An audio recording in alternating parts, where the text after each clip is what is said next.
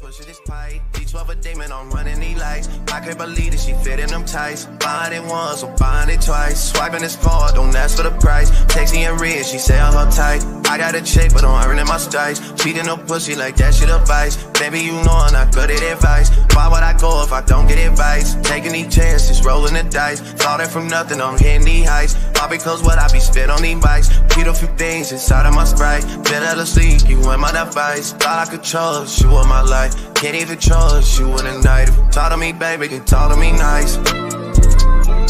You talk to me, baby, you talk to me. Talk to me, baby, you talk to me. Talk to me, baby, you talk to me nice. You talk to me, baby. You talk to me, baby. You talk to me, baby, you talk to me nice. You talk to me, baby, talk to me, baby. You talk to me, baby, you talk to me nice.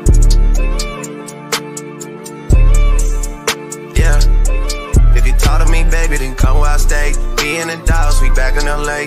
Making this money and stay out the way. Take me, you text me, saying okay. Taking this shit out day by day. Nobody dunking, I'm shooting a J. Backing up all the things that you say. You and your knees for me, yeah. Funny because I know you don't pray. Said that you down, it's up for the bait. Said I'm on one, so you making me wait. Baby, you know that's the shit that I hate. Pull up on you, I'm in a C8. Holding my own, I'm making shit shake. Shit on my shoulders, I'm lifting this weight. I wanna come on, I grip on your cake. Loading, I'm down, I do what it takes. Bitch on that nigga, I'm not my mistakes. I'm in the cut and I'm slipping away. Niggas I know, they moving real fake. Funny how love can turn into hate. Funny how love can turn you away. Funny how love can turn you away. Funny how love can turn into hate. Funny how love.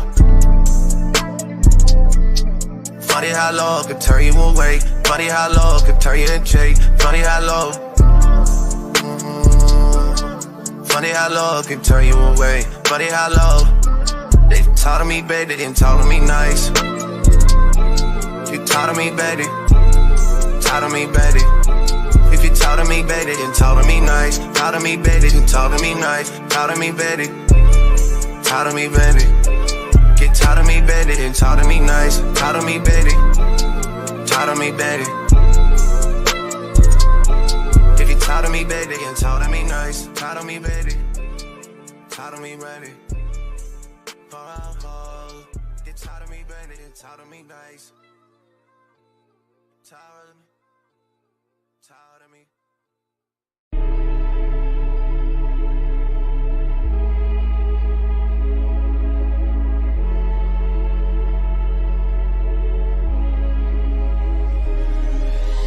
I can't stay too patient, cause shorty, you been fake to me. I'm just trying to let you know before I tell you. I can't see us out the plays, get the fuck up out the game. I just need a one-on-one with you before I tell them. I can't keep on getting paid without giving up a play for my people that have made me. I swear I told them I can't keep on throwing shade and expect you to create something better. It's a shame now to let them know that everything a blessing if you round me.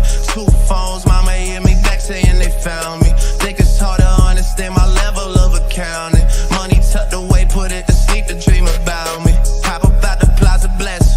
Business casual, cause I've been staying proper dressed. Sign the affidavit, fuck it, I don't keep the checks. Find an issue with me, searching for the reason check. You might not get it if I tell you that I'm more one. Yeah, it might not be good for the long run. Find a way to make $1 till they crown me.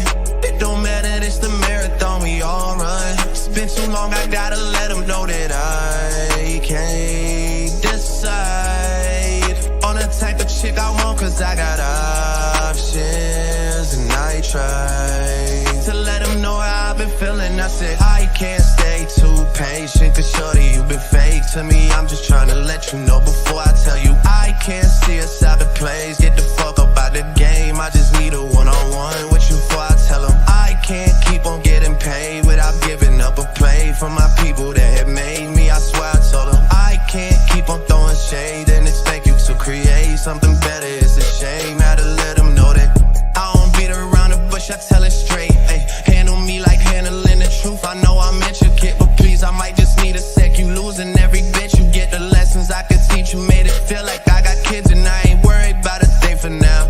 Unless you tryna pull up on me, then I might just get it ready. Pull the whip around cemetery, invincible till I am in the ground.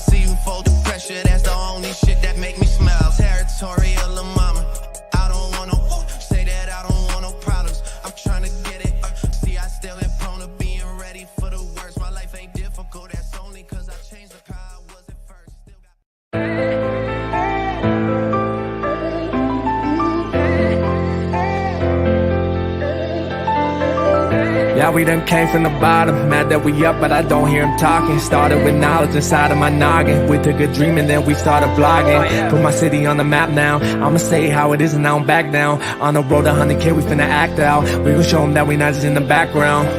We the main event, we the main show. We the one that people always gonna pay for. FYF, we the best, no debate though. Number one sports channel, every angle. I'ma show them all how we ride. Best sports talk show, we not like them guys. We playing it safe while they feather the lines. We switching the narrative all the time. Like who to go in the game, it's not MJ. Kobe Bryant top 10, not what we say. I keep Elijah one is very overrated. Keep it real, if it ain't fact, we don't say it. Now it's stable, we won't be ignored.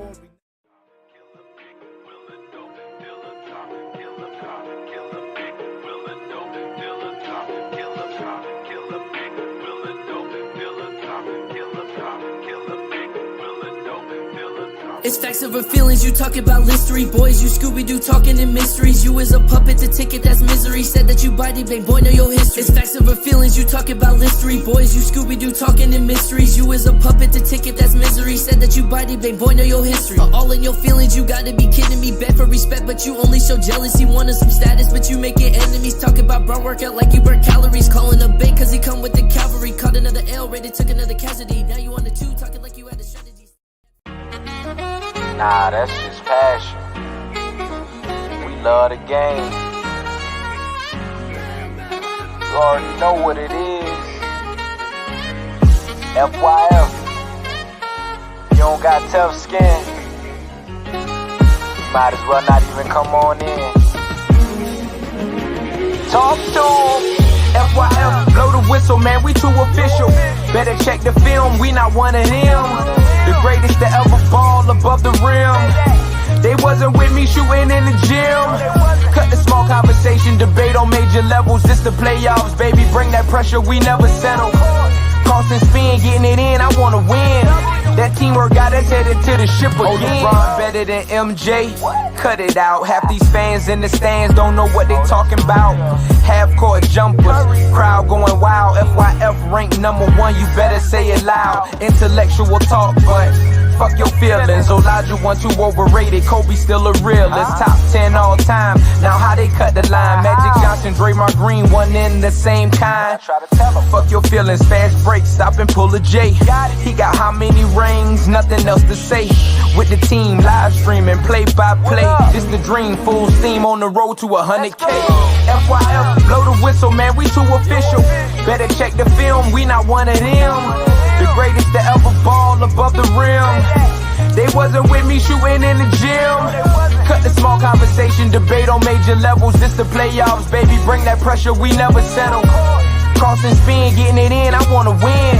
That teamwork got us headed to the ship again. Started small, then turned into big dogs. They treat me like the GM, I just make the call. No matter who my op is, I'ma stand tall. Then pull up to the game, fresh like I just left the mall. 100K, 100K, 100K, check the score. We gon' bust the shot clock, fans running to the floor. All I hear is go this and go that. Man, your team suck, hang it up like a coke rack. I love the game, I admit it, I can't quit it. Step in front of me, man, your ankles gon' get the business. Been a legend like Moses Malone, way ahead of my time. This the greatest sports show ever, I just had to remind. FYF, FYF, blow the whistle, man, we too official. Better check the film, we not one of them. The greatest to ever ball above the rim. They wasn't with me shooting in the gym. Cut the small conversation, debate on major levels. This the playoffs, baby, bring that pressure, we never settle. Cross and spin, getting it in, I wanna win. That teamwork got us headed to the ship again.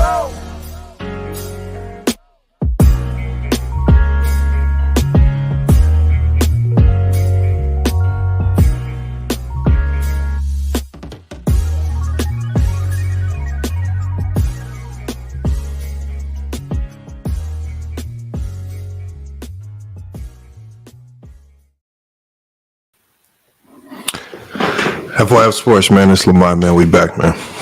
I salute to everybody that's pulled up, man. We got Psychedelic Vault in here, man. Seems like he's a little perturbed about the title, man. Salute to Hell Rail, man. He's already saying Brian is the GOAT, man.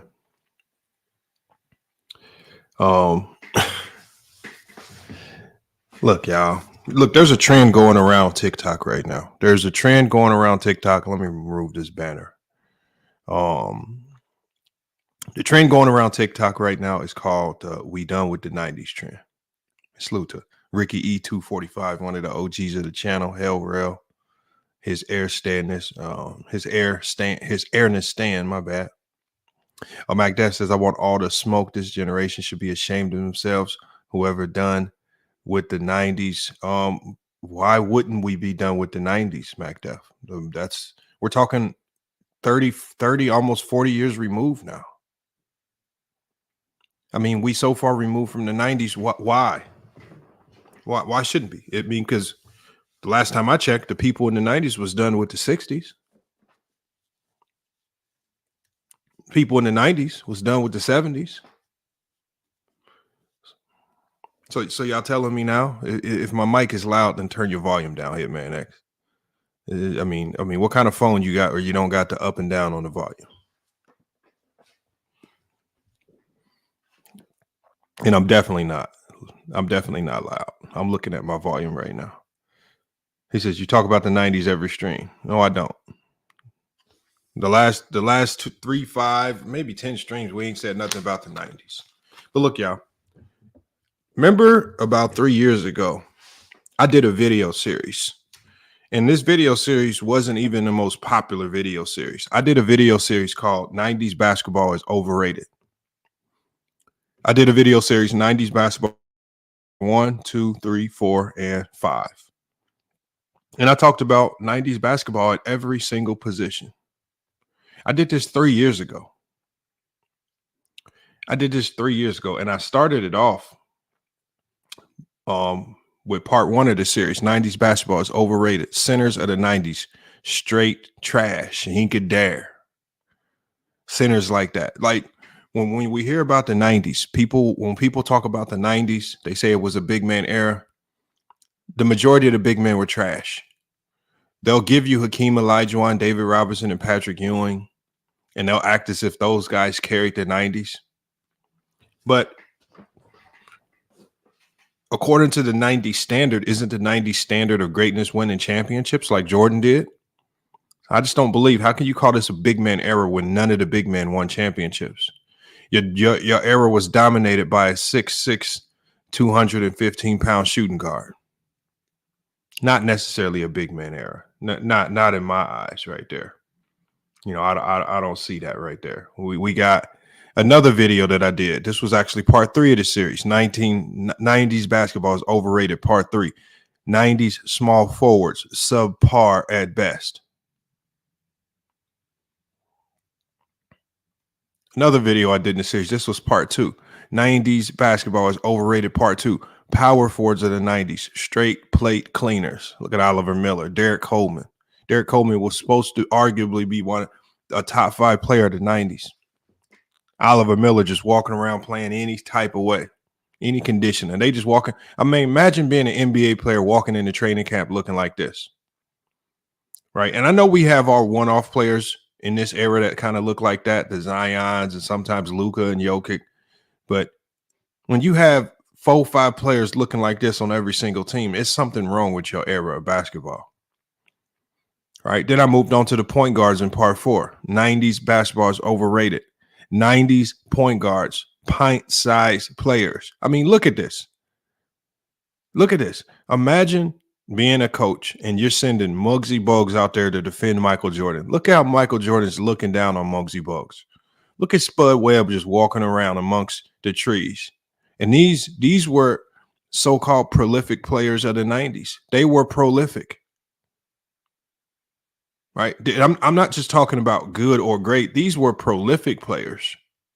Spud Webb winning dunk contest. How does Spud Webb, who did not a single impressive dunk in that dunk contest, win a dunk contest? Because they'll kill the dunk contest that we see today. They'll kill Jaylen Brown.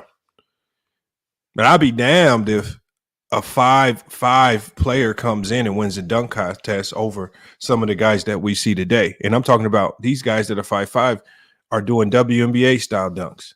Not very impressive dunks whatsoever. And they win in dunk contests. And then we have part 5 of the series. We talked about the shooting guards. 1990s basketball is overrated, part 5. Michael Jordan's overrated defense. See, y'all thought Rasheed Wallace was the first person to say this. Rasheed Wallace ain't the first person to say this. I said this years ago. Now, I want you, now, well before Rasheed Wallace made this claim, I want you guys to ask yourself, why would I say Jordan's defense was overrated? It comes from just simply watching the film and watching it in a manner where you're not just fanned out and you're just trying to gas up everything that he does. If you just watch the game, one of the things that you will clearly see is that you will not see this first team all NBA level defense. It almost seems like all Jordan had to do in the 90s was just play basketball, and they were going to stick him on the first team all NBA defensive team.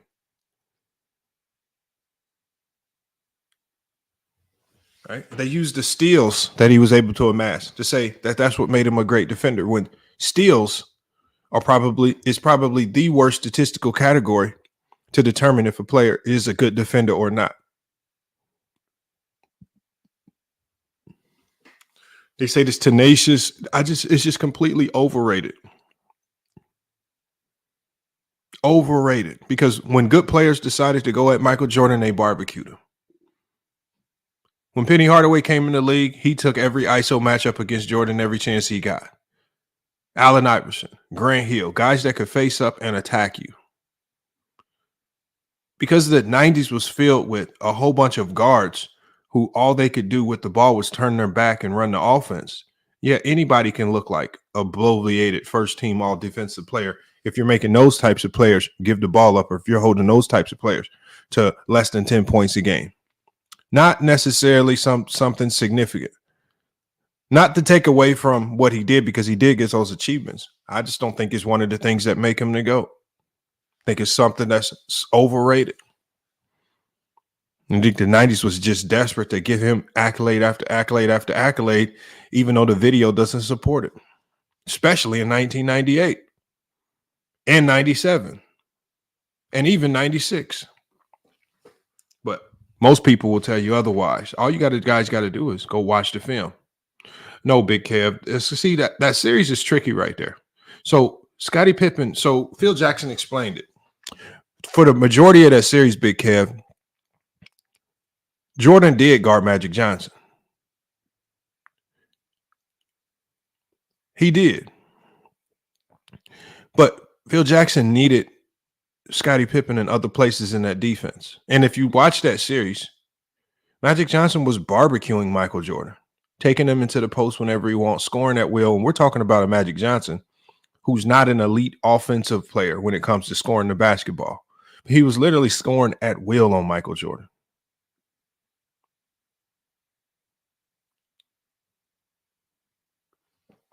AP the Great says, I'm disgusting. I don't know what's disgusting about the truth, y'all. Y'all act like this is brand new. Look, I'm going to show y'all some of these videos, because some of these videos are extremely funny. See, but this connotation that we done with, what the only thing that's happening, y'all, is, and this is something that I said when I was on Player's Choice about a year ago. I said, y'all need to stop telling people to go back and watch. All these big fans of the Jordan and big fans of the 80s, y'all need to stop telling people to go back and watch. Because the only thing that's going to happen when they go back and watch is natural, and this is just natural. They're going to compare what they see then versus what we see today. And when you compare what we saw then versus what we see today, it's atrocious to watch. It's atrocious basketball. It's hard to watch a 90s basketball game today. The pace is slow. There's a foul on almost every single possession. It's sloppy basketball compared to what we see today.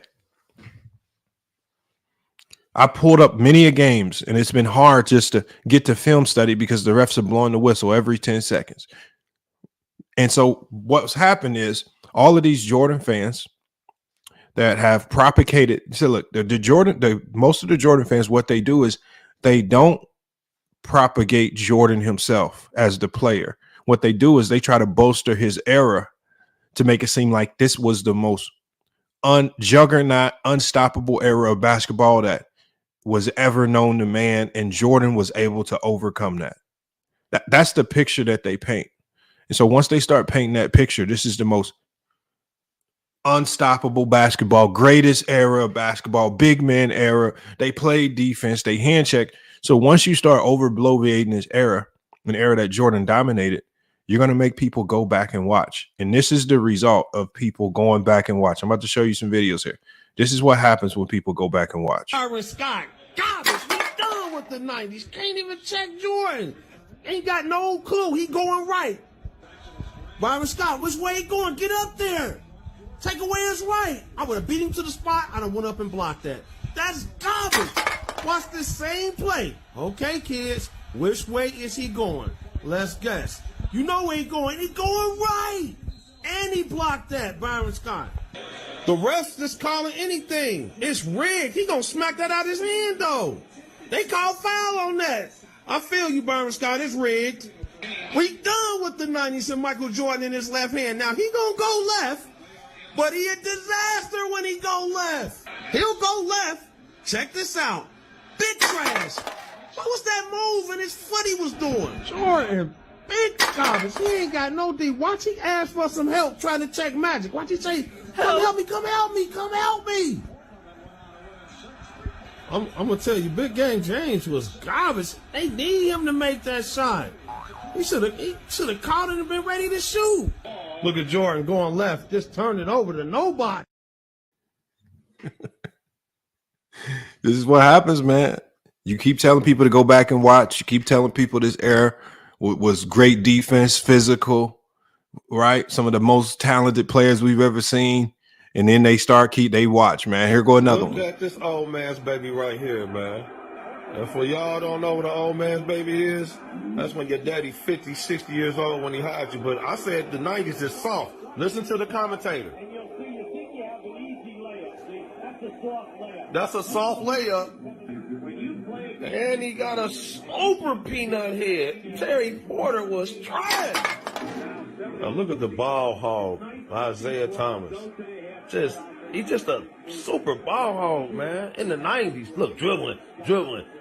Then he busts this little shitty move. Don't get nothing off. Throw a horrible pass. The play over with, he's still trying to dribble and losing the ball. Hey, look at the ball boy looking like the Marshmallow Man off of Ghostbusters. And Clyde the Glide, he was big trash. Always doing this broke shot, cocking his feet back. Trash. Isaiah Thomas was big trash. Look at this. That's a layup. Look, they used to try to say Vinny the microwave. He used to be cooking. Man, he was more like a refrigerator shooting all these bricks out here. Hey.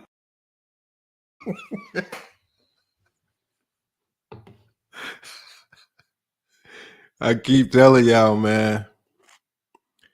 Look, man, y'all gotta stop telling people to go back and watch, man. This is what they gonna come back. Well, we got more. Watch this, man. Done with the 90s. Ooh, what's up there? Ooh, ow. Ooh, ow. Ooh, look up, dog. Ow, ow, ooh, ow. Hey, watch Ellis catch this. Big trash and dribble into the double team. I ain't never seen somebody dribble right into the double team. That's garbage. So kids, what you supposed to do, you supposed to catch it, back it out. Don't dribble into the double team. Ellis, we done with the 90s. Look at this ball. They garbage out here. Look at Nate McMillan shoot this broke ass. That's garbage. GP, Gary Payton is garbage. He ain't doing nothing this game. This all he do. Push it up the court. Ain't nobody on him. And just pass the ball. He trash.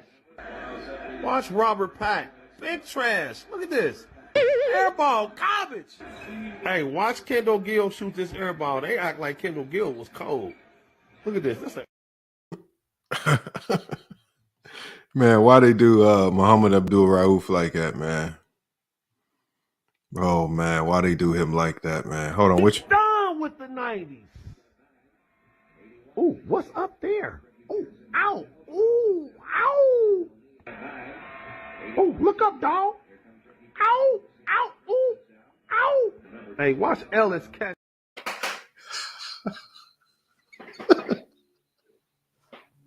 What they do? Why they do him like that, man? Why they do Muhammad Abdul Rauf like that, man? Oh man, that got to be one of the funniest clips. Done with the 90s. Ooh, what's up there? Ooh, ow, ooh, ow. Oh, look up, dog. Ow, ow, ooh, ow. Hey, watch Ellis catch this. And then the 90s fans will tell you that was Steph Curry. 90s fans will say, we saw Steph Curry before Steph Curry. They'll say, that's Steph Curry. That's y'all Steph Curry? That's y'all Steph Curry? That's the Steph Curry of the 90s? That's the guy y'all saw before we saw Steph Curry? Done with the 90s. Ooh, what's up there? Ooh, ow, ooh, ow. Oh, look up, dog. Ow, ow, ooh, ow. Hey, watch Ellis catch this. Oh man, man. That's it right there, man. He said, look up the roof, man. So inspirational, man. Look, man. Y'all gotta stop telling people to go back and watch, man. Because when we go back and watch, man, this stuff looks garbage, man. The man is not lying. Look, here go another one right here. Done with the 80s. After Larry Bird do this big trash move, watch Jordan pick it up.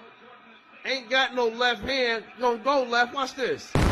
Smoke the layup. That's garbage. Here we go. This the very next play down. Again, Jordan just a right-handed bandit. He won't use his left for nothing. It look even worse in slow-mo. Look, he just won't use your left, Mike, right there. Why won't this man use his left hand? Watch Larry Bird try to get his game off. Watch this. Garbage. I don't want to hear nothing else about Larry Bird. Garbage. Watch Jordan. He refuses to go left. Go left, Mike. Oh, of course he gonna go right. Man, I would have locked him up. And watch how they go down the court. Look at Larry. He ain't got no move. Do a spin move, Larry. He almost throwing it away. Larry, garbage. Hey, watch this. Look at this. Look at. Okay, he going right. Everybody, he going right. He going right. Look, it's garbage. I'm going to show y'all some clear-cut evidence of how the lead was rigged. It's going to go off of Mike. Watch this. Good D, Dennis Johnson. Boom. It go right off Jordan. It's still they ball. They cheating. It's garbage. Hey, man. See, I told y'all going to keep messing with LeBron. Y'all going to keep trolling, and then people actually going to go back and start watching, man. And see, the worst thing that happened to a lot of the Jordan fans is YouTube. Because now people is putting full 90s games out there. You can literally go back and watch almost any game. And then if you have a Synergy account, you can literally go back. So all these games where somebody say this happened in game 5 of 92 or game, you can literally go back if you get a Synergy account and you can go watch that very specific game to tell. See, and what a lot of the 90s fans have been relying on, y'all, is they've been relying on ignorance and the lack of visual evidence to that will dispel their narrative. So for the longest time before YouTube, before all these resources came out for us to have access to actually watch those games, they could go say, this was happening with the hand check. This was happening with that. But what ended up happening was the videos start getting released. And so when we start watching the videos, we start watching, okay, what are you talking about with the hand check? The hand check only worked for guards that couldn't dribble. The hand check only worked on the guys like Magic and John Stockton who had to turn their back because they didn't have a face-up dribble. The hand check didn't work on guys that could face you up, right? Kenny Andersons, the Rod Stricklands, the Tim Hardaways, the Penny Hardaways, the Grant Hills, the Allen Iversons. But what they'll do is they'll run around talking about this hand check is the most lethal defensive weapon that you can have, as if this is something that Jordan had to get through. The majority of the players that Jordan defended, Jordan could hand check because none of them could handle the ball. And anybody that could score, like a Rex Chapman, would barbecue. Anybody that can score, like a Tim Hardaway, would barbecue him. Anybody that could score, like a Mitch Richmond, would barbecue him. It's what is this? This is what the video shows. I'm gonna be dropping a link right now, y'all. Look, I told y'all, I said this. See, it's funny now that this is trending on TikTok because I said all of this 3 years ago. I said it all 3 years ago. I made a 5-part video series. Each of these videos is, each of these videos, y'all, is like 30 minutes to an hour long. I go into a lot of detail on this. Right? When I said in part 5, Michael Jordan's overrated defense, that was before Rasheed Wallace said it. And then when Rasheed Wallace said it, now a guy from that era, a guy that they said was big, rough, and tough, now he's not credible anymore. Now he's a LeBron James fan because he said Michael Jordan's defense was overrated. Rasheed Wallace said, I'm watching people barbecue this man. And he said it because, and then when you go back and watch the video, that's actually what's happening in the video. There's really, like, when we look at Scottie Pippen, there's a lot of games that we can point to where we can really feel the impact of Scottie Pippen's defensive presence. I don't recall any game that I've seen with Michael Jordan where his defensive presence was so magnified that it just was like, damn, that's the best defensive player on the floor. I never saw that. There was no player that didn't get to a spot on the floor because of Michael Jordan. That's not true. But when they push these narratives and they start adding skill sets to players that didn't exist, and people start going to research, and when you actually research those things and you tell people, well, that's not true, then they just say you're a hater. Corey M says even the best defenders get barbecued. No. The best defenders, Corey M, is not about getting barbecued. The best defenders, because Scottie Pippen his man scored on him a lot. But Scottie Pippen's defensive presence was always felt, right? His ability to alter shots, his ability to blow up plays, his communication on defense. You could literally see these things on the court. And so Scottie Pippen's impact, what it did was exuded to all 4 other players on the court. And Scottie Pippen being on the floor alone actually made the 4 other players with him better. See, so that's that's all I'm saying. I'm saying when you have a good defensive player, you can feel their presence. They don't have to get blocks or steals for you to know that's the best defensive player on the floor. Just like a Draymond Green. He don't have to get blocks or steals. Right? Kawhi Leonard in his prime didn't have to get blocks or steals. Tim Duncan in his prime didn't have to get blocks or steals. You felt his presence made everybody better defensively. A lot of the things that he did, there's no running stat, right? The tip passes for Scottie Pippen. There's no stat for tip passes.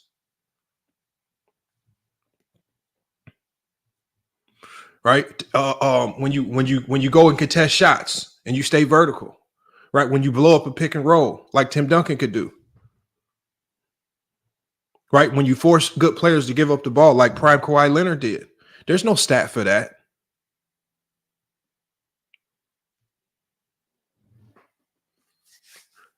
So that's all I'm saying. So, and my whole point in that is that's why when I go back and watch the video does not support Jordan being this elite defender that a lot of people claim he was. Yes, he got the awards, but just like we are smart enough to put an asterisk next to Steve Nash's 2 MVPs,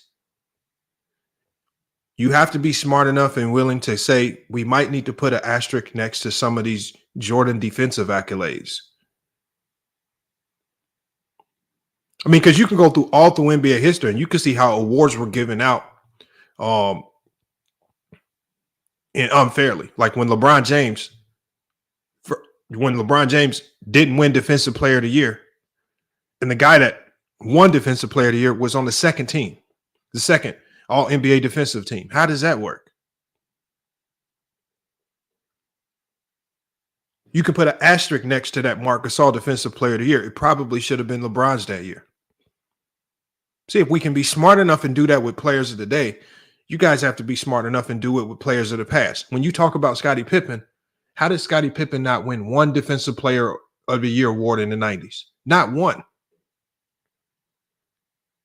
He's arguably the best next to Hakeem Olajuwon, who's 1 and 2. How did Pippen and Hakeem, easily the two best defensive players of the 90s, how did they not win the lion's share of the Defensive Player of the Year awards in the 90s? Because people in the 90s didn't know how to evaluate defense. A lot of times you could lead the league in blocks and win it.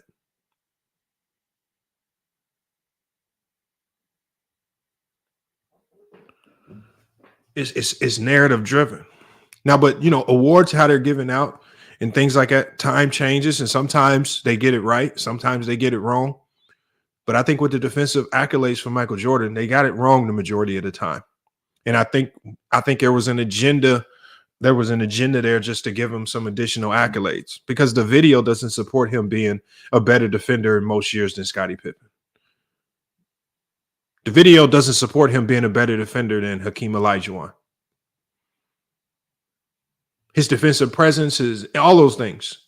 The results from the defense didn't fall in line with it. Salute to Mr. Skinny in here as well. So, man, Mr. Skinny, SRT, man. Appreciate you pulling up here. Make sure y'all go check him out, man. But that's just is what it is. And before we even get started today, I wanted to I'm going to show you guys a post right here, because I just wanted to do a quick fact check on something. And not even a fact check, just a correction on something. And I'm gonna drop the link real quick. Let me go to my YouTube real quick. Pull this up, because man, misinformation is wild. And this is where I'm not even gonna correct this. I'm gonna show you guys something. I want to see if you guys can go do the research to go correct it yourself, or are you going to be one of those people that just run with misinformation? And whether this is intentional or not, I don't know. I don't know if this is intentional or not. I just know that it's misinformation. All right, hold on. Let me pull this up. And then we're going to bring you guys up to talk about this 90s basketball. Oh, here it is right here. All right, let me share my screen real quick, and then we're going to bring you guys up. So I'm going to share my screen. I want to give you guys a little bit of misinformation. And look, I don't know if this is intentional or what. So let me zoom in on this post from Ticket TV. It says, breaking news. Ex-steroid distributor and founder of Balco, Victor Content, says there is reason to be suspicious of LeBron James. ESPN allegedly blocked major aspects of report on LeBron James' FBI PED investigation report, and that there is a new PED that is easy to obtain and undetectable in any test. Okay. So how do we fact check this? How can we fact check just a few things just to begin? Okay. So one, in the Balco case, with this guy named Victor, if you do your research, he has a gag order still placed on his case. So if he actually did publicly talk about his case, he'd probably be going back to prison. I don't really think he would be doing that with the gag order in place. So maybe he's talking. If he is talking, okay, maybe he wants to go back to jail. Secondly, it says ESPN allegedly blocked major aspects of the FBI of report on LeBron James' FBI PED investigation. First of all, ESPN can't block anything from the U.S. government. Secondly, LeBron James was never investigated by the FBI. He was being investigated by the DEA. These are two separate government entities, right? Two separate government entities. FBI handles certain things, DEA handles other. So when you say FBI PED investigation, I want to know, when did the FBI begin investigating LeBron James? Because it was the DEA. And the one thing that ESPN couldn't cover up, the DEA, not ESPN, the Drug Enforcement Administration publicly stated that they looked through every nook and cranny on LeBron James to see if there was any connection. And they said they found none. That's not ESPN. Also, you guys, ESPN cannot block any aspects of a report. You know why they can't block any aspects of the report? Because anybody can go purchase the report for $89 off the DEA's website to have the PDF printed. So if you feel like ESPN left out any details, then all you have to do is go to the DEA website, pay $89.99, and you can print it yourself. Now, I want you guys to ask yourself, how many content creators have paid $89 for that document and did it live about it? I believe that content creators like Carcino have went and printed that document out. But that document just does not favor any narrative that they wish to push, so they don't choose to talk about it. Anybody, it's 113 pages. Anybody can go print it out. This is not something that just ESPN is privy to. The documents are something called unredacted. The DEA, their investigation is over. They found nothing. Over 126 agents across 2 different states in Washington, D.C. and Miami found nothing on LeBron. So either LeBron James is the greatest James Bond steroid type user in history, or maybe the DEA just didn't find anything to incriminate him. So I just tell people, you don't have to, you don't have to send people to a Patreon or anything like that. I tell people, all you have to do is tell them to go to the DEA's website, type in the case number, pay $89 for it, and then read it. It's public information, y'all. This is not information that just ESPN gets. It's public information. This is when I was on Chilltown's channel yesterday, y'all, and I said, the answer that people want is right in front of their eyes.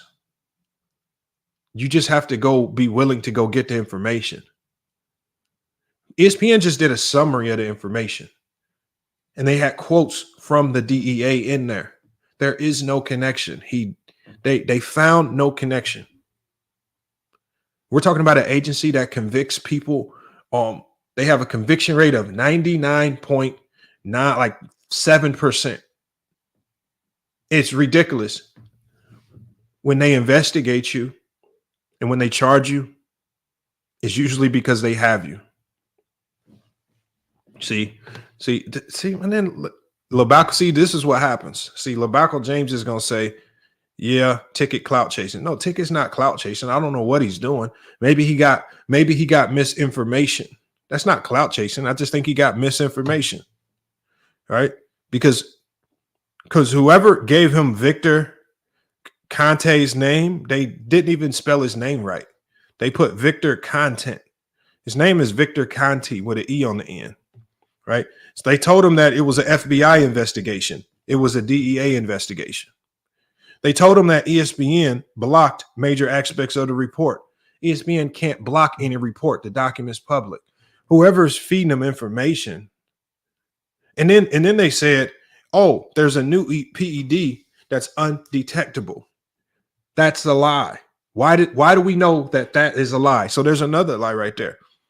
That there's a new PED that's undetectable. Well, anybody can say that. But according to the science, right? When we pulled up the science on synthetic PEDs and synthetic anabolic steroids, what did the science about those supplements say? The science said that any synthetic drug is detectable. It's only things that are all natural. Only things that are all natural can go into your body and then become undetectable. All synthetic drugs break up into your body's DNA in 3 different types of metabolites. You can only mask some of those metabolites, but you cannot hide them all. In the past, with the old blood testing, they were only able to test one strand of metabolites. Now with the new peptide testing, they can identify and test all 3 metabolites. You cannot, there's no such thing as a synthetic drug that's undetectable. Right? Unless somebody has found some type of super fruit, something that's all natural, and it's not going to break up into your body in 3 different metabolites, well, then unless somebody has found the tree of life or something like that, which essentially, if you are able to make an undetectable steroid, that means you've literally found the tree of life. And you're giving LeBron James fruit from the tree of life. So now the new allegation is that God is giving LeBron James apples from the tree of life. Because the only thing known to man that is undetectable and is a synthetic product would be something of that nature. And the problem is that there's no all natural product that's banned. There's no the NBA going to say, oh, those bananas from Africa are too potent, too much potassium. No, they don't ban all natural products. See, but the only reason I know these things, you guys, is because I said, look, I'm not only going to look up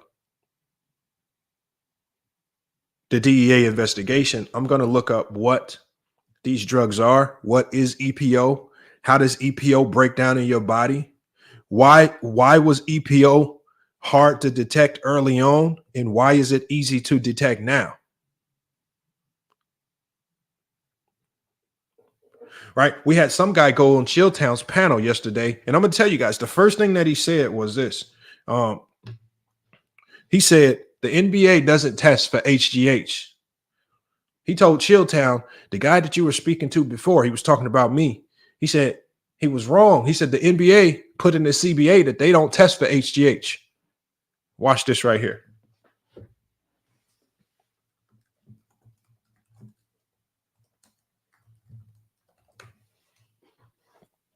First thing that comes up, the National Basketball Association Players Association announced today that blood testing for human growth hormone HGH will commence under the league's new anti-drug program effective the 2015 and 2016 season.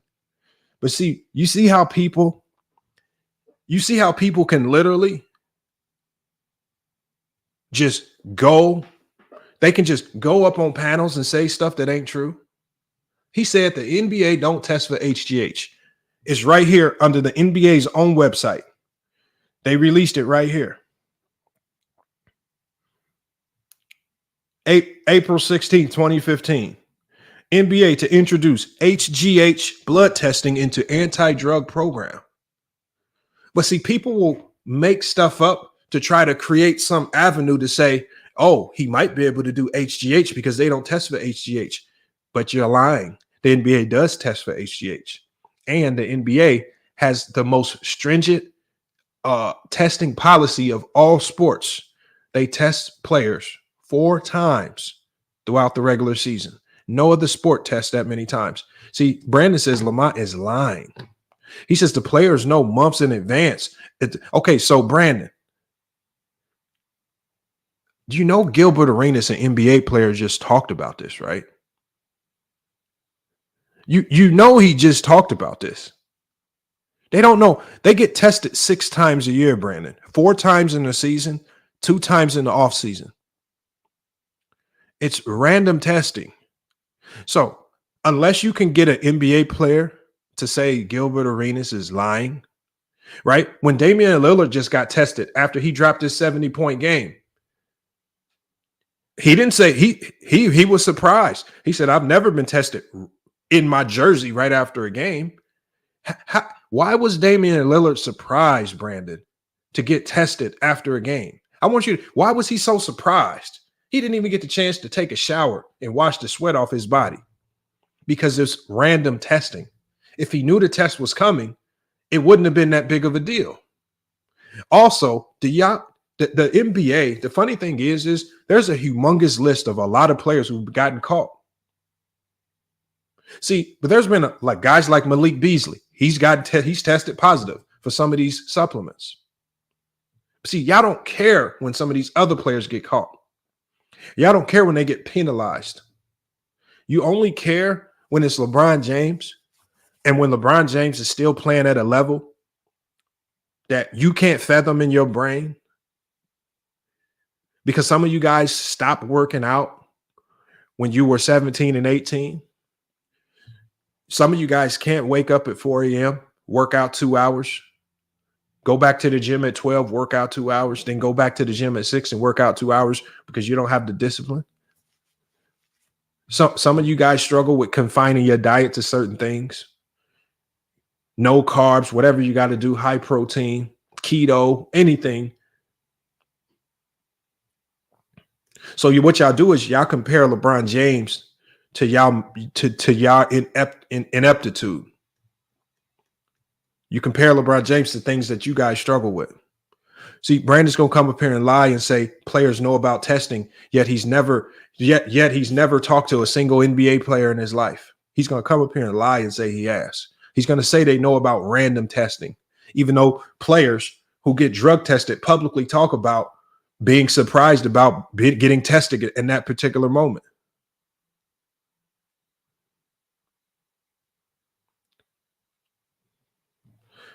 He says Giannis is suspicious. See, the one thing y'all don't understand is that there are so many legal within the rule supplements out there that you don't really need it, especially basketball players. Now, I get some of the power sports where the explosiveness and the power you need, like for the knockout power, okay. But supplements and things that you need to be better at basketball are easily accessible over the counter. Things that make you leaner, right? Different versions of creatine out there. You don't really need it, but some people pretend that you do. There are legal supplements that help you heal faster, right? Something called all NBA players or most NBA teams have something called a hyperbaric chamber. We even saw NBA players bring in their own home personal hyperbaric chambers to the NBA bubble. What is a hyperbaric chamber? Well, a hyperbaric chamber has the same effect on your body as EPO. It helps increase the red blood cell count, right? When you do things like cryotherapy, put your body through absorbent, super, super cold temperatures for 1 to 2 minutes. And then the enzymes that your liver will release into your body after you get out of those temperatures, and then let's say step right into a sauna and then put yourself under intensive heat. There are ways you can mimic these things without going to go inject yourself. And the funniest thing is that the people telling you guys that LeBron's on these supplements are people who have gotten caught. Chael Sonnen tested negative. He couldn't see. Chael Sonnen knows all this stuff about all these things, but he got caught. It was found in his system. It hasn't been found in LeBron's system. Over 126 tests for LeBron. 0 positive. Multiple Olympic tests. 0 positive. And with the new peptide testing, I don't care if you know about the test 6 months in advance. There's no way you can go. There's no way you can go clean your DNA. There's no way you can flush all these metabolites out your system. It don't work like that. This ain't weed.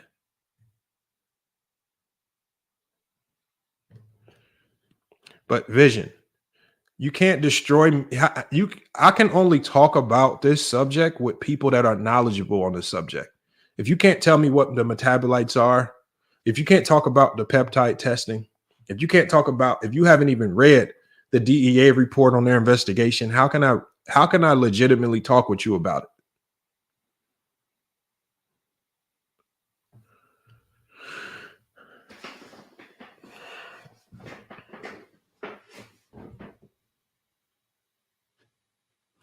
Oh, Brandon. Okay, that's right. He wouldn't know. Yeah, you're right, Brandon. He wouldn't know nothing about the NBA right now. I guess once guys retire, Brandon, they don't know what's going on. They don't talk, right? You're right. He didn't just have Steph Curry on his show a few months back. You're right. He wasn't just talking to Zion Williamson. You're right. You know, you are right, Brandon. He don't know nothing, Brandon. These NBA players, they're just all dumb. They just say stuff just to say stuff. They don't know nothing about the rules. It's just Brandon. Brandon, a guy who sits in his living room, doesn't dribble a basketball, watches 17 minutes of an NBA game, right? We got to trust Brandon. That's what we got to do, y'all. Now, see, but here's the thing. Everybody has an agenda now.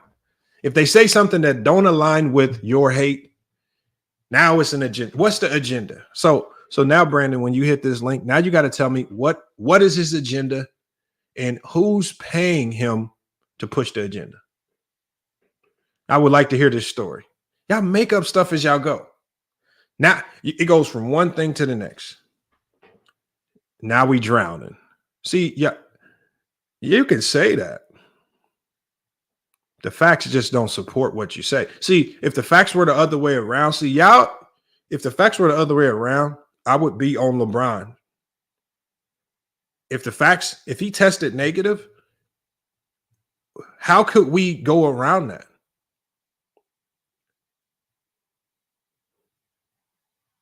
If you read Michael Jordan's book, Michael Jordan was faced with similar allegations. How come there was no deep conversations about that?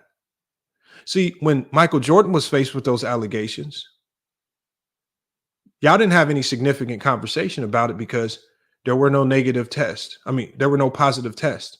There was no evidence to support some of those claims.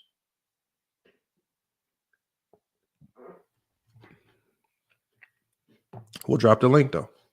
So again, look, y'all can say what y'all want. This is just fact checking, y'all. Simple fact checking.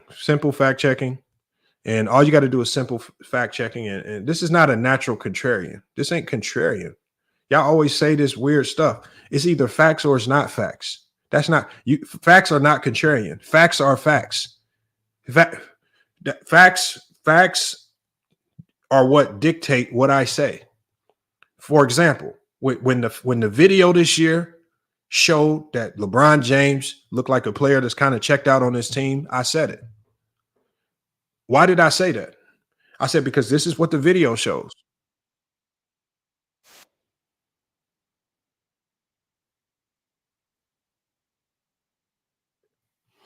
All right, let me get this link up here. We get y'all cooking on these topics, man. I mean, y'all just believe any misinformation. Y'all get mad when I fact check and I correct people. I'm curious to see what y'all got to say about some of this. All right, hit the link, join the panel, man. Let's get some of you guys up here. We done with the 90s trend. Is going strong, man. A lot of people mad at LeBron James because they can't connect him to any steroids. They mad at the DEA, not the FBI. They mad.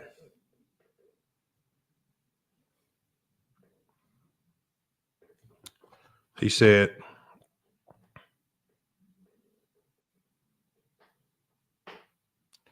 this dude mods on whole over time these hoes. I don't know what you're saying, OG Savage, man. You got to learn how to type, man. Don't know what you're saying, man. You got to correct that one. Salute to Twin, man. What's up, 10, man? Can you hear me, Lamar? Yeah, we hear you. What's good? What up, Lamont? I'm doing good. Yo, it's scary at this point how much people really hate LeBron James, bro. It's scary at this point. We've already heard all these allegations before. His name turned up in an investigation after dude came out and said LeBron James was on steroids, exonerating him, saying he's never done anything. The NBA, they literally said he's passed every drug test he's ever taken. But somehow these clowns know more than the people administering the drug test, the DEA, and everybody that was part of the investigation. Just make it make sense, bro. I don't know. Hey, look, hold on. Let me tell OG. Hey, OG Savage, look. I don't know why you mad at mods. I don't know what they did. But just click the link. Once you come on the panel, mods can't do nothing to you. So just click the link, come on the panel, man. I mean, if you feel it some type of way, you can say it on the panel. You don't have to type it. I mean, geez. Salute to Low in the chat as well, man. Let's get Miles Ahead podcast in here. Let's get everybody up here, right? There's a lot of new people in here, man. Let's get y'all up here. Also, look at this. We got Austin Knuckles. He said, he says, about to fail my drug test watching the debate. Man, you know, I have one of my buddies with the last name Knuckles as well. Y'all might be, are y'all related, man? One of my buddies, man, from Indiana, man. That's not a normal last name either, man. You gotta have to pull up, man. Maybe you know my homie, man. They call him Diesel. He locked up though. But go ahead, twin. I was saying also the 90s is just being exposed at this point. And you already know, I think I said this on Friday Night Exposure with Go James Kingdom. Talking about the 80s and 90s is like the third rail of basketball. If you talk negatively about the 80s and 90s, all the old heads is going to get mad. I'm 41. I grew up in the 80s, watched the 90s. I've watched it all. This is just a better brand of basketball now, and they just don't like it. They don't like hearing that. So, yeah, we done with the 90s. Let it go. Basketball evolves. The 80s was better than the 60s and 70s. The 90s was better than the 70s and 80s. The 2000s is better than I'm sorry, the 2000s is better than the 80s and 90s. Like, let it go. It's over. Man, it's raps, man. You're right, man. Let me go to we got Podcast Shane up here. What's good, man? Hey, what's up, Labont? What up? Happy to be here. What you got on this stuff, man? What you got? Let's start with the 90s first. Before we go to the Brown PED stuff, man. We got Low. Low is saying it right here. We're done with the 90s. Look, Low, man. Low, I was the originator of this, man. The crazy thing, Low, is, man, when I came out with this first epic video, man, Centers of the 90s, straight trash 3 years ago, right? A lot of people was upset with me. And then when I closed the series out with this video, 90s basketball overrated part 5, Michael Jordan's overrated defense. See, I've been saying this. The only thing that's happening now is people's actually starting to watch the game for themselves, Low. We got to get Low up here to cook on this because Low's been saying this as well. Again, and what people need to understand is this ain't an indictment on Jordan himself. Jordan himself is still Jordan. We're talking about the rest of the 90s that people try to lie about because I think 90s fans feel like they have to lie about everything around Jordan to keep Jordan at the top. So they just come up with new lies about the era in hopes that it can be something more amazing than what LeBron James has done. But what are y'all thoughts about this are we done with the 90s trend? Yeah, I'm definitely done with the 90s trend. I'll wait. Go ahead, bro. All right, I'm done with the 90s trend. Like I said, Jordan was a great player in the 90s, but let's be honest, guys, in the 90s, Jordan had the best team. And then when Jordan three-peated, right, his first three-peat, he retired from the NBA. Why did he retire? There's a lot of excuses on why did he retire, but I felt like he retired because he didn't want to go up against the Houston team.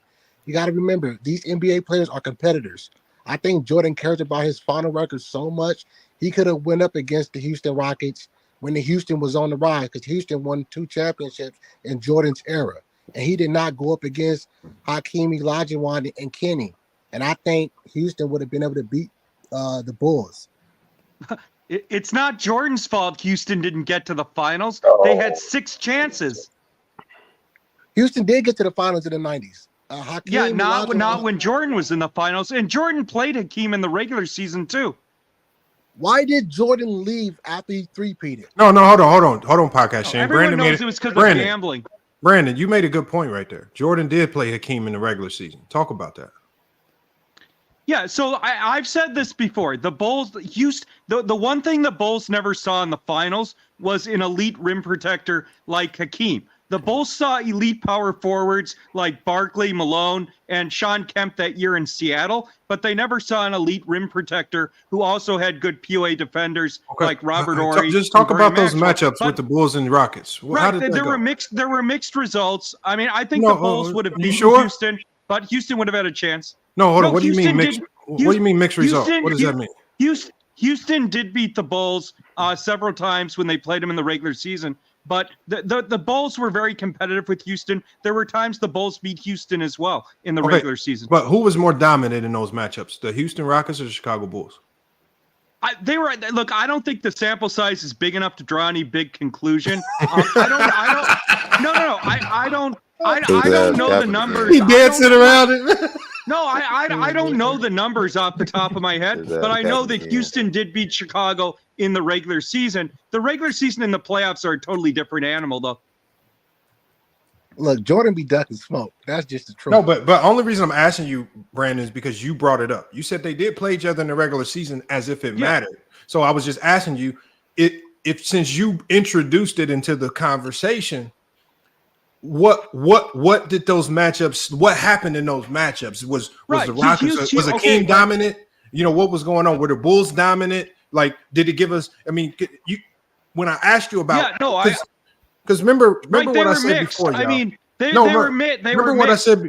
Houston did not. No, it wasn't mixed Chicago. results. They were mixed. Hold on, but remember what I said before, y'all. I said what they do is they'll say something, thinking that we aren't privy to what was really going on in those regular season matchups. No, we know very well that Houston Rocket team. That's not what I said. But we know, but the honest answer would be that Houston Rocket team had the Chicago Bulls number in the regular season. No, I don't agree. Now, what you could do, Brandon, is you could say just because the Rockets dominated the Bulls in the regular season for the most part, I don't believe that would translate to the playoffs because the pace of the playoffs is different, and you could put context to it with that. But when you introduce the regular season as if the Bulls were actually dominant over the Rockets in the regular season. No, I never said that. But you brought it up. Right, but I never said the Bulls dominated Houston. I said the results were mixed. Okay, what does that mean? There were times the Bulls won. There were times Houston won. There was no. Who won the majority of those matchups? There was no clear domination by either team. Who won the majority of those matchups? The sample size is way too small to draw. Who won the majority of those matchups? So why bring it up if the sample size wasn't big enough? But you brought it up. Right. No, I was just pointing out they did play because he implied the Bulls never played Houston in the playoffs. No, he said the Bulls never played Houston, period. No, but we see the thing is we're not idiots. We know if he say they never played Houston, he's talking about in the finals. In the finals. Okay. Well, that's not what he said. Yeah. Oh, come on, man. We all know the 90s, the Bulls 90s teams were the best team in the 90s. The Bulls always had the best team. So the best team should meet the Houston Rockets in the finals. They did not meet them. Houston Rocket was there, and Jordan was on his vacation. You want to know why he took a vacation? Because it's very. Let me talk. That's disingenuous. It is hard. If Houston was such a good team, why did they only get to the finals Hold on, y'all. In the 90s. Hold on, y'all. See, this is what happens, y'all, because we derailed the conversation, and now it becomes a more Jordan focus or Jordan in the Chicago. This ain't got nothing to do. See, I already told you guys this. I said, when I talk about the 90s, it's not because I want to turn it into a let's bash Michael Jordan party. It ain't about bashing Michael Jordan. It's just about telling the truth about that era of basketball. It was just one of the worst eras of basketball. And so when we say it's one of the worst eras of basketball, it's some of it, a lot of the things is because things that players couldn't control, like the rules, right? And style of play. The coaches, but the rules were the same for everybody. Coaches what handicap really good players, right? If you were a good perimeter player, if that team had a good post player, your game on the perimeter was going to get nullified. So there were certain things from the coaching aspect. There were certain things from rules aspect. And then when Rod Thorne finally called it out in the late 90s, he said, look, these coaches and teams are completely corrupting what we wanted this illegal defense rule to be. They are slowing the game down. They're making it boring. They are manipulating it, right? They're trying to trick refs every opportunity they get to bait teams in the legal defense calls, and it just became stupid. So they even admitted that the legal defense rule was a humongous mistake. So, I mean, it's just like that. Those are the things. So y'all be getting mad. And then when you watch the video of just some of the skill level of certain players, it just don't match up to what we see today. That's just facts. Well, I don't get mad. But Jordan was just as dominant in the 80s. Okay, we're not talking about Jordan, Brandon. We know Jordan was dominant. This has nothing to do with Jordan. Why we keep running this is not a bash Jordan. This is not a bash Jordan party. I don't care about the Jordan aspect, because we can talk about, we're not idiots. We know Jordan in and of himself was a great player. We know his strengths, we know his weaknesses, even though people like to lie about his weaknesses. And so again, this is about the era in and of itself. Hey, Lamont, why you got these JDRs in? No, I mean, yeah, I don't care, man. I know Brandon wanted to come up here and talk about the steroid stuff. I wanted to hear his thoughts on this steroid stuff, because in the 90s stuff, he's not going to be able to stop talking about Jordan. I'll do it. I got a question. I got a question right quick. Wait, hold on. No, he just addressed me, so let me talk. God. Okay, so with LeBron and the PDs and steroids, okay, he just addressed me. So make one point at a time so I can fact check each point. Okay, yeah, no. So I think, look, everybody has their opinion. Let's stick to facts, okay? So I've done a lot of research on this. I'm a lawyer. I like to do research. So I'm going to give my facts. And if You're you a lawyer? disagree with these, yeah. But so I'll give my facts, and if you disagree with them, then we can have at it. But why would I disagree with facts? Well, because you may not think they're facts. So let me give. Well, then that means they're not facts. No, that means that you may not think they're facts. Well, facts are not arguable. Okay. Well, some people disagree with what is fact and what's not. Like a great example would be climate change. Anyways, I don't want to talk about politics. So let me here's the case for why LeBron's using PDs, okay? So first, in Cleveland, he had a massive growth on his face that needed to be surgically removed. That's public record, number one. Number two, when the biogenesis lab was busted in Florida, Tony Bosch was running the lab. His personal secretary said that Rich Paul, who at the time only had one client, LeBron James, was their biggest client, who came in and got products for LeBron. Brandon. You just said that the secretary said it was Rich Paul. Now, give me something that I could put on the screen and share with the people where you got this information. Okay, yeah, so I have to... No, Brandon. We're going to go one bullet point at a time. Right. No. See, I told y'all at the start of 2024, this misinformation campaign, you're not about to keep coming up here trying to use FYF Sports as your microphone to propagate false information. I've listened to her interview. What I don't care about, you haven't listened to her interview because it don't exist, so you're lying. I have. So what I'm saying is, you need to give me a link or a source to something that I can share with the people with the things that you say. Just like every time I say something, right? Hold on. So before you proceed, you just made up something, because we've all read this, so we know what it really says. But you said that she said Rich Paul. So cite your source where you got this information. I listened to her interview. Where can I find it? I'll put the link. I can't do it right now. I'm on your show. I'll put the link up. Tell me what you searched. Did you find it on YouTube? I did this 10 years ago, so I'll put the link up. You found the video 10 years ago. No, it's not a video. It's an interview. I'll put the link in your private So chat. you found the interview in 2014 on the internet. The biogenesis you've muted my mic like 7 times already. No, because what you're trying to do, because what you're going to try to do is now you're hung up on first you're saying that you got this. Put the link in. No, you're lying. See, this is what I mean. So first of all, he has to convince me that 10 years ago he was even this invested in LeBron. He says that on the internet. So remember, the feds just unredacted all of the 2013 information in 2023. So Brandon is basically telling us that in 2014, 10 years ago, he got access, or he was privy to redacted DEA probe. He got a video of a lady saying that she sold PEDs to Rich Paul, and he says he got the link.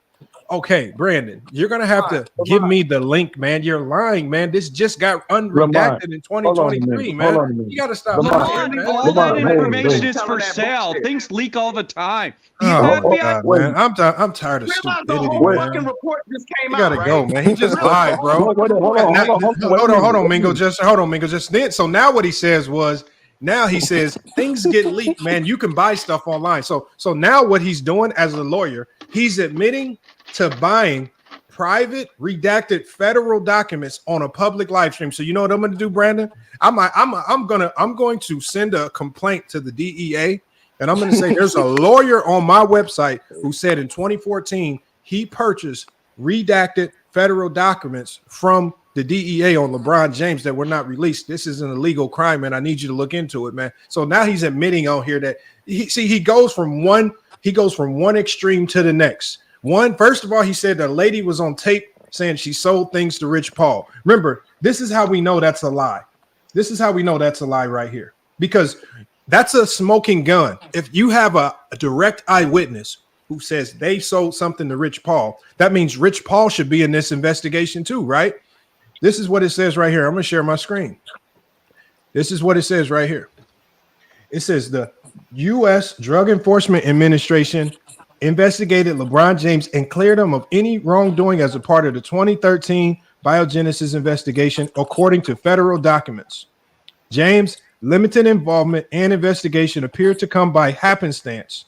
Trainer David Alexander, who worked with James during his time in Miami and Cleveland Cavaliers, and they actually corrected this because they found that David Alexander was never LeBron James's trainer. And they talked about his longtime friend and business associate, Randy Mims, were both named as having received illegal performance-enhancing drugs. We found out that Randy Mims received a fat loss drug. He was trying to lose weight. So it says right here that DEA said there was never any indication that LeBron James did anything wrong. The lead DEA investigator said. This is what the lead DEA investigator said right here. All right, so we'll zoom in on it. So Brandon can see it. So the thing is, if he's saying that the DEA had Rich Paul's name, why was Rich Paul's name never mentioned in the report then? They mentioned Savannah James, they mentioned Randy Mims, they mentioned David Alexander, but he's saying that the DEA has a videotape that he had access to where she implicated Rich Paul and LeBron, yet the DEA, the lead investigator, is saying right here, there was never any indication that LeBron James did anything wrong. Brandon, you got to stop making stuff up on the fly, man. I asked him to cite his sources. Because I know he don't have any. What people try to do is they try to say things in a way to try to make them sound believable, right? And he ain't. He lying, man. Lamont, I will say this though. Now that interview with that dude, with Jason Whitlock, that Victor Conti dude, the one that was like the founder of Balco or whatever, the company. You might need to go watch that interview. Now he said a lot of the stuff that Brandon was saying. Go watch the interview. He said a lot of the stuff that Brandon was saying. He said that. He went to prison for it and all. His name Victor Conti. His name Victor Conti.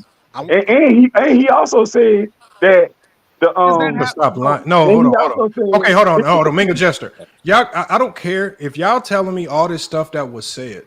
You said go find the source. I don't want y'all summarized version. I want you to be dropping links so I can play the video for everybody. All right. And we can judge their words for ourselves. Because what y'all doing is y'all giving these odd summaries that ain't been fact checked. We don't know where it was sourced from, right? We don't know if it was a quote of another quote, or because a lot of times we go look at y'all sources be bottom of the barrel places that ain't vetted or nothing. I want to know, where is this video? Where can I find it? What's the link? Because you said you just watched it, Mingle Jester. Where's this video at? Just give me the link. The interview with Jason Whitlock. I'm gonna drop. He did an interview with Jason Whitlock, and he was talking about all this stuff. Lamar, Fuck I that. send the link on the private chat. Fuck the federal investigation. We gonna go by the dude that talked to Jason Whitlock. I'm gonna drop my source. The dude he's the founder. That's what I'm saying. Like, it's so negative drug test. We're gonna go by what he is says. he is the founder of the damn PED company. This is so goofy that this is so goofy that LeBron literally got cleared by the government, and you that's not the right link. They also said, and he also said that the reporter was made not to say some of the stuff that he found in the investigation. He also What's said wild is y'all niggas think y'all breaking news and not ESPN or CBS. Like, stop, bro. Marion Jones, what was his name? The biker, and some other athletes, Roger Clemens and all them, bro. They got caught for steroids. Like, this is in any sport, bro. Major athletes have been caught for steroids. Okay, hold on. This is y'all. Look, this is what Brandon sent me, y'all. I'm gonna share my screen. This is what Brandon sent me right here, y'all. Watch this. This is what Brandon sent me, y'all. Bro, this is so goofy. Like, he literally got cleared by the government. Hey, hold on. Niggas still talking about. So I gave you guys a DEA investigation. This is what Brandon gave me. So Brandon said he had a video. Brandon don't have a video, but he sent me. This website is called Sports World News. It's about a 100-word article right here, written in 2013, and it says a woman. Okay, no name to the woman. It says a woman claiming to be former employee of an alleged Major League Baseball steroid provider Anthony Bosch. Right, so it's not Victor Conte. He said it was Anthony. This article says it was Anthony Bosch. Is now asserting that a close associate to NBA MVP LeBron James regularly frequented her clinic each time, took products with him designated for someone with the initials LB. We've heard this story before. According to IBN Sports Rap, someone she further identified as Mr. Paul, LeBron's childhood friend, and one of current agents is named Rich Paul, will make monthly visits and carry off the agreed upon products. She further claims she knows Paul was a friend of James and workers. Okay, what does that mean? James and works. So that means so now there's a typo in this. So that's wild. Workers at the clinic were 100% certain LeBron was the client of the institute at the LJ. What? And the LJ in question. Okay. Bosch remains under heavy investigation and has. So first of all, like this is it. First it was the initials LB. Now it's the initials LJ. So first of all, she said the initials were LB to start. Then the initial because LeBron James wanted to throw off the trail. He said, "Hey, Rich Paul, change my initials from LB to LJ so nobody really recognizes me." I could see that. So I could that MacDev. That's stupid. That's how we. Hey, MacDev. That's how we shake the DEA off our trail. That's how we shake. That's how we shake the DEA. We change our initials from. So this article. There's 26 letters in the alphabet. It's hard to keep up. LB and LJ. This is how he shook the DEA. And it says Bosch has now agreed to cooperate with investigators testifying against and providing details about players who were allegedly steroid. So hold on. Allegedly. If Anthony Bosch agreed to cooperate and testify against players, how come he didn't testify against LeBron James? That's a great damn question, Lamont. So hold on, let's get Brandon up here because this is the article that Brandon gave me. Brandon, Anthony Bosch cooperated, and he says he testified against. He said he testified about players who were allegedly using steroids. There was a grand jury case. Why did he not testify against LeBron James? Because LeBron paid him off. LeBron paid him off. So let me explain that as a lawyer. Okay. So when there's a grand jury, hearing, you know what grand juries are, man. We're not dumb. Let me finish. You just keep interrupting. Okay. Man, why are you talking just like we're idiots, man? We know what a grand jury is. I'm just explaining the process. You're interrupting every 5 seconds. What I'm saying is the feds never asked Anthony Bosch about LeBron because they didn't care about LeBron. The feds were only interested in the federal crime. They were interested in trafficking. But okay, so Drew Holiday says 60% of NBA players are using PEDs. LeBron has a massive growth on his face. Literally, Tony Bosch's personal secretary says LeBron was their biggest client. And I listened to LeBron's secretary. I listened to Tony Bosch's secretary's whole interview about it. That's just one article. Where can I find that? Where can I find that? Interview. Where can I find that? I just want to know. I'll put the link in the private chat. Negative test.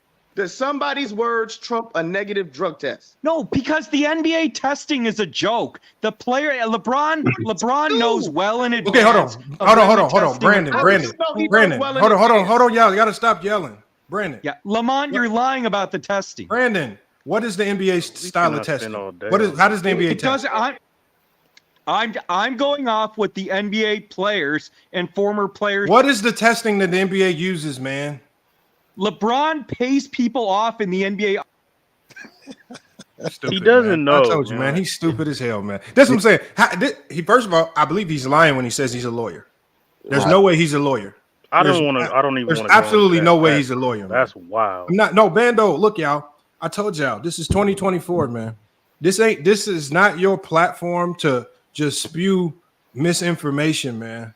If you're gonna come up here, I want you to support it with some type of facts, man. The man just said that LeBron is paying people off. So I told you, he's just going to jump from one extreme to the next, man.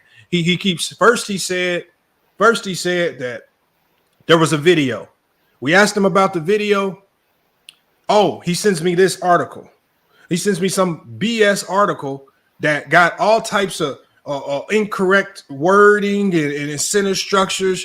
They go from LJ to LB, and it ain't give you no hyperlinks to nothing you can source. He says he's going to put a link in the backstage to a video. He never puts a link in the backstage of a video. All you got to do is source your information, man. See, you only find those little back page articles that he found when you're just looking for something negative. Mm-hmm. When you want credible sources, the New York Times is going to be a lot more credible than Sports World information or whatever website he gave. Like, because when you look at the New York Times article is going to take you in depth what's going on, and they're gonna mention names. The one thing we know here is Anthony Bosch never mentioned LeBron James' name. You telling me that the federal government knew Anthony Bosch had information on LeBron James and said, "Nah, we don't need no information on LeBron." Well, LeBron did have 100 million by 18, so he probably paid him off. It's not even that. I gotta Can I speak now? Can I go, Lamont? He said he was going to people are just stupid, man. I just hate LeBron stupidity, did not man. do no drugs, man. We can move on. He was going to testify to players known to take PEDs. In his own BS article, it said this dude was going to testify to players. Now he's going to try to lawyer-splain us with the grand jury. Let's make something clear. If you're involved in federal crimes, it doesn't matter if you're the lowest person on the totem pole or you're the highest person on the totem pole. Everybody's going down. So if this person had evidence and he had information on anybody that could have got him a lighter goddamn sentence, guess what he would have done? Not true. Not true. Not true. Bullshit. Y'all just pull shit out your ass because y'all hate it. It's disturbing how much I hate this man. So Lamont, can I go? Let's take all the sports out of this. Let's talk about the DEA. How do you guys think illegal drugs get into this country? On airplanes. On airplanes. I'm just asking you a simple question. So if the Planes, DEA, trains, and hold on, automobiles. let's just talk about the DEA. So if the DEA is the Drug Enforcement Agency, you don't think they turn their heads on certain things and don't turn their heads on certain things? Okay, I believe you. Go ahead. So that's what I'm saying. Stop making the DEA the holy grail of what they won't do and what they will do when it comes to certain things. Okay, so how does this correlate with LeBron? Why I'm not correlating with nobody. You guys are basing it on what the DEA so is why putting does out this there now and what what the is your take on DEA LeBron? alleges. No, this is more than what the DEA alleges. Because you act like the DEA won't turn their head. Okay, but this and is won't more look than the other way. this is And okay. that's George, a lie. let's say you're right about the DEA. How do you explain the zero positive test? I'm not trying to explain. I said put all that to the side. I just say I'm not trying to blame him on nothing. I'm just saying don't take the DEA like they're the holy grail and act like they will not look the other way. Let's Or say don't the say DEA. things Okay, so about George, certain things. very simple, George. Don't say that. Let's say the DEA is completely corrupt. How do you explain the 0 out of I'm not 126 drug trying tests? to explain those 0 to 100. I'm telling you about the DEA. George, you're not bringing no substance to this conversation. I am bringing substance because he's basing it on that dossier that the DEA printed out. No, he's not. You cannot go by that. Okay, so you George, all know. Hold on, let me ask you a question. George, but George. So George, hold on. I have to mute you, George. Let's act like there is no 2013 biogenesis document to get redacted. How do you explain the 0 positive tests throughout his entire NBA career and 0 positive Olympic tests? Because this is a man who's been adamant about, I want to play in the Olympics. So being adamant about, I want to play in the Olympics, that means, you have to, and when you test for the Olympics, your testing for the Olympics starts well before the Olympics. You don't just test to go to the Olympics a week before you go. Your testing starts well before. So what I'm saying is, if the DEA report isn't enough, then how would you explain the 0 positive test in over 21 years? Okay, hold on. Let me. I'm not saying nothing about the man. I'm saying to you this. First, when they were checking you guys for marijuana, first it was urine. They got rid of the urine and started taking hair samples. Then they start hair samples. Then with the blood. If there's a way to cheat the system, they are going to find a way. Okay, don't say I'm lying. Okay, and George, okay, now that takes us to the next thing, George. So I actually thought about that, George, and I said players that are on these things are always going to try to one up the system. So I said, let me look into what is EPO, what are these drugs, and so in my research, I pulled it up on the screen. A doctor from I think Harvard said that EPO is a synthetic drug. And he said that all synthetic drugs are detectable because they don't metabolize in your body like anything that natural. And he said because it metabolizes differently, it is always going to be detectable. You just need a test that's going to look for certain metabolites. Okay. Can I answer that? The first NBA blood test only looked for one variation of metabolite. The new peptide testing looks at 3 strands of metabolites, which means anything that you take now that's synthetic is no longer undetectable. You will get caught. And because these metabolites on the first test, you could pass it after 72 hours of using an illegal substance. Now you can test positive within 6 months. So now the window of testing positive is now greater. So not only are NBA players getting tested more, the window where you can get caught is greater because of the testing is much crazier. When did they start the new testing? Hold on, Judah. Hold on. Let me go to this real quick. Hold on, let me go to this answer. real quick. Let me go to this real quick with Judah in the comments. He says Lance Armstrong never came up on a positive drug test. Judah, Lance Armstrong didn't get tested in 2015, 2016.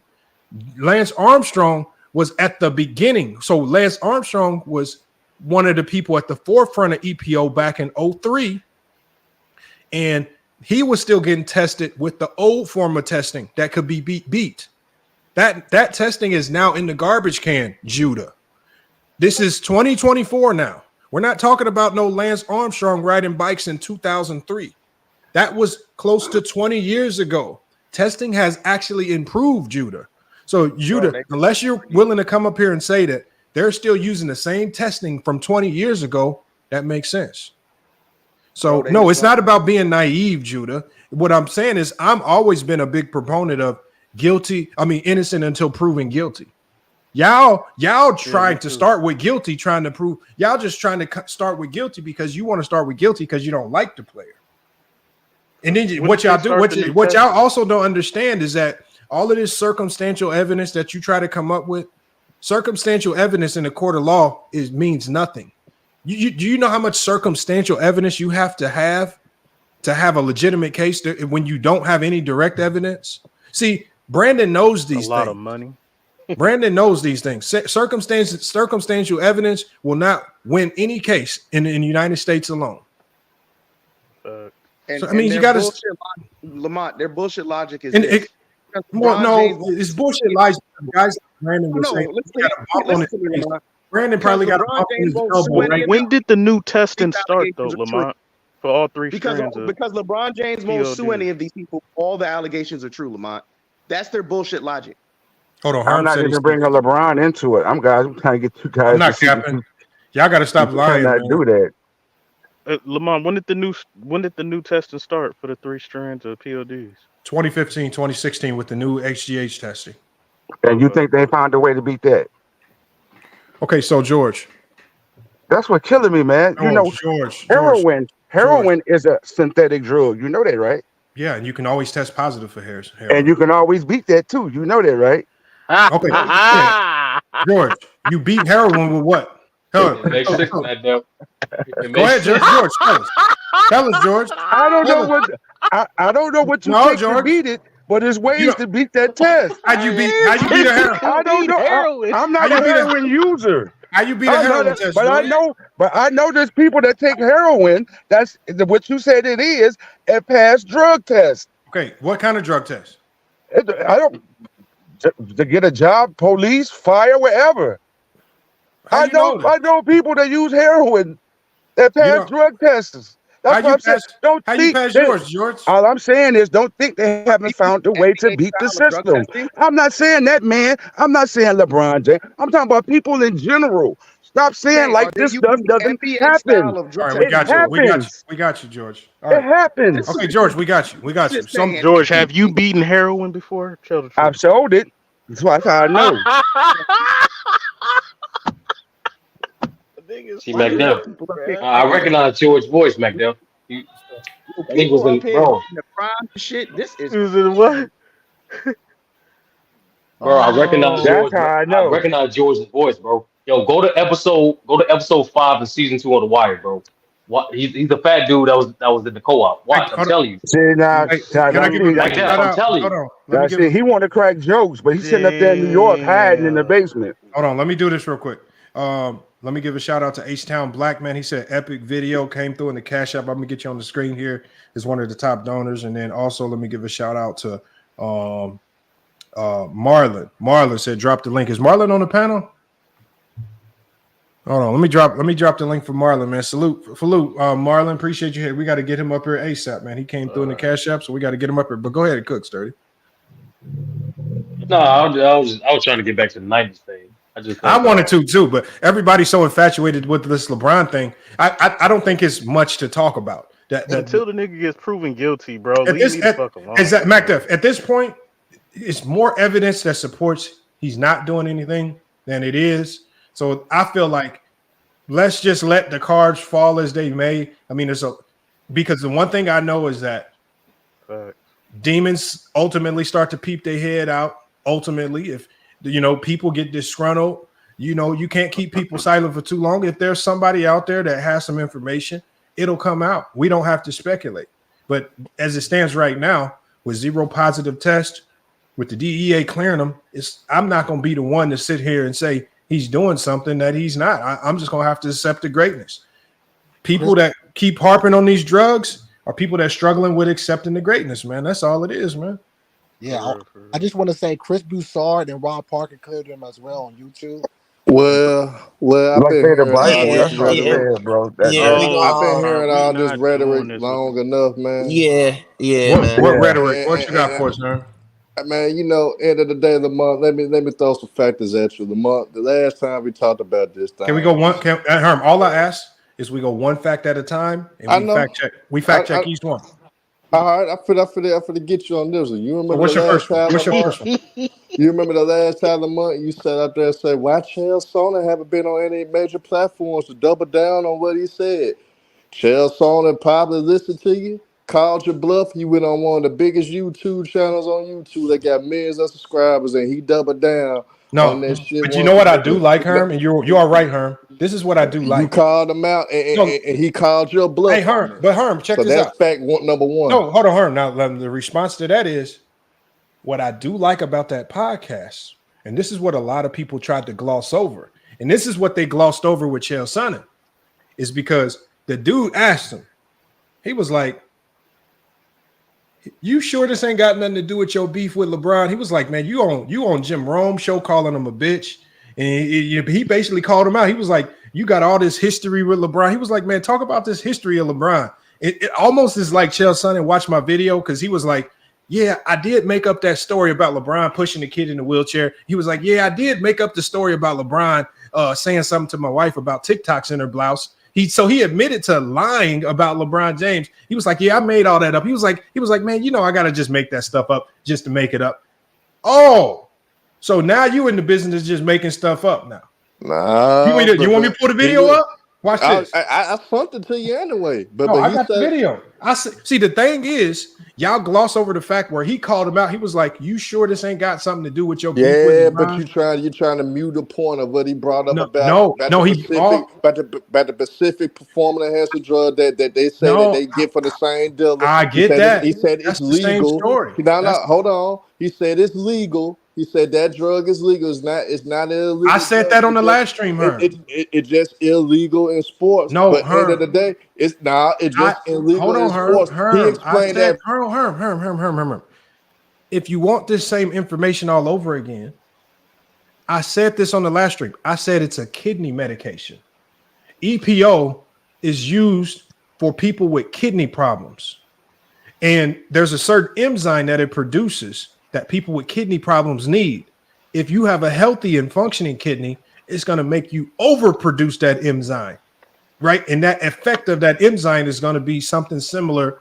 It's going to increase your red blood cell count, and that's going to be what gives you the results, the better results as far as the higher red blood cell count, better lung capacity, and things of those nature. So, but misusing that product long term, for example, if we're saying that LeBron has been using EPO for 21 years, let's say 10 years, do y'all know the detrimental effects and the side effects so a lot of the side effects of EPO don't match the side effects that Brandon was giving you side effects of anabolic steroids, the lump in your face, the balding. The side effects of EPO are not steroid side effects. The side effects of EPO are things like liver failure, kidney failure, things like that. So his side effects, Brandon's giving side effects for anabolic steroids, then trying to tell us he's using EPO. It would make more sense that if he's saying that LeBron had to sit out this one game because he's having crazy stomach cramps, crazy stomach pains, he's sick, flu-like illnesses, he's not giving the symptoms of somebody that's misusing EPO. What he's done is he thinks LeBron is on EPO. He Googled the symptoms of anabolic steroids. So he tried to give us the symptoms of one thing that are not the symptoms of EPO. So that's how we know a lot of people are lying, because I put on the channel I put it on the screen. What are I'm trying to get to my next point. Misuse, because I could put it on the screen right now. But I'm trying to get to my next point. Look, let me put it on the side effect. Let me look. Side effects. Don't hurt me. I don't want to hear this shit. EPO. So I'm gonna put side effects of EPO. You know, side effects don't affect everybody, right? No, no. No, I know, George. The heroin side effects ain't kicking in for you, man. I know. You know that, right? Okay, hold on. Watch this.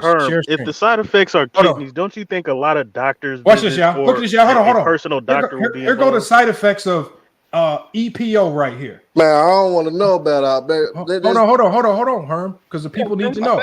So push your propaganda, one of them is one of the side effects. Is, a punk ass. Hold on, Herm. One of the side effects is diarrhea. I want to know which one of y'all went into the toilet behind LeBron James and checked that man's for diarrhea every time he takes his shit. Oh. I feel like some of y'all have. Hold on. Let's go to it. Hypertension, anxiety. Put that past LeBron James. Has LeBron been looking stressed? LeBron been looking a little stressed this year. I ain't gonna lie. He might be got a little bit of anxiety, right? So that might be one thing. Chest pain. Does LeBron be? He does do something where he rubs his chest or something on one of his celebrations. They did have to sedate him in that 2010 playoffs. I don't know, injection site irritation. Does LeBron have any seizures, you guys? Bro, y'all can't be serious about this. Hold on. They did have to sedate him in 2010. Hold on, y'all. What about decreased weight? Y'all talk about LeBron and y'all talk about him gaining weight and gaining muscle. One of the side effects to using EPO is decreased weight, diarrhea, dizziness. What about be flopping a lot? Maybe now, hold on. How would you guys know about LeBron James having difficulty swallowing, man? That's a wild one right there. Oh my God, that's wild. Yeah, you wild for that. Lamont, I'm already uploaded the side effects of EPO right in front of my face on my laptop right now. I got it on the screen right here. Hold on. Is correct. So hold on. We got headaches. Well, this Laker team has been giving them headaches. It might be EPO. Steph Curry in them finals getting a lot of headaches. Hold on. Trouble sleeping. Hold on. Now, here's the thing. Bronny James just came out and said, all that man do when he at home is goddamn sleep. So I don't know if he having trouble sleep because his son say this man sleep 12 hours a goddamn day. So pale skin. Now, pale skin is odd one right here. Has LeBron James turned to a lighter shade over the couple of years? Has his skin tone changed? No. Okay, does he have any allergic reactions? Itching, man? Is he scratching like a crackhead or something? Only when Anthony Davis can't play and won't get up. I'm gonna be honest, Lamont. You shouldn't even have to explain yourself. What about swelling of the mouth? Hold on, y'all. Does LeBron's mouth swollen up on some of you guys, man? Bro, just come on. What you're don't make any sense, Lamont. Aspirin has side effects. No, hold on. But what y'all said was, Brandon came up here and said he got a growth on his cheek. But then you got Chael Sonnen saying he's using EPO. So hold on. Now I'm gonna show you guys the side effects of anabolic steroids. Okay. So side effects of anabolic steroids. Okay, let's see right here. Okay, so side effects of anabolic steroids right here. Hold on, let's just click on the first one right here. Okay, hold on. Let's go. And I'm gonna play that video short. Hold on, we're gonna do it. So, side effects of anabolic steroids: water retention. I don't know how we proved that. Difficulty sleeping. Well, we know that man sleeps his ass off. Damage to nerves. I don't know how we. I don't know. I don't get that one, but we wouldn't know that. Irritability, mood swings, aggression, and depression. Increased sex drive. Some of you guys might know about his sex drive. Skin changes, acne. Does he have acne or something? Yeah, the niggas that take up for him, dude. Okay, hold on. Testicle and penis shrinkage. Can some of y'all tell me about his testicle and penis shrinkage? Oh, why you? That's the LeBron fans. Ask them. They know. Okay, reduced sperm count where he done popped out a whole bunch of goddamn kids. Erectile dysfunction or impotence. Some of y'all might notice prostate problems. Okay, so I mean, look, y'all, these are the symptoms. Right? These are the symptoms y'all should know about, right? Baldness, hair loss. So he is balding. He's been balding. Involuntary and long-lasting erections. Hey George, what can you tell me more about that? I want to get kicked off the show, man. What the hell? Joe, so you don't want to tell us about that experience with LeBron? What the hell? I want to get kicked off the show, Lamont. Okay, well, yeah, we can keep that for the backstage, man. I don't want you to tell everybody that story. Now, George, don't worry about it. I'm gonna get kicked off with you in a minute. Okay, hold on. Okay, hold on. I'm gonna get kicked off with you. Okay, hold on. A shrunk. Take you with me. Hold on. Now, hold on. Also, stunted growth. Acne, scarring, premature balding. That nigga has been 6'8" since he was 18. So it says right here, injuries caused by excessive or intense workouts, stretch marks. Does LeBron have stretch marks? Not that we know. I don't know. My TV ain't big enough to look all that. Okay, so it says prematurely aged skin. Does LeBron's skin look leathery? He leathery. That's what it say right here. It say leathery. Nigga said leathery. I'm Ask mad them at the damn word, LeBron bro. lovers. The LeBron lovers know all this. Okay, hold on. Hey, all black people. Hold on, y'all. Hold on. Long-term effects are because the thing is, Brandon. The first thing Brandon said was a growth. I haven't seen growth on here, just random growths. But Brandon will lead you to believe these random growths is just popping out of people's faces and whatnot. Like I said, liver disease, damage to testicles and ovaries, malfunctioning kidneys, liver, and heart. Roid rage, that's definitely something that happens a lot. Paranoia, mood swings, depression, severe acne. That acne thing is real. That's probably the most common thing. Because when you'll see bodybuilders, the first thing you'll see on their back, and the acne is for steroid users, it starts on their back. And that's one of the biggest indicators right there. So some of you guys, you know what his chest looked like in his boule tattoo. I want some of you guys to look at the acne on his back, man. Injuries to tendons that can't keep up with increased muscle strength. I mean, he's been healthy for the most part during his whole career. Delusional feelings of being superhuman. Damn, this might get him right here. That might get him. Right. This might be the smoking gun. Wow. Okay, hold on. That trembling, muscle tremors. I don't know if he's done that. Nerve damage. I'm not for sure about that. Does he mix? So look, y'all. I don't know if these symptoms align with some of the things that y'all say, man. Y'all gotta. Some of y'all sources in the garbage can, man. Can I ask you a question, Lamont? Well, can I get back to what I was doing, Lamont? Lamont, does let me let Herm Herm finish, man, because Herm said he was cooking, man. Yeah, well, Lamont, the first point I brought up, Sheriff Sony checked the box on that. He called your bluff and did that. The second point is you keep bringing up that DNA, that DEA bullshit. End of the day, Lamont. DEA bullshit? Now hold on, listen before you react. When you brought that up, Lamont, you already just admitted yourself it wasn't an illegal drug. So how in the hell you gonna get charged for something and the drug is not illegal? Okay, so let Herm, I'm gonna explain it to you. It's not illegal to use. Herm, It just might be illegal to use in the sport that you play. So at the end of the day, hold on, Herm, hold on. If I get some Oxycontin without a prescription, and I'll start walking down the street selling Oxycontin is a legal drug.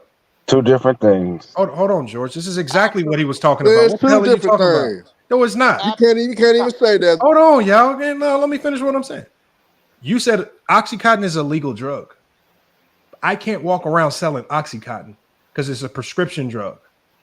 Just like EPO is a prescription drug. You get it from the doctor for your kidneys. You can't just walk around. So it's illegal to have it without a prescription. If you get pulled over and you got 19 Oxycontin bottles in your car and you have zero prescription, you are going straight to jail. Even though Oxycontins are illegal, Lamont, when we say it's gonna shut you up. When we say legal drug, I'm simply referring to the fact that it isn't crack cocaine or what George likes to play the use video. Heroin. I'm going to get to the video, but Herm, this is what you said.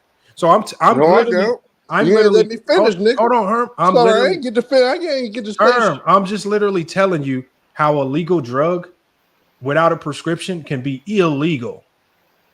That's all I'm saying. It's called, thank you, Logical Raptor fan. It's called a controlled substance, and that's the charge you would get. You get charged for having a controlled substance. And that's what it's basically called. Explain that it wasn't. That's what I'm trying to tell you. No, it is a controlled substance. Okay, play the video. No, hold on, watch this. How he explained. Hold on, watch this. Let me share my screen. We're gonna find out right now. Is EPO a controlled substance? Nah, I told you to play the video of what Sheriff said. You moving the goalpost like always. How does that prove guilt or innocence, Herm? Shut up, nigga. Stay out of this shit between me and her motherfucker. So hold on. Taking up for a nigga you don't know. Shut the hell up sometimes. Let two grown men talk, motherfucker. Shut your ass up, motherfucker. That's what you need to do. It's between me and Lamont. Shut the fuck up. You don't know It's the man between me and innocent or Lamont. guilty. Shut up, You goddammit. just hate the dude. Shut up. Stop Shut pushing your up and stay out of proper grown folks' business, nigga. talking to a grown motherfucker now, nigga. Watch your mouth. I ain't gotta wash my mouth because you interrupted, motherfucker. Don't you know? Do you have manners? Do you have manners, nigga? Do you have manners, nigga? Hell nah. Do you have manners, nigga? Hold on. Guys, cut it out. Cut it out, you guys. Stop. Jesus Stop. Christ, man. Why y'all be just doing this? Y'all just be trying to take over. You guys are not from the street. You guys are not tough. We're just talking a legitimate story around here and trying to dispel narratives. Stop acting like children, please. Now check this out, y'all. So EPO is prohibited at all times under WADA's prohibited list. And so WADA is just the Olympic organization. And you know what? Here's the crazy thing. We got Mahari up here. Mahari, you've been in the Olympics. Yes, sir. Can you please tell us about Olympic drug testing? Pretty much what Olympic drug testing pretty much is that they go to your facility under random circumstances, and they would pretty much either give you a urine test or a blood test, literally. And here's the other thing too. The U.S. Anti-Doping Agency conducts random drug testing, which means, and this is more importantly, which means you don't know when these drug testers are coming to your area and looking to drug test you. Remember, track and field goes through random drug testing annually when it comes to the Olympics, because a lot of these guys use other means of substances to try to beat the damn test and other masking agents. Look at a track record of how many track stars that got busted for using banned substances. Even in biking too, Lance Armstrong got busted for EPO. That's past the subject matter. That's the Olympics. It's still the present, because the fact is, hold on, I'm talking. It's I illegal let you for the guys talk for Olympics. the last 30 minutes. Let me talk. Let Mahari talk though. Thank you. Listen, the U.S. Anti-Doping Agency is basically the standard drug testing for all Olympic athletes. Basically, you have to be random drug tested annually to compete in the Olympics, because they won't let you compete if you're on any banned substances. They started doing that in the 80s when a lot of these track stars were getting busted for using illegal substances. And they're still drug testing their athletes to this day. They use random drug testing annually. That's what I'm trying to tell you. Remember what I said. Remember, the one thing I said was, I said the NBA switched from standard traditional blood tests to something called peptide testing. So if you read this right here, it says EPO is prohibited at all times under WADA's prohibited list and is the most commonly used non-specified substance in the class of peptide hormones. So when you ask yourself, why did the NBA switch from standard blood test to peptide testing? This ain't nothing we talking about. I was talking. Yes, it does. Yes, it is. It's because hold on, Herm. It's because EPO is a peptide hormone, and because this was one of the most hidden banned substances, they had to switch their test up to peptide testing to detect it. This is why they switched to peptide testing, because EPO is a peptide hormone. So again, this is not an anabolic steroid. This is not HGH. I ain't saying nothing about steroids or EPO. You're wrong, Herm. So I'm just saying, like, and I'm tired of her. But Herm, only thing I asked Herm is this. Herm, I'm gonna let you cook. Herm, I'm gonna let you cook. Herm, I just want to say is, all I ask is for people before they go into, because this is a complicated topic. Oh, hold on. Mike Jones says I'm on steroids. I can literally pass a drug test in 2 days. What types of, you can see when I looked it up, steroids or anabolic steroids you can pass a piss test in 24 hours. You can pass a blood test, a traditional blood test, in 72 hours. That's right. But you won't be able to pass a peptide test for 6 months. It's similar to how drug tests, where people started beating the piss test. people start beating up blood tests. So what did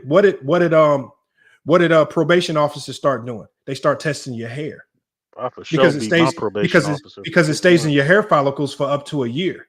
See, so any test is so there's going to be levels to each test, and he is right. The traditional steroid test can be beat, but the NBA has not been using traditional steroid testing since 2015, 2016. So and that's what throws a monkey wrench in it. But look, I would want him to come up here and tell us about steroids because we need people that's on steroids to roid rage up here on the panel and tell us about it. That's where you're wrong at, Lamont. What? That's when people come back and kind of debunk what you say, you take what they say and use against them in a jokingly manner. That's what I'm talking about. That's what you do. Hold on, George. All right, I'm sorry, Mike Jones, man. Play that video short in the private chat that I put in Victor Conte and Jason Whitlock's slick ass started. Hold on, let me see. Yeah, hold on, which one? You got two clips in here. Which one? Yeah, do the one with that says shorts. All right, hold on. Because that's gonna prove guilt. No, see, that's how I know you hard headed and don't listen. I ain't not want to say. Hey, listen. Let's just play the video and then we can make up our own minds after that. Herm, I'm tired of you coming up here with these false narratives. Nah, her just like pissing people off because people are so damn sensitive to guys they like. If this was Michael Jordan, I'd be talking cash shit about Michael Jordan. Hold on, let me have the sound in. I don't never talk about Jordan though, so. Hold on, here it is right here. So Herm, is this so Herm, you want us to what is this video? Just kind of give us a synopsis of what we're going to do. Jason Whitlock was basically talking to Victor Conte about that whole investigation thing, right? And Victor Conte go get into the point that where the guy that was doing the investigation, it was a lot of things he turned into ESPN that ESPN left out when they dropped their own articles and information about the investigation with LeBron James. Yeah,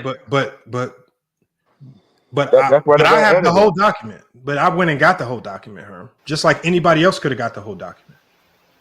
Well, but Victor Conte, he just played the video. Victor Conte know more than me or you. Seems like they should be interviewing you on TV and maybe quoting you in stories. Well, back in the day, I did many interviews with ESPN. There's one that I think you would like. It was done by ESPN, where I said, "You have business executives taking Prozac to enhance their performance. You have women getting nose jobs and boob jobs and butt jobs to catch a better man. You have guys taking drugs." Trying to turn themselves from a dud into a stud under the sheets with Viagra. We live in a performance-enhanced society. Let's face it. Does ESPN? What the hell is that? What is that? Bro, that doesn't mean anything. Like that. You got to call. That's a joke, bro. Like, no. I ain't gonna hold you, Herm. Let me grab the other one. Sorry, man. This does not even pass the smell test. Come on. Are you kidding me? Come on, Herm. You're better than this, man. You gotta relax. No, wait. Right there. I mean, Lamont stopped it. Like literally, like that. The one. Listen. This is why we can kill everything Jason Whitlock said. No, the video didn't stop. It just went on repeat. That's all it was. Right. Hold on, y'all. Maybe we missed something. I'm playing one more time. Maybe we missed something. The comment section is going crazy. Hold on, here to go again. Wow. Quoting you in stories. Well, back in the day, I did many interviews with ESPN. There's one that I think you would like that was done by ESPN, where I said, "You have business executives taking Prozac to enhance their performance. You have women getting nose jobs and boob jobs and butt jobs to catch a better man. You have guys taking drugs, trying to turn themselves from a dud into a stud under the sheets with Viagra. We live in a performance-enhanced society. Let's face it." So he pointed out the obvious. ESPN, Oh, are they Herm, comfortable? Man, turn that video off, bro. Turn that video off. Listen, this provided absolutely Herm, nothing. you pissing people off, Herm. Herm, Nah, I put the video wrong one in provided there. I was trying absolutely to. nothing. He said I put the wrong It was one. showing Gary's order where he cannot reveal send a short. anything. Hold on, y'all. I was trying to Nigga, send you a short pissing all of video. Memphis off right now. I ain't gonna hold. I was trying to send a short video because I didn't want to go through Lamont trying to find the shit. And I clicked the wrong link, so I finna send the real link. It's just that nigga had to do fast forwarding and all that bullshit. All right. You got a chance to redeem yourself. I'm Go about to ahead, do a man. panel vote. Should we allow Herm to send any more videos, man? That's Man, crazy. hell no. Oh, hold on. Why Yeah, not? hold on. Why not? You Hold let on. Brandon run off. Brandon got a good point, man. We got to make Herm walk the plank, man. It's time, Herm, man. You got to Put the poll up. Put the poll in the chat. Hell no. Herm, you got to walk the plank on that video, man. That was some bad information, man. Talk to us. That was wild. The chat is going crazy right now, bro. This is Well, first of all, T-Man, he put it in the format about the Jason Whitlockers things. You know, it ain't shit to be sad about. I'm just laughing that you motherfuckers get sensitive about a nigga y'all don't know about. So that's the funniest shit to me in the world, that y'all niggas go in depths of the world to defend a nigga that you don't even know and probably would never meet. Because it was up to me. If it's anybody, I do the same shit to anybody. Herm trolls everybody. Herm talks bad about everybody. And I'm going to continue to be Herm. If you don't like it, kiss my ass, motherfuckers. But at the end of the day, T-Man sent the link for me, Lamont. So you can go ahead and play it for T-Man's link that he sent. But y'all niggas, this ain't shit to be sad about. Y'all niggas just getting your feelings about a nigga that don't give two shits about you. None of these niggas give a fuck about y'all, but y'all motherfuckers go back, Herm this, Herm that. Herm say kiss his ass, since y'all motherfuckers sensitive about a nigga that don't give two shits about y'all. Stupid motherfuckers. wow. Damn, that was wild. Lamont, I ain't gonna hold you. Herm has got my vote for Hall of Fame 2024. I don't care what nobody say. Oh, man.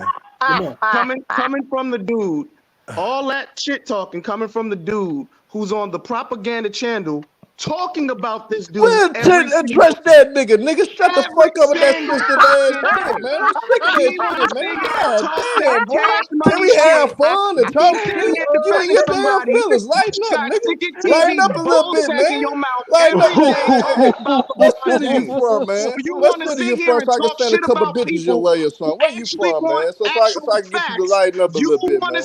Where you from, so I can lighten you up a little bit? Have some fun, man. Talking about You too damn serious, man.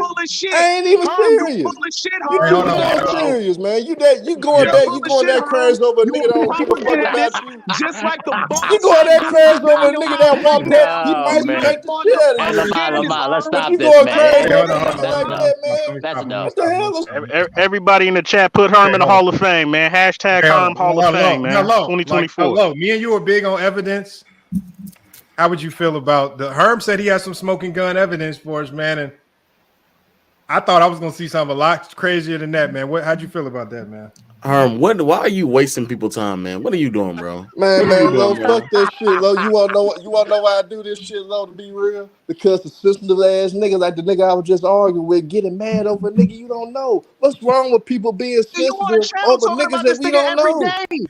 Hey, but I don't give a fuck, my nigga. Hey, if you want to debate, if you think you know more basketball than me, if you want to debate about basketball, I'll debate you, bro, and prove how dumb your ass is and get it over with. Why are you disparaging somebody's name for no reason, you don't have to be defensive. You don't have to be defensive over a nigga you don't know. I believe Have actually fun with defending this people shit. who are This innocent shit fun until to me. proven Because guilty. I know niggas like you gonna get mad. I know niggas like you gonna be sensitive. I know niggas like you in the chat right now going crazy. I'm doing this shit for I would never fun. do no shit like that. But That's I don't give a fuck about. I don't give a fuck about what another nigga do. Shut the fuck up, nigga, and get at your goddamn feelings, man. You in your feelings, man. And the loser you Do you know LeBron? Do you know him or something? That's your right hand man. All right, He y'all. pay your bills. He pay your bills. All right. Let's break it up. Let's break it up. Let's break it up. All right, hold on. Low, I was on low though, man. Low, man. What's good, man? Hold on. And then low, I want to get your thoughts on we done with the 90s. I'm about to say because I'm done talking about LeBron on steroids. Y'all are weird. What you got with? What you got with the greatest hold on. Let me show you this video real quick, Low, because I thought this video was probably one of the most accurate. It's one of the most accurate right here, man. Check this out, man. Done with the 90s. Ooh, what's up there? Ooh, ow. Ooh, ow. Oh, look up, dog. Ow, ow, ooh, ow. Hey, watch Ellis. Shit, he probably can't even walk a mile, the nigga that did the Into the video. double team. I ain't never seen somebody dribble right into the double team. That's garbage. So, kids, what you supposed to do? You supposed to catch it, back it out. Don't dribble into the double team. Ellis, we done with the 90s. Look at this ball. They garbage out here. Look at Nate McMillan shoot this broke ass. That's garbage. GP Gary Payton is garbage. He ain't doing nothing this game. This all he do. Push it up the court. Ain't nobody on him. And just pass the ball. He trash. Watch Robert Pack. Big trash. Look at this. Air ball, garbage. Hey, watch Kendall Gill shoot this air ball. They act like Kendall Gill was cold. Look at this. Hey, it's a whole video series, man. It's trending on TikTok right now, man. How you feel about it, man? I love it, man. It's about time we got done with the 90s, man. That garbage ass era, bro. Told y'all, niggas. Only two niggas in that era that has some type of. No, I will not. Hey, it's only two people in that entire era that gained some respect, and that's Jordan and Hakeem. And I've been told y'all that we done with that garbage ass. You don't respect Karl Malone? Absolutely. Why would I ever respect him? Nah, but that's on a personal level, right? Put some respect on Oliver Miller. What a minor. Get out of here. That's a personal level, though. I'm talking about basketball. The biggest reason why I don't care about it and I find it funny is because old heads, y'all been basically doing that about the current generation. And it's been every generation that does this, where y'all sit here and y'all make hyperbolic statements about what's going on in today's game, and then big up what happened back in the day when most of y'all, again, and I said this several times, I've not really watched the era of basketball. I can ask most of y'all questions, and y'all either lie about the shit that happened back in the day, or y'all clearly just don't know because y'all weren't watching it, which is fine, which is why I said in here earlier. So what's the best era of basketball? 2000s. I say 2000 to 2010, though.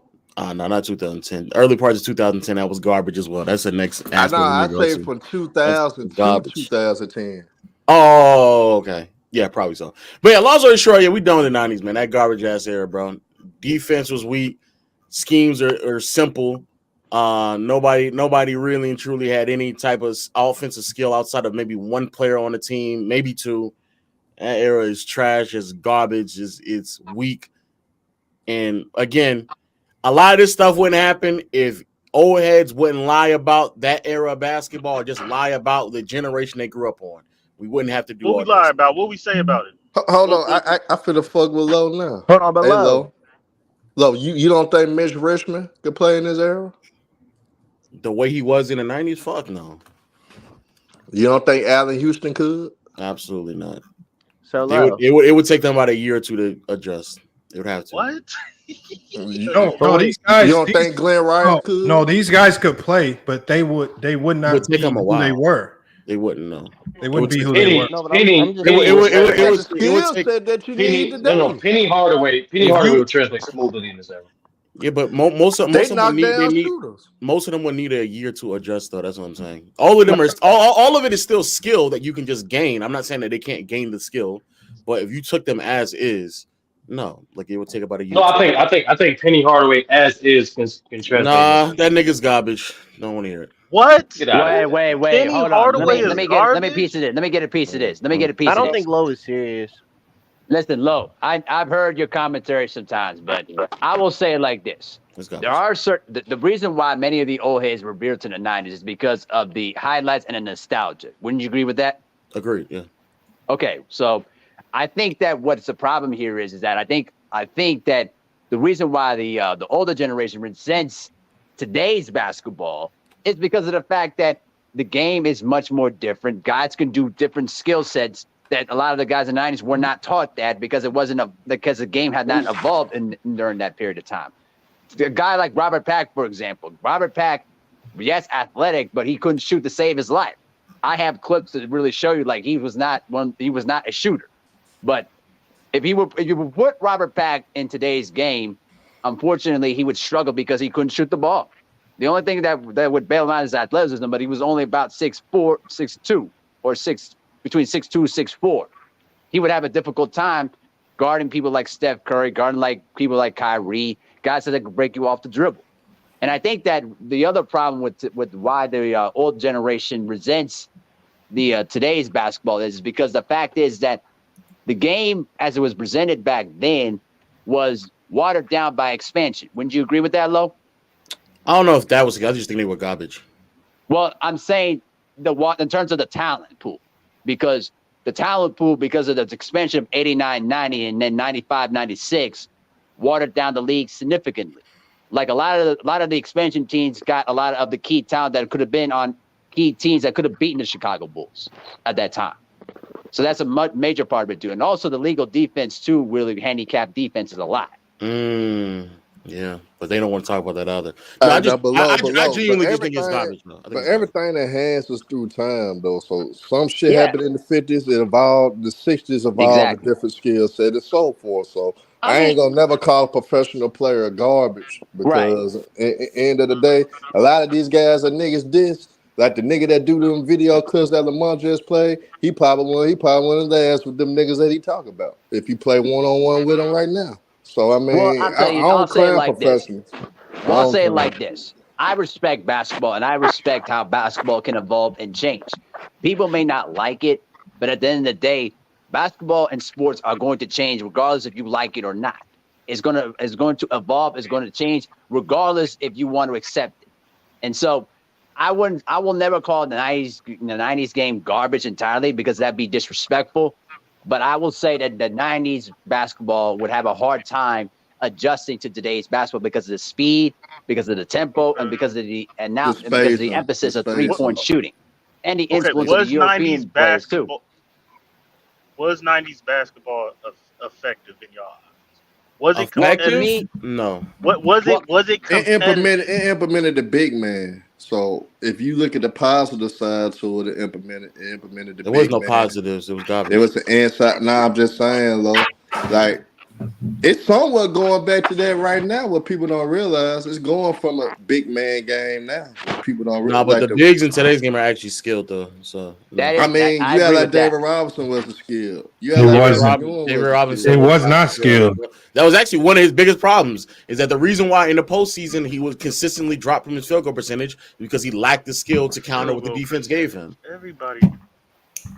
Patrick Ewing had skill. No, he did not. So that was one of his problems, actually. Thank you. That was actually one of his problems as well. You naming the two most unskilled centers. Well, hold on. I'll say like and these motherfuckers were ball hogs on top of it. You unskilled and you ball hog. I'll agree with Patrick. I'll agree with Patrick Ewing to a certain extent that Patrick Ewing in his prime, he took bad jump shots. I mean, if you actually watch the tapes, he would take jump shots that were 2 or 3 guys all over him instead of passing the ball out of the double team. And he wasn't that polished in the post. That's what Embiid do now. And Embiid has gotten criticized for it, and over the past 2 years, he's become a significantly better passer than Patrick Ewing. Patrick in playoff setting, right? Yeah, it's a flaw in today's game because you can actually pick apart it because the teams are not handicapped through a legal defense, so they can shade over, they can zone you, and they can force you to be a better passer.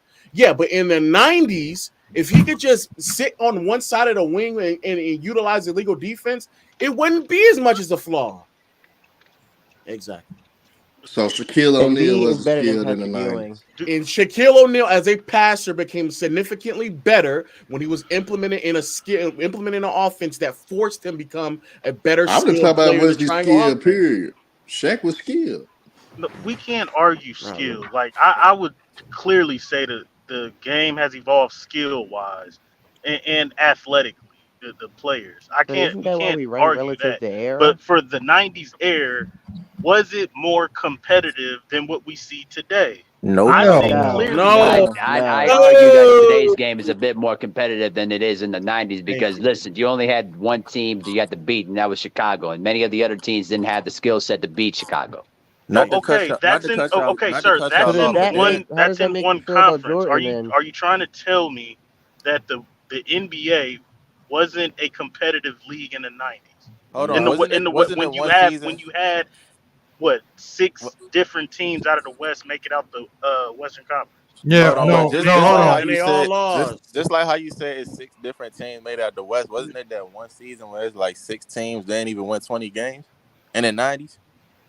We're not talking about wins and losses. We're talking about as far as the teams in the You got 90s. about Was 4 it teams was that the ain't gonna win playoffs? We're not 20 going to talk games about now. we're not going to talk about the bottom feeders. We're going to talk about the playoffs. I mean, that's Were part the of it too. 90s That's the teams the bottom feed. were they bottom feeders competitive? is Were part they of on it. equal ground? You said I don't think so. No. You said which teams which teams competitive? Okay, so no, Mac Def. So I want you to don't have tell. you don't have parity. No, but Mac Def, I want you to tell us.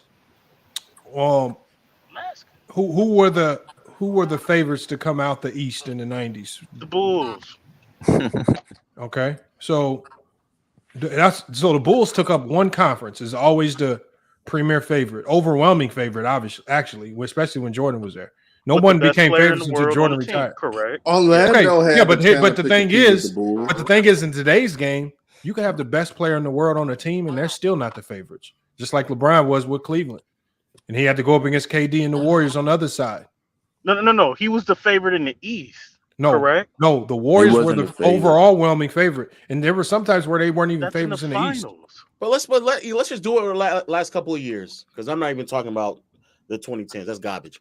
If you I disagree. 2010s weren't garbage. Recently, y'all were pushing back and forth about Jokic being the best. And so y'all wouldn't even accept the fact that they could get past teams out in the Western Conference. And then last year, many people believed that Giannis was the best, and he got knocked out in the first round. So the level of competition, even let's say he got hurt, fine. It was still going to be a much more competitive series because they didn't match up well with the Miami Heat anyway. It was still going to be very competitive for them to get beyond the 8th seed. And that's part of the game today too. Like when like Giannis got hurt, it was over. It wasn't going to be competitive. They swept Miami before. No, we're not doing that. That's revisionist. That was not going to be a competitive series. They already swept Miami. And look how you were purposely ignoring the fact that Jimmy Butler was hurt when they swept them. Yeah, right. You see how you do that right there? When it's Jimmy one Butler way, was not hurt in that series. He was hurt in previous. He was hurt. So Jimmy Butler didn't play none of the series. I didn't say he didn't play. He never said that. Oh, wow. He was playing in the series where they got swept. He was hurt. Jimmy Butler was hurt. Okay, he was hurt. But below, I gotta ask you this. Interesting how you just ignore that, huh? Hey, low, I gotta ask you this then, because you brought up skill. Do you consider Giannis skilled? Yeah. I asked low. Giannis is skilled. Oh, Giannis skilled? Not really. No. Yeah, nah. All right, so Giannis since you said not really with Giannis, why you think a guy like David Robinson or Patrick Ewing couldn't play? Because Giannis is more skilled than those. Somebody say they're more. He's more skilled than them. Why do y'all think Giannis ain't skilled though? We're chatting right now. I don't know. Maybe you're new to me, but I'm being very facetious right now. Yeah. Oh my bad. Giannis is more skilled than them. That's why. Yeah, he could handle the ball better and probably move better off ball. He can't shoot better though. I mean, but Giannis, the way they were shooting in the 90s, if Giannis was to be in the 90s, that'd be average or probably even better for real. I was gonna say Giannis' lack of a jump shot. Nah, Ewing was averaging 24. Well, if you stick Giannis in the 90s, Giannis would shit on the 90s. I think all-star players and great players will be great in any era. Put them on a Scottie Pippen wouldn't be good in this era, man.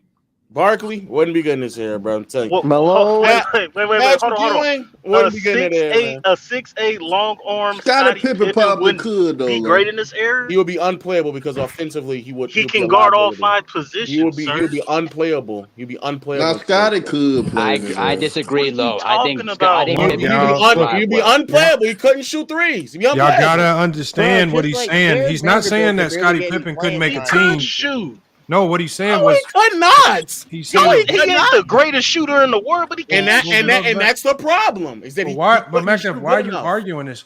All he's saying is that the Scottie Pippen that we know would not be the same Scottie Pippen in this era because his skill sets don't translate to as much greatness.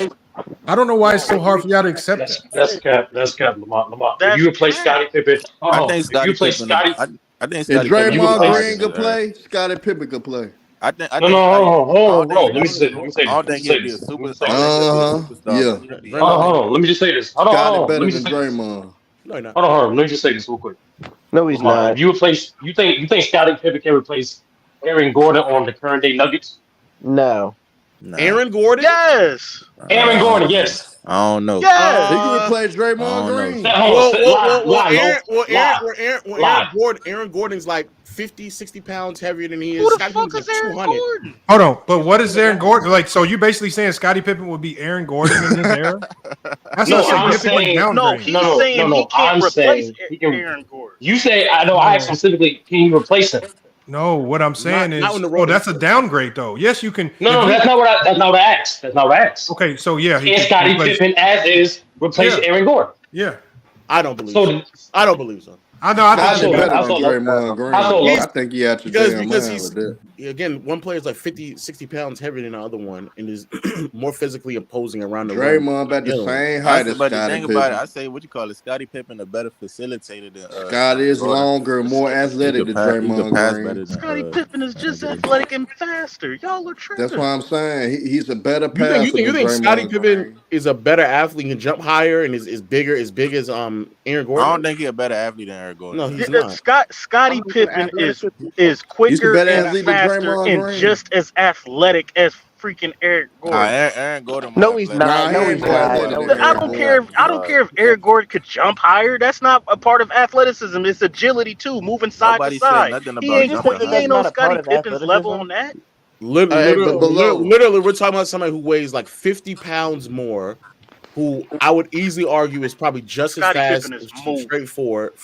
I think Scottie Pippen more laterally quicker, but somebody who can jump higher, who is stronger, and weighs like 50 pounds heavier and probably just as fast running up and down the floor. Hey, Lo, why you think he's not better than Draymond Green? Draymond Green is a better passer than he is. No, he's not. Yeah, he is. Yes, Draymond a better passer than Scottie. I would You give him just said He's a Scottie was better better passer. than He's not a Draymond? better player than Scottie Pippen. Cause he asked me why, and also let's be clear: if your point is Draymond, where Draymond is playing in by far the most spaced team in the entire league over the past 7 seasons, if that's the team that you have to go to for Scottie Pippen to exist, fair.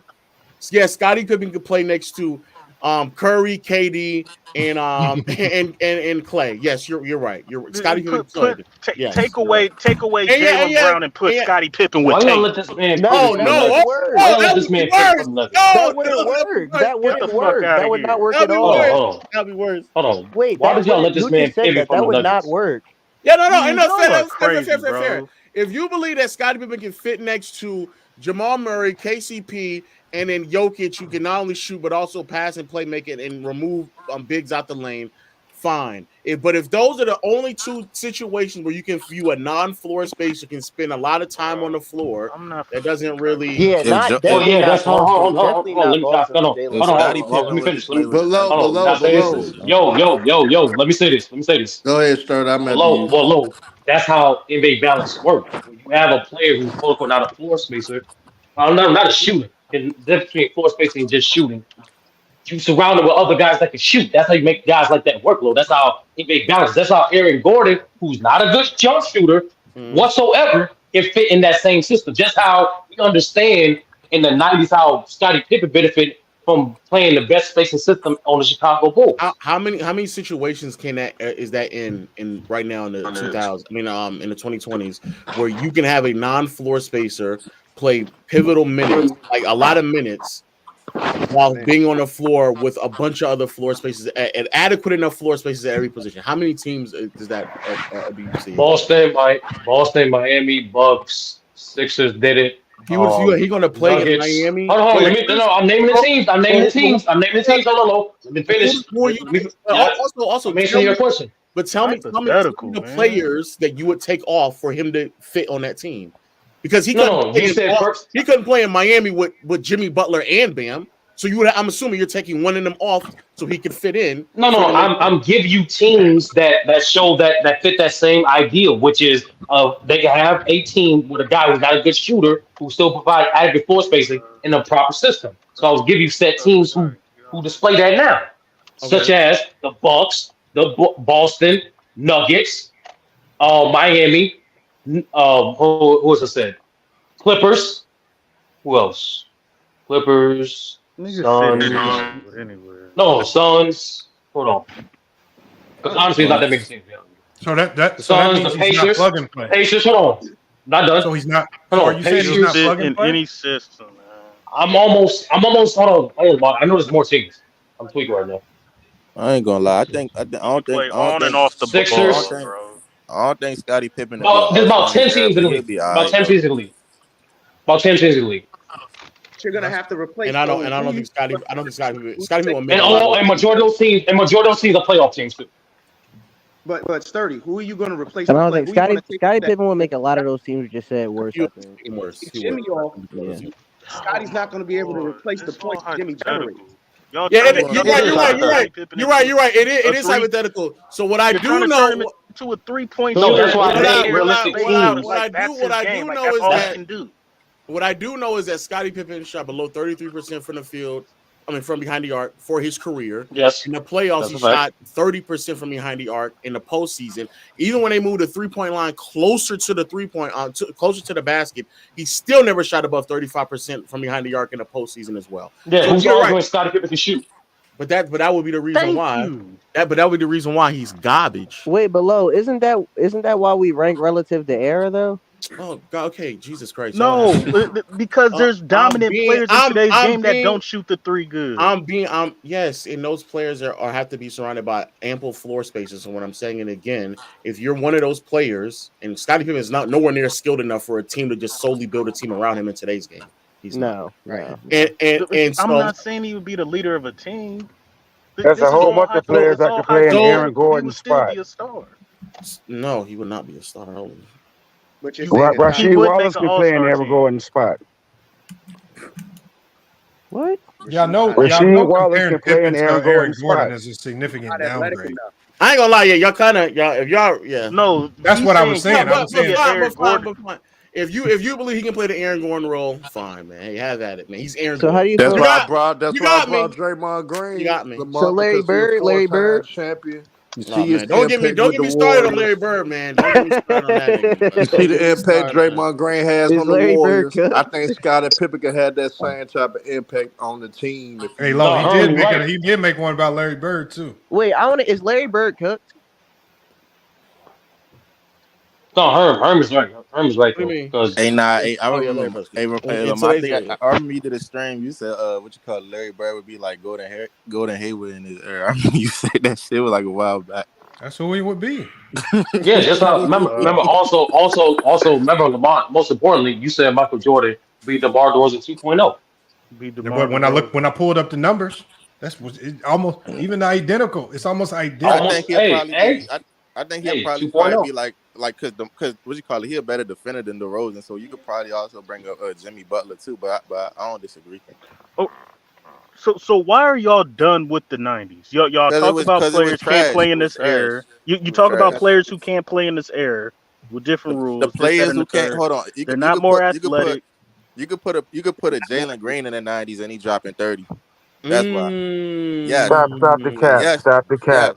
Somebody on the 90s too. Okay, cool. No, that's cool. That's cool. He's more athletic than anybody in the 90s. That's cool. Now ask yourself: is Jalen Green, while being athletic as he is and dropping 30, like you said, what is he going to win? Is that a player that you're going to build around as a number one option to win in the 90s? It depends on what team he's on. That's where the team aspect come in. So this is the question I'm asking you: are you going to build a team around Jaylen Brown in the 90s? Absolutely, I would. Jaylen Brown. Oh yeah.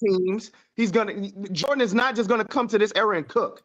Sir, based on their defensive philosophy, he's I gonna don't like average y'all his point. philosophies, Hey, man. Hold on, we got you, Mac Def. We got you. Mac Def, we got you. Make Jordan drive to his left, Okay, right? all right, hold on, MacDev. Just have me draw it up on the whiteboard because I don't know what the hell you talking about, man. Come on. Just draw it on the whiteboard. That's what they said. If you got him drive, if you driving to the left and Ant And is who's gapping, are you meeting Jordan at the 3-point line, top of the key? What are you bringing the double team in? You don't have this in the double team. You'll have Ant gapping on whoever's on the strong side is gapping, and then you have somebody in the lane who is. So you're going to allow him to drive left into the mid range. Make the death. If these guys do all that, they'll be NBA coach. Okay, cool. Give me Michael Jordan in this era, and the best defense you got is you're going to make him drive left into the mid range. I'll take that.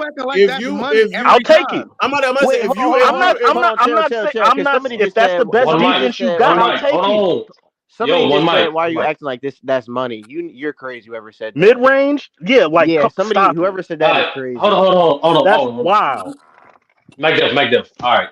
So Lamont, in this hypothetical scenario, we need Jordan to be on offense, and Mac Def said he has no shooters, no spacing.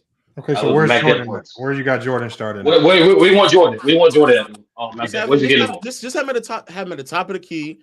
McDaniels is on him, and then so Jordan is. So hold on, let me do it with my finger. So you got Jordan at the top of the key, right? And then they go against Timberwolves.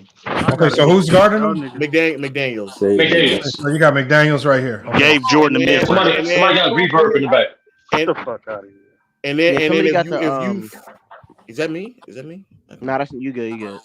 And then if you force him left, who's on strong side would be gapping, and so every single time he would drive, they would be. So hold on, this left. Yeah, let's just say that's left. It don't really matter. If All he goes goes right, that's his That'd be his right. Okay, hold on. So, bro, it doesn't matter. Just go. It doesn't matter. Yeah, if he's going left, then whoever is on that strong side will be gapping and will be okay, so every time Lamont, show us where the gapping is. So hold on, let's just do this because if Jordan's starting at the top, and so let's say this: if let's say Mac Def has some type of weird offensive scheme where he has Jordan starting at the top. No, that's their defensive scheme. Hold on, Mac Def. I'm just saying, for example, let's say Mac Def as the coach has Jordan starting at the top of the key. I'm just going to do this right here. I'm going to go defender here. I'm going to go defender here. I'm going to go a defender here on the wing. And then I'm going to go with my center right here under the basket. You know why? Because now I'm just going to go 1-3-1 matchup zone.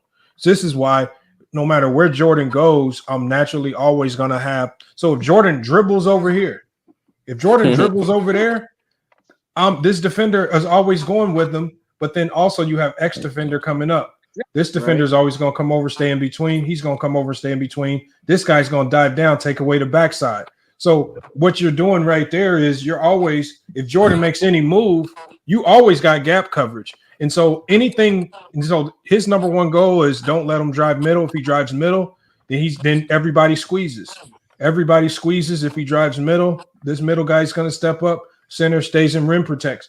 So if you want to be silly enough to have Jordan attacking like this, and like that's where it becomes complex with Jordan. That's where Jordan will struggle, is because what Jordan does best, operating in these zones right here, right? That is what's most easiest.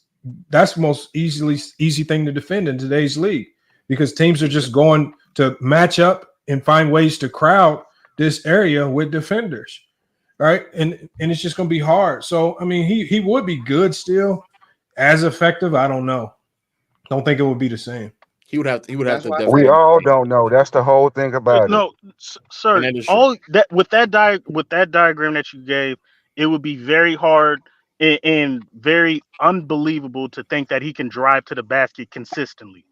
But with that diagram that you just did, no, what changes getting to the basket is transitions, how much your team turns the ball over, how many breakdowns you have, how good is the defensive team that you're playing up against. If he's playing against one of the worst teams in the league, the Detroit Pistons, doesn't matter who runs a 1-3 matchup zone. If it's not a very good 1-3-1 matchup zone, Jordan's going to blitz. Correct. I agree with that. But what you did show me was that he's at least one-on-one with his man at the top of the key, and he has the option to go left or right and get to his mid-range shot. No, Now, not you guys can necessarily. think Not that he's not necessarily, money. MacDuff. So that's where it changes. So the way it would normally go, let's say you have Jordan at the top of the key. Let's say a team has Jaden McDaniel. So let's go Jaden McDaniel right here, right? They have X, X, X, and then you got your center at the rim. This guy has a job. His number one job is to force Jordan one way laterally or the other. So it's not like Jordan's going to be able to dictate which way he goes, because it's going to be this guy's job, depending on how good he is, to dictate which way he goes. And all he has to do is force him laterally. Once you force him laterally, that's when you have these guys doing their job as far as cheating up. So correct. We can say that. Now, you can say that, but what you're not incorporating is how good is the defensive guy that's on him, and what is the defensive scheme going to take away? What are they going to take away, and what are they going to allow? And if Jordan's on the floor at any time in today's game, and I'm coaching, I don't care where Jordan is. You could put Jordan on the wing right here if you want to start him in a set over here. I'm still going to match up on him. I'm still going to match up on him here. I'm going to put a guy right behind him. I'm going to have a guy shaded here, a guy shaded here, and I'm going to have a guy taking away the backside. Now, look at this as opposed to anything that he might have saw in the 90s. If he drives into this gap, you have two guys converging. Actually, three, because you still got this guy on the ball. Anything that he does, you got this is why Lowe said these guys are going to have to be much better passers. Correct. Jordan's going to have to find a way to be a much more elite passer. Leave it up. All right, so let me respond. So based on what you're drawing right here, you're exactly right. Going to be hard for him to drive and get to the basket. Now you see the far X at the top of the key, right? Now what if that man, his man screens, so he has to come over and guard Jordan on the screen? Okay, so on a pick and roll. in a 1-3-1 matchup zone, there's no man, so I don't care. So the thing is, screens. So in a 1-3-1 matchup zone, let's say a guy comes and screens here. So let's say a screen comes here. Okay, you know what happens? Everybody's job stays the same. This guy stays the same. This guy stays the same. He picks up all row guys. This guy recovers. So again, your principles don't change off a screen, right? Screen don't change nothing because nobody has a man. It's everybody's job to guard the ball. This is 5 guys guarding the basketball. Sir, if you draw it's very hard for him to drive. If you put the screen up, tell me where you want to screen. The guy at the top has to stay in the zone. He's not diving for a guy that penetrates. You set a screen. Let's say you set a screen on X. But the guy at the Jordan top goes down. If Jordan goes down, he's going to get picked up by this X while this guy rolls in to recover. The X has 2 players on that side. How? He's not diving down to the guy. The guy in the middle is going to have to take Jordan coming at That's what I just said. So I said not the guy at the top. And also, not the guy hit off at the screen. He's not diving down. Jaden McDaniels, it's the middle guy to pick up any screens. Jaden McDaniel will also never die on the screen. If he would go under every screen. Yeah, he would go under every screen. Jaden McDaniels would go under every single screen. No, if the screen comes, why would Jaden McDaniels go over a screen on Michael Jordan above the 3-point line? That's dumb. This is crazy. Yeah, that's not his game. Based on what you guys said, even if he goes under the screen. If we go one play at a time, the screen is coming. Jordan comes off the screen. McDaniels goes under. Nothing changes. Nothing. And if he goes under, the roll guy gets picked up by this guy. And I would go as far as to say, especially if you're talking about these are non-floor spaces or non-offensive weapons, there'll be even times where even if Jordan got off a good angle a few times, they would just start blitzing him and forcing the ball out of his hand. They'll make him a passer. That don't mean that he can't get the ball back. Then you're gonna have something. Even if he got the ball back, then the defense resets him at that point. So this is what you would do. Let's say Jordan. Let's say they make some trades and they add to his mid-range. Well, if they make trades, let's say this team makes trades. Unless you're saying he's making 20 mids, unless you're saying he's making like 10 to 15 mids and he's attempting 20 of them on a game-to-game basis, is that what you're saying? That he attempts 20 mid-range shots? Yeah, yes. What I am saying in today, what I am saying, low in today's game. Let's say I'm giving him no, based on my knowledge, I'm giving him no offense with no 3-point shooting. Right? I'm giving him going against the best defensive schemes that y'all picking up out there, and he's Okay, not so getting to what's the your basket. offensive? So all he can do, So what's your offensive system? No, Lamont. Let me finish. Let me finish before But you you ask the gotta have question. a system, man. Let me finish The before you system is answer gonna the dictate a question. lot of his success. I All right, agree. Lamont. You got it, bro. You got it, Okay. bro. I mean, Because based on if everything you that you can't tell me said, what Jordan could system. get to his mid-range shot. No, but But no, I what I'm think he would saying Based on still is be everything great. that He you would still be said. great though. no. Hold on. First of all, of course he can get to his mid range shot because we know he was always going to take shots even if it was bad shots. So the Always goal here would closing just down. be to make sure he takes a whole bunch of bad shots because he's not Correct. gonna. So again, I'm either going 1-2-2 matchup or 1-3-1. If you go 1-2-2, That's great. it's because I believe that you might have a little additional shooting on the floor. So I'm going to switch it. I'm going to go 1.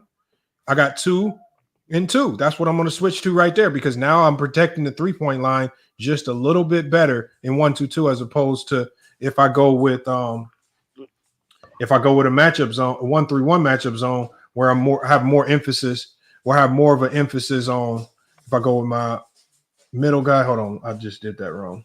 So you got a guy wing, you got a guy right behind him, guy right here. So that's if he has no shooters, 1-3-1. If he has shooters, I'm going 1-2-2. Correct. Subtle change. So let me ask you a question. How long do you think that would work before he figures out how to beat you? It's not that. It's Well, not he's that because the it's thing this is in any hypothetical. zone, he's gonna get enough touches because coaches aren't dumb. There's offensive plays to do this. I mean, if I'm an offensive team, then I'm putting my point guard over here. I'm putting my small forward in this corner. Might stick your power forward over here. I might have my center right here. And if you get creative with different sets, there are things you can do to make this 1-3-1 or 1-2-2 matchup make mistakes. Sometimes, so there's all types of things you can do. And one of the best things you can do against the zone to make them make mistakes is just play fast off the rebound so they can't set the zone up. So, I mean, it's not like nobody's saying he wouldn't score, but would that scoring lead to the same Jordan that we know today? Yes. We don't know that. And based on because the reason it is because we know Jordan is money in the mid range. That was where he dominated. The mid range is dead, my guy. If you're in this area, nobody you're telling scoring me in the mid-range, with no okay. spacing, because I gave him an offense with no spacing. I put the best defensive scheme out Kevin there, Durant and you guys are he's are 7 still feet tall. showing me. Your guys are still showing me but you that said he a can statement. I still get just to the mid. sit He down. can still get to his mid range at Yeah, but will. Will it be difficult? Will he be shooting contested mid range shots? Yes, but that's just not even. That's not no. We're not even Kawhi talking about Leonard him still moving working off the the mid ball. range. We're not talking about him actually driving to the basket relentlessly. We're just showing how he can still get to his spots in the mid range. And yes, if he shoots 22, 23 mid range shots, I think you can make 11 to 12 out of him. 48 to 52%. He's not attempting Yes. 20 plus mid range shots in a game, brother. Like, you know how many attempts? If you He's like, not. if Jordan, No one if said Jordan just that. No We're one said talking about that. Michael Jordan. Michael Jordan wasn't attempting 20 mid range shots. Right, that was in his era. If We the talking about man in this attempted era. 26 to 27 I've been shots listening. before No, he wasn't. low, yes, I think in this area he can attempt 20 to 23 shots. No. He can attempt 20 shots, but 20 of them were not mid range jump But shots. I understand that, but I'm talking about based on this example. We're not talking about his whole game. I didn't put an offense around him. I didn't put a scheme. I didn't put players.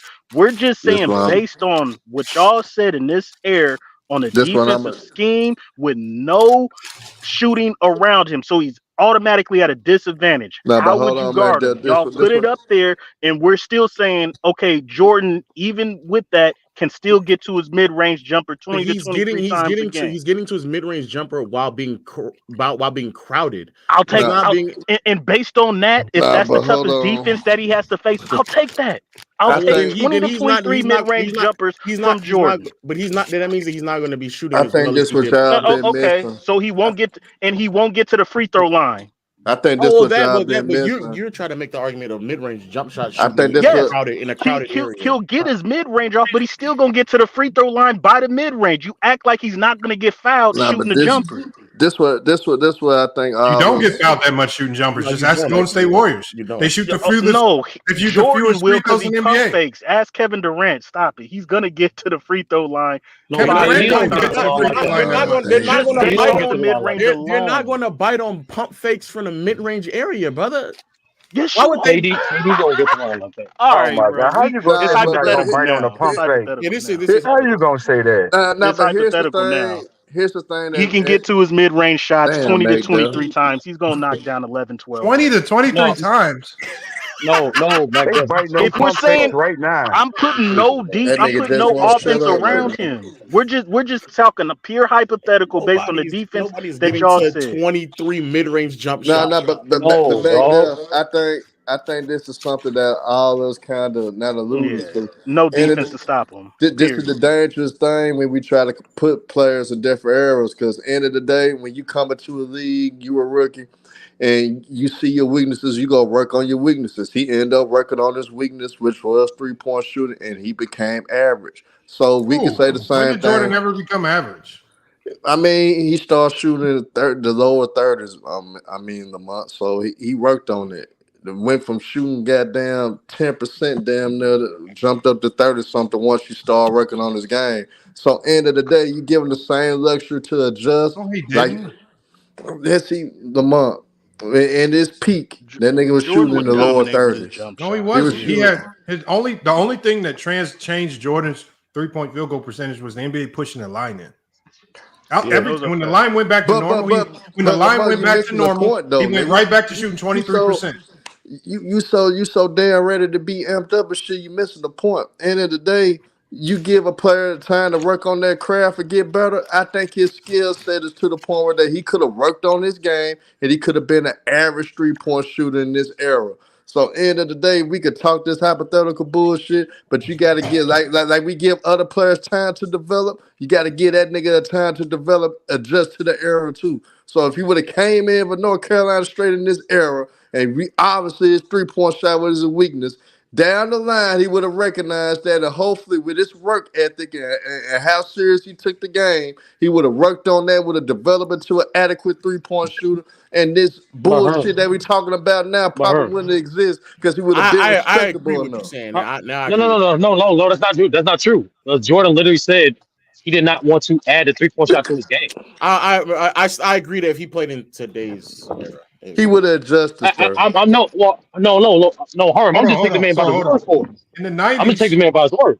In the 90s, on average, teams took 12 threes per game. So why do we pretend like teams weren't shooting threes in the 90s? Now, I know that's not the 20 and 30 that we see today because teams are going ballistic with it.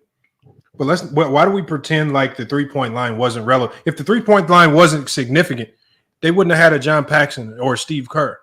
They wouldn't have had players like that can actually make threes. Why did those guys that really couldn't defend and really do much else on the court, why were the Bulls so adamant about always having them 3-point snipers? Craig Hodges, Steve Kerr, John Paxson, right? Why were they? The thing is because the 3-point line was relevant because it was meaningful. Y'all pretend like the 3-point line wasn't meaningful, but like I said, Jordan made sure to have a whole bunch of snipers on that team whenever he played. So even Tony Kukoc was a decent 3-point shooter. So I don't know why y'all. Jordan just wasn't a good 3-point shooter. Yeah, like Jordan peers were shooting threes. Like, let's not pretend like Reggie Miller, Rich Richmond, like some of his But peers how can wasn't I shooting judge threes. a nigga whether he's a good three since you try to put context to everything? Oh, what happened? Herm, you got to fix that. I want to just say this. The point at the end of the day, the point I'm making about the whole 90s being garbage. The reason why I don't care about like them not potentially being factually correct or being hyperbolic is because for years now, most of the old heads have been hyperbolic about the stuff that they saw in the 90s or not accurate about the stuff that they said in the 90s. And people are finally doing what they wanted us to do, which is go back and watch the games and go back and go do our research and go back. And when we do so, this is what we find. So the same way that you all nitpick every single possession in today's game, Luka dropped 70, but it's a bunch of old heads who are picking out 3 or 4 possessions out of a game that spanned over 48 minutes and then claiming that was how defense was being played on Luka when he put up 73 against the Hawks. You cannot be upset when they do the exact same thing to that era of basketball. And that's vice versa. Huh? That's vice versa. Oh, no, but I agree. But this has been going on with current day stuff for decades now. Decades. Let me ask you a question. What did you grow up watching? Did you grow up watching 90s basketball? 2000s. Okay, that's solves the case right there. Lamont, what did you grow up watching? Late 90s, 2000s. Late 90s, 2000s. Sturdy, Lamont watched the 70s. He's old as hell. Sturdy, you. Hey, we had that vintage ESPN channel. We had NBA ESPN Classics. What I'm saying is, if you grew up loving the game and watching the game, why do you keep trying to trash an era that you steadily watch? Hold on. George, you stay trashing errors back. What are you talking about? Man, I'm not trashing nothing. I can say this. If somebody drives to the basket and have a wide open layup and throws it back out to a 3, Well, we saw it in the 90s though. But we saw it in the 90s too. But y'all lied about it and denied about it. No, you did not. And so hey, you see right there. You see right there. We did not see that in the 90s. Come on. So again, you lying. Hold on. Let me ask you a question. You make hyperbolic statements like that. Did you see an abundance of that? I'll change it then. So stop, but that's the problem, is that you're making these totality statements and they're hyperbolic in nature. I said I'm not going to trash. I asked you one question about the era of today. You see abundance of that today in this game. You see abundance of what? Did you have a wide open layup and you throw it back out to 3? That's a lie, man. You see an abundance of players who have wide open layups and they kick it back right up under the basket and throw it back out for 3. You see an abundance of that. Abundance. You see an abundance of. So where do you think most of the shots come from in today's game? The 3-point line? I didn't say that, sir. It's a lot of penetration. I'm asking. I didn't say that, sir. But I'm asking you. I said you see a lot of players who drive to the lane and have a chance for a layup and throw it back out for 3. So now am I correct? No. Am I correct? No. But now I'm asking you a question. Where do most of the shots come from in today's game? I do not know. Okay.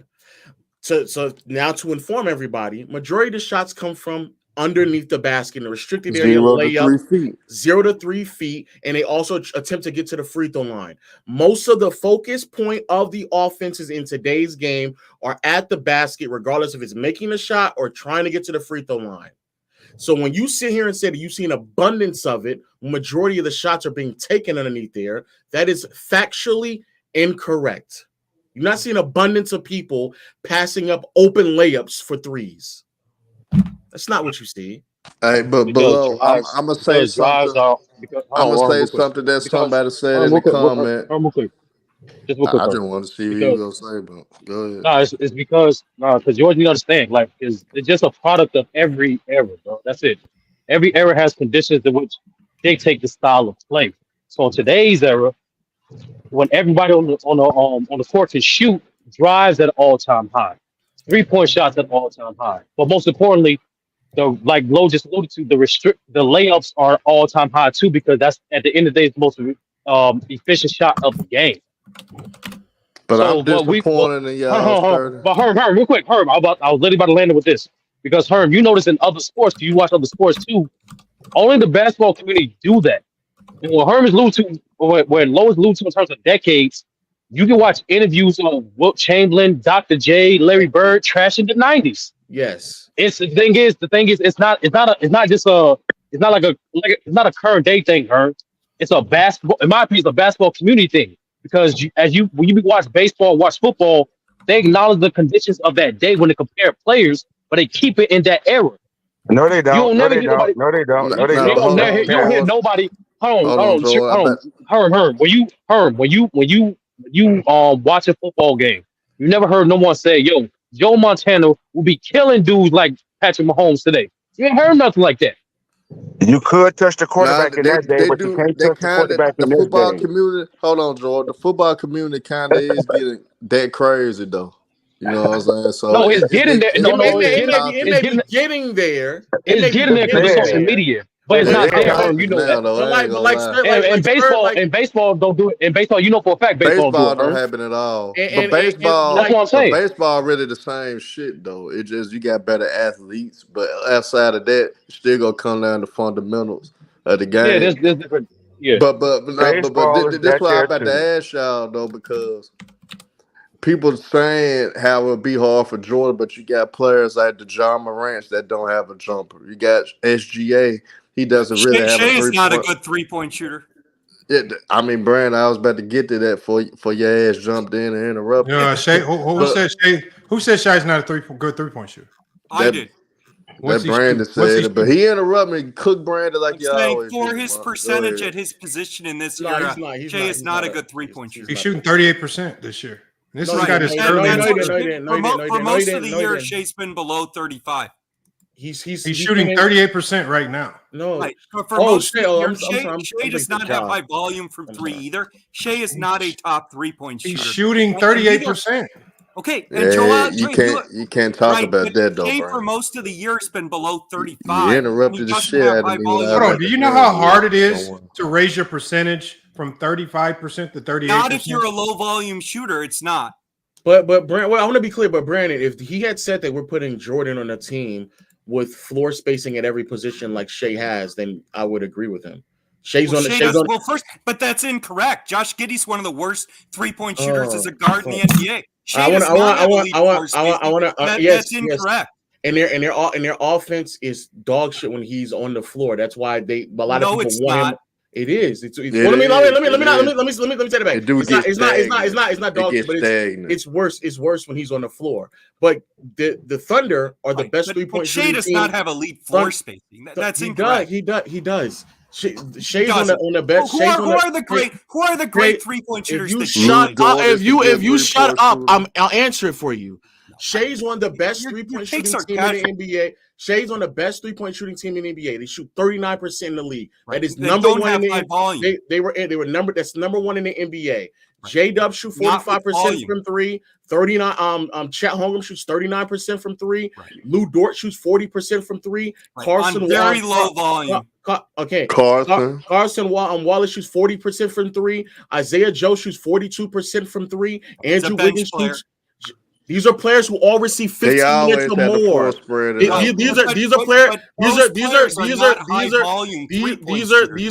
players who are attempting at least 15 minutes or more. You sit here and say they're not high volume, but relative to the shots that they take and where they're placed, they are high volume. Out of the Isaiah Joe, out of the 6 shots that Isaiah Joe attempts, 4.5 of them are three. Out of the 5 shots that Carson Wallace attempts, 3 of them are three. Out of the 8 shots that Lou Dort for this year, but we're talking about relative to what they attempt. So out of the out of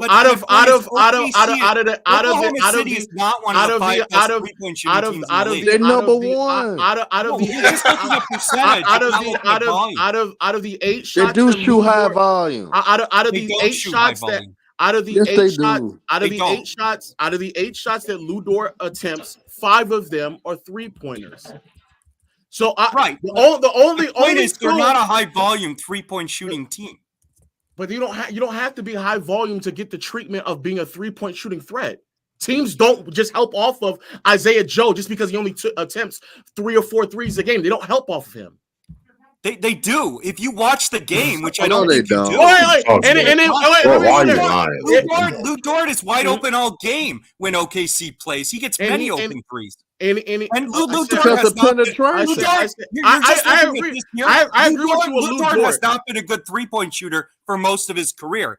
Yes, and that's why I agree with you with Lou Dort. This year, his ability to shoot threes is because teams don't really defend him the way that they normally do, but they make him punished by it because now he's shooting 40% from three. The volume, but Isaiah Joe gets treated like a 3-point shooting threat. J-Dub and Chet Holmgren, even though they don't have the volume, they still get treated like offensive threats. You don't just leave them open. But here, I hear what you're saying. So let me make my point. Shea averages 3 3-pointers a game. So Lamont's take that he's at 30%, meaning he's a good 3-point shooter, is horrifically casual. He shoots 3 fucking 3-pointers a game, and he's a top 5 scorer in the league. So you do not have to be a top 3-point shooter to be a top scorer in the league. Yes, and that's why when you say that, no, 3-point shooting opens up his offensive game. Hold on. But you're also just missing the fact that we said Michael Jordan was on a team with offensively inept players in this hypothetical. Yeah, so that's not true either. Brandon, that is the circumstance. That is literally the circumstances that we put him in. That's literally it. Okay, but that's when Jordan was on the Bulls, nobody was doubling Jordan off Scottie Pippen. 33% 3-point shooting for Pippen's era was not bad at all. Hypothetical that we were referring to was not about putting the Bulls in today's. We literally just said put him in today's game on a team with offensively inept players who cannot shoot threes. We didn't say the Bulls. Yeah, we just that's all we said. Okay, so but I have a simple question for you. Okay, so if I look at Scottie, can you acknowledge that though? Can you acknowledge what I just said? Can you acknowledge what I just said? That if you put somebody on a team who is not a good 3-point shooter himself, and you put him on a roster with offensively inept players who also cannot space out the floor, it would be difficult for them to score 30. Correct? I don't think that was the case with the Bulls, but yeah, sure, I'd agree with that. We're not talking about the Bulls. Okay, I just said I agree with that. Okay, right, congratulations for wasting our time for saying something you're wasting the time because here's the point you're you missing. Stop being let me finish. Here's the point you're missing about players like Charles Barkley. Get that speed, man. When you get go get ready for your case. You got to defend when you get this horrifically casual take that players like Barkley and Pippen could not play in this era because they're not top 3-point shooters. So Shea is not a top 3-point shooter, and Embiid is not a top 3-point shooter when you look at his volume. Embiid's been the best scorer in the NBA the last 2 years. Embiid's volume from three is minimal. It's about overall efficiency. It's not about 3-point shooting. And Barkley had elite efficiency in the 90s. He would be more efficient in this era. Charles Barkley would average. Brandon, hold on. Can I say something? Brandon, ever since we've all watched the game, we've determined who the best 3-point shooters in the league have been based on their 3-point field goal percentage. No, it's volume too. No, hold on 1 second. Because Steve Kerr wasn't shooting a lot of threes in the 90s. Right. And he's not one of the best. Hold on. He was considered one of the best 3-point shooters in that era. And he's still put Steve Kerr he's still considered one of the best shooters of all time. No, he's not. Yes, he is because nobody puts. Hold on. Yes, they do. He has. Look, like right here. What they say about Steve Kerr. Hold on, Brandon. You cannot say what nobody puts him at when they do. We hear these conversations. You're only removing them. This dude is so crazy that he's all of a sudden now trying to remove Steve Kerr from the conversation of being one of the best 3-point shooters of all time just to make his narrative. Just like we can say, even though Bird doesn't have the volume, Bird is one of the better 3-point shooters, even though he don't have the volume. Like the volume it's if you're making the shots or not, because Jordan didn't have a lot of volume and Jordan shot a horrible percentage. That's why we know he was a bad 3-point shooter, because with any amount of volume, he was bad, low or high. He was a bad 3-point shooter. So this volume thing, we never look. If you can shoot 10 threes a game, if you're only making 2 of them, your percentage is going to be in the garbage can, right? You can shoot 3 threes a game. If you're going 0-3, you're not a good 3-point shooter. So your percentage is what determines how teams defend you. So if you're shooting 50% from the 3 and you're 1 of 2 every single game, okay, teams are going to have a propensity to say, damn, we might have to shade his way because we don't want to give up this 3, especially if it's like late in the 4th or something like that. So your percentage dictates how teams defend you. If you're not shooting a good percentage, teams ain't going to defend you. If you are, they will. That's all we're saying. Nobody says, oh, he's shooting 10 threes a game. We got to go defend it. They look at your percentage. But Larry Bird was not a low volume shooter. He was a low volume 3-point shooter. So that's what I was talking about. We saw Larry Bird shoot great from the mid range. That's what I was talking about. High volume from the 3. He said 3-point. That's literally what he said. Right. But I'm saying Larry Bird was a great shooter because he had high volume and he shot a high percentage. He had low volume from 3, but he shot a lot in general. Hold on. So because Bird had low volume, does it mean he's not a good 3-point shooter? Larry Bird was not a great 3-point shooter. He was a good 3-point shooter. Okay, he actually was a great 3-point shooter. No, he wasn't great. Okay, so because Bird had low volume, he was a great shooter. He was not a great 3-point shooter. Just like Shai Gilgeous-Alexander, just like Bird has low volume as well. Does it mean he's not a great 3-point shooter? I just said Larry Bird was a great shooter. He was not a great 3-point shooter. So Bird was not a great 3-point shooter. No. Boy, what the hell wrong with you? No, Larry Bird was not a great 3-point shooter. Larry Bird was a great shooter, one of the best shooters in NBA history. I'm going to get back to my point. If why we trying to change? Why we trying to change history? The point to help your argument. The point we're he making would have shot more volume. Larry Bird would have shot more volume from 3 if he was a great 3-point shooter. The point that we're making was that the way that a lot of old heads talk about the era that they criticize, and that's how we get to this point of people being hyperbolic and facetious about what they're saying, and in large part because a lot of people lie about the era that they grew up watching because of nostalgia or whatever. So like Ace 30 said, you can also go back and rewatch Wilt Chamberlain and Bill Russell and Larry Bird and Magic Johnson, Isaiah Thomas, all criticized the 90s. But nobody at the time didn't have the resources to go back and check their era of basketball and critique and criticize them. But there's literally clips and interviews of Bill Russell and Wilt Chamberlain claiming that they could stop Shaquille O'Neal, right? I got it right here. I don't think anybody really truly believes that is true, but that has been a product of the NBA community for decades now. And so again, with the more resources that we have now, more video that we have now, with more ability to go back and rewatch the games, read the articles, get the audio from people in the interviews they have. We now are just using the same ideology against them. The same way that they'll sit there and say, "Oh, we would never even dare join forces and build super teams and da da da da da." Barkley has gone on record saying multiple times that he would never. I never had that mentality. I would never do da da da da da. He did in Houston. Wait, Lo, I have a question for you. Lo, do you think that any player in this era can be a great scorer if they're not a great 3-point shooter? Yes or no? Yes. Okay, so when you say Barkley couldn't play in this era, Barkley shot over 60% his true shooting percentage in the 90s. So I put Barkley in this era. I give him elite floor spacing. I'm getting 65% true shooting, over 30 points a game, and elite passing. Barkley would be better in this era with the spacing than he was in his era. Barkley's one of the best low post players in the history of the NBA. There's nobody who could guard him. He was an elite passer for a big man. When you say he couldn't play or play at a high level in this era, your take is horrifically casual. Okay, so let me respond. He called you a casual. Oh, let me respond because I can tell you're not familiar with me. I'm being facetious. I believe that any all-time great player can go against any other decade. You just said Scottie Pippen wouldn't be that good in this year. I'm telling you that I was being facetious. I'm joking. I'm not being serious. You said, Scott, you went on for 5 minutes. He was joking about that. I muted him. So again, I'll say. Okay, go ahead, Lo. I muted him. So again, I was being facetious. What I truly believe is that any all-time great player can transcend any era. It would just give them some time to adjust to the era they're playing in, and they'll be fine, right?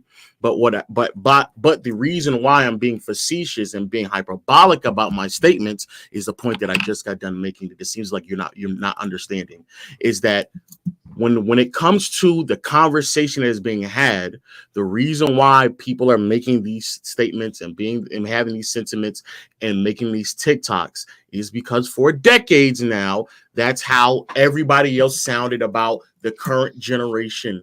where they would make outrageous claims about what they're watching, such as Wilt Chamberlain believing that he would have an easy job putting up even more points in the 90s at a slower pace era than in the 60s, or how he would have an easy job of stopping Shaquille O'Neal.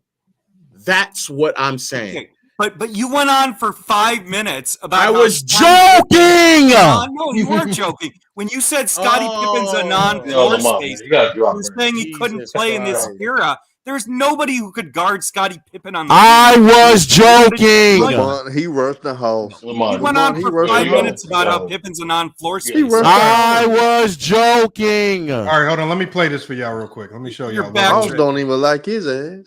Let me show y'all what he was talking about. I'm not gonna cap. He trumped you, bro. He kills it. Oh no, here it is right here. 25-year-old Wilt Chamberlain. Transplanted into today's NBA. What do you do? Well, you can take Russell with you. It's simple for me. It may be a little different for Russ, but simple for me. I think it'd be easy for Russ. You see, with the new rules, which are all slant to help the offense. Now, when I get the ball, instead of having 2 and 3 people and Russ all at me at the same time, I'm by myself with one guy. I would love it. I would love it. 50 points, maybe 60 points, maybe 70 points. Because I have nobody. You'd have thought he was talking about today's game. The last 10 games, I was talking to Russ about the last 10 games of my 61-62 season. Right before I scored 100 points, I averaged about 71 points a game. Yeah, you were on a ramp. Yeah. Well, yeah, but I'm saying to you, but it's easier now. I was too fast. I was too strong. One guy is not going to take me down in that particular way. The best basketball athletes I've ever seen played in the 50s and 60s. Yeah, really. You take the best of your Celtic teams. Now, you got 11 champions to pick and 8 in a row, as I remember in one stretch. The best of your Celtic teams against the best teams of the last 5-6 years. And let me know what you think the outcome would be. Would have still won 11 championships. I haven't seen a team, of course, in the last 10 years or 15 years that could beat us. The best of your Celtic teams. Mm-hmm. When you were rivals, how close were you as friends? There are stories of you guys having Thanksgiving dinner at one another's homes, playing with model trains. That killed it right there. They say the same thing. Here's the thing, though, right? When they say these comments, none of these 90 players was saying anything about it. They just let it. Let Wilt Chamberlain, But Bill they Russell say what he had supposed to to say. feel that way though. Fuck that, they supposed. And that's fair. They're supposed. I get That's that. fair. But then now, again, over the past couple of years, what will end up happening is y'all show highlights or just lowlights of 2 or 3 possessions in a game, make it seem like that is an accurate depiction of what happened in an entire game. I'm not saying like y'all specifically, but that's what's been going on. And y'all told us to go back and rewatch. We went back and rewatch, and now they are doing the exact same thing that a lot of old heads have been doing for the last 10, 20, 30 years. That's just that in all honesty, that is the truth. That's what's going on now. But you're singling out these old hats, but everyone does that. Every player thinks they play in the best era. It doesn't matter if they're old or new. No, it's not. But yeah, it's like Kevin Durant said the dream team he was on was better than the '92 dream team, which was a fucking comical take. Every player thinks they play in the best era. But I think there's a difference between saying you play in the best era and then saying that this generation is trash, is bad, it's not good, it's that like you go on and on about these things. Okay, I mean I don't see that distinction, but okay. I mean, but Brandon, think about Dr. J's top 10. Think about his real top 10. How you view who the greatest players in the game was. You don't think the problem Dr. J has is he played a lot of his best years in the ABA. If Dr. J had played his whole 4 years in the ABA, man, you got to stop, man. If Dr. J had played his whole career in the NBA, 10 years in NBA, 4 years in ABA. Top 10 all time. He played 4 years in ABA. He played 4 years in his prime in the ABA. You don't think there's a distinction from saying that, hey, I think my generation is better versus if I played in today's game, I could average potentially 70 points? Well, I don't think. First of all, when Wilt's, Wilt's obviously using He's obviously using hyperbole. He's not saying he'd average 70. He might. Given what Nikola Jokic and Embiid are doing in this era, I don't think Wilt's saying he would dominate this. I mean, Wilt's dead, so he's not talking about the 90s. He was talking about the 90s. I don't think Wilt's talking about a small ball. He was talking about the 90s. He was talking about the 90s. He was talking about the 90s. He said in the 90s he could average 70. Right. Well, he's obviously engaging in hyperbole, but I think if you look at the centers of the 1990s, like the Patrick Ewings and Rick Smiths, I mean, Wilt would not have had a problem scoring against those players. Well, no, he didn't say that. He said specifically Shaq. He said he could dominate and outplay Shaq. Yeah. Well, look, he's being a little bit facetious, but obviously, if you look at the centers of the 1990s, there's no reason to think that Wilt would have struggled against most of the centers of the 1990s. They're great players, but they weren't better athletes than Wilt. He said it was because of the rules. And he's also said the rule, but he didn't say. I didn't say struggle. He said. Well, I think it's a number of factors. He said scored 70 points in a slower pace era. He's engaging in hyperbole. Yeah, okay. Because and all I'm saying is that these people who make these TikToks are also engaging in hyperbole. And I'm saying is I don't care one way or another because that's what's been going on for the last 20 to 30 years. And what makes it worse is that the same way they nitpick certain plays and positions now, they used to do it. They're just doing it back then. That's it. But you're doing the same thing when you say that a player like Scottie Pippen, because he's not a great three-point shooter, would struggle in this era because he's a non-floor spacer. You're doing the exact same thing. And you understand how you have the intelligence, the demeanor, and you're smart enough to acknowledge when Wilt Chamberlain said that he was being facetious. But for whatever reason, you have a hard time grasping what I'm doing. 5 minutes about how Scottie Pippen he literally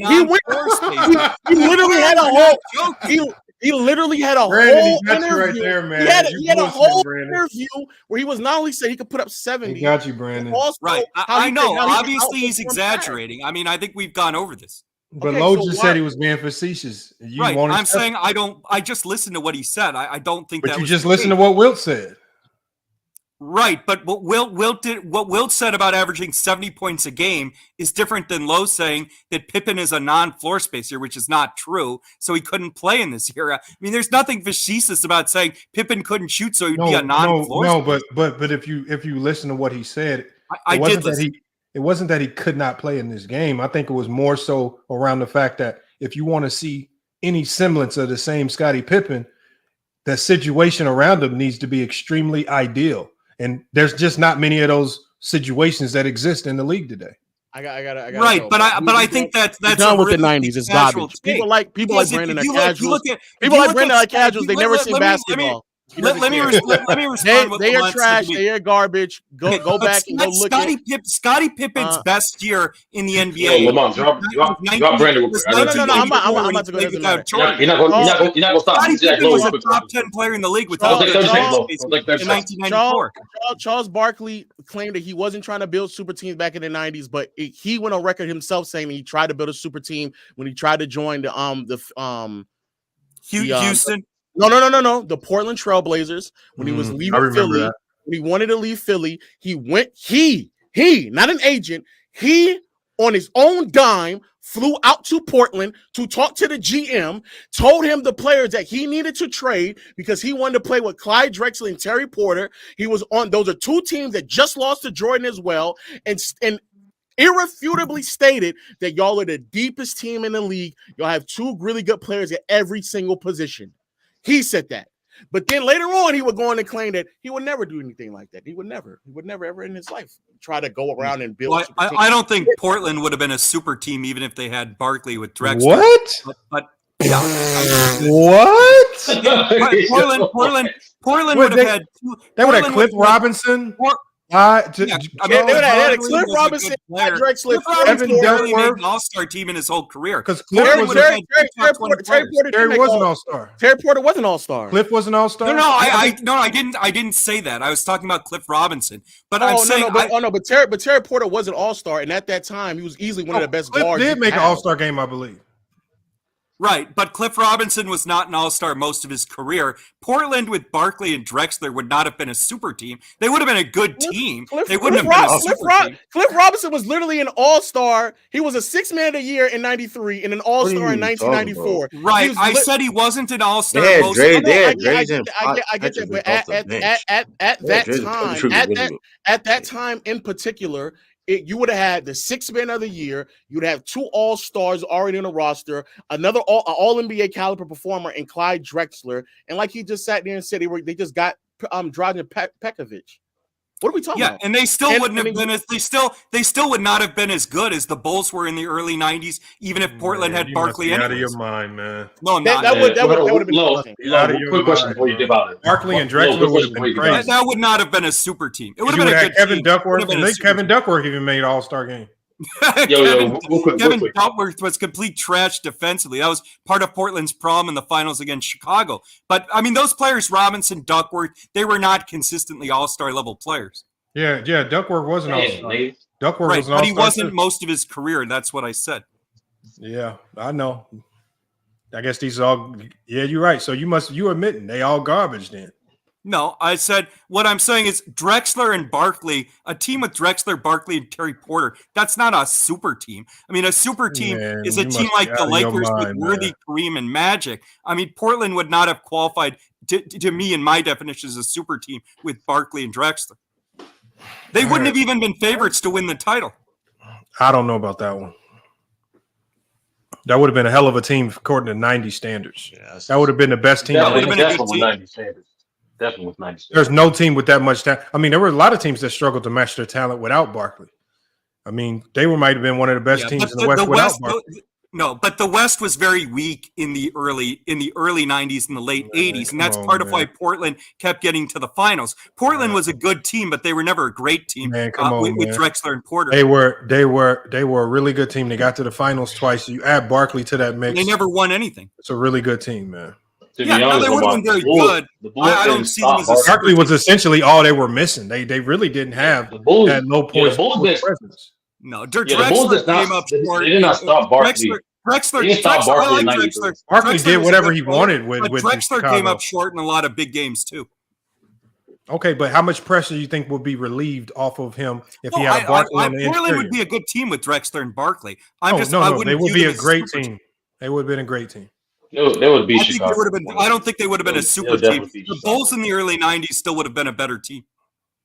I don't believe so. That's a lot of firepower.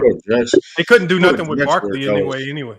Barkley still destroyed the Bulls. Horace Grant was one of the best defenders in the NBA. He would have limited Barkley, and he would have had Pippen and Jordan. When did Horace Grant ever limit Barkley? Prime in the early 90s. When did Horace Grant ever limit Barkley? He was killing Horace Grant.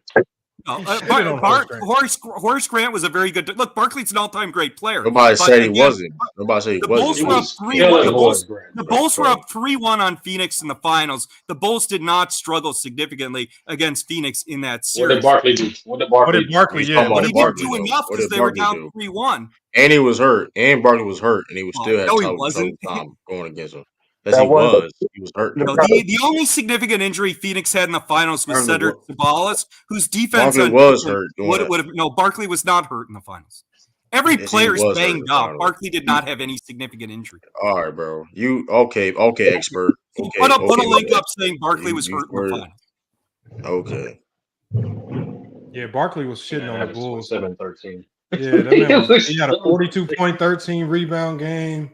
I don't know why we're trying to argue that. I don't know why we're trying to argue that. Barkley was shitting on the Bulls as an individual. That's why Barkley was a mismatch prop. That's why he was so unique as a player and how he dominated his area. He was so a mismatch, being 6'4", 6'5", super athletic. You put somebody small on him, he's too strong. You put somebody big on him, he's too fast. So like, why are we trying to act like it was him in his peak and his prime was just we gonna put Horace Grant on him. It's all respect to Horace Grant, great defender of his time, but he gonna slow Barkley down. It's also wrong that Barkley dominated the Bulls in the finals. He scored less than 25 points in every game but one, and his field goal percentage was below his season average. That's not true. I have the stats right in front of me. And Barkley's efficiency in that series was below his season average too. He had a 40-point game and a 32-point game. He had one big game. What was he talking about? You just said he had. doing 44 and You just said he had 1 game over 25. He shot 30. Okay, so in the closeout game, he averaged 27 and 13 and 4. He shot, yeah, that's volume. Barkley shot 38%. You know that nigga crazy. Barkley shot 38% in the closeout game. He shot 36% in game 1. The idea that Barkley dominated the series is just wrong. He averaged 27, 13, and 5. He averaged 27, 13, and 5. You're just looking at volume stats. That's what you just did. It's not volume stats. That's just his stats. Right. Man. And the Bulls were up 3-1 in part because of how horrible Barkley was in game 1. Hey, Lamont, these folks want to know. You got folks in the chat H from the UK and stuff saying, man, he said, what's going on with the debates, man? We ain't going to get that crank back up. I mean, I thought H from the UK was supposed to be debating today, right? Yeah, that's why I asked. Who was he debating again? Locker room, wasn't he? I think so. I don't know. It wasn't you, bro? I find it funny. It might have been me. Hey, man. It might have been me. I'm just saying though, man. Since I've been waiting for these debates, it's been quiet though. But they call me washed though. No, we're gonna get the big panel back up next week. But I thought we had Herm versus H from the UK. It was you. I'm cool with it. I'm ready for it though. I don't know. If you're not ready, you're not ready. I mean, I was waiting for him to pop up today. It was low. I think the topic was supposed to be about what team in 2000s we would choose and what tweaks we would the teams that lost. What team would we choose and what adjustments would we make? I guess to make them a championship team. I guess is what the topic was. I'm not mistaken. You ain't gonna do this on the fly? I'll do it on the fly if I know he here and he's ready. Hold on. Do you want to? We could just do it tomorrow, where we make sure everybody get all the information together. That's cool. See, that's why I'm with it. That's better. I'm with it. And that way we can set up the debate live stream. I gotta get a okay from H from the UK in the chat.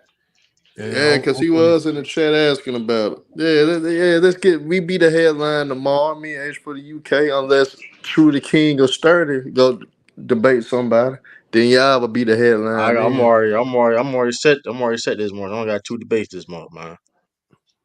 I already got 2 debates this month. Sturdy, who you got, man? They scared of you, Sturdy? You got people scared of you? I know. For some reason, I gotta wait on H in the summertime, and then I don't know who else, bro. Hey, look, hey, Sturdy though. Who the first one to set up debates and down the line? I'm just saying, now everybody wants to start debates down the line and all that. But I mean, hey, listen, man. I don't know. I mean, who else debate? I mean, who else? I'm debating this month. I'm debating. I really want that rebranding and Go King debating those 2. So let's see how that goes. Telling my son Go James Kingdom. My son. I don't know if these debates are for Go James Kingdom. I don't think so either. I'm gonna tell you this. I think we do well. I'm gonna tell him. I hope he do. He got no choice to do well because I ain't playing no games no more, man. My name getting too much disrespected. I'm gonna be real with y'all. Like listen.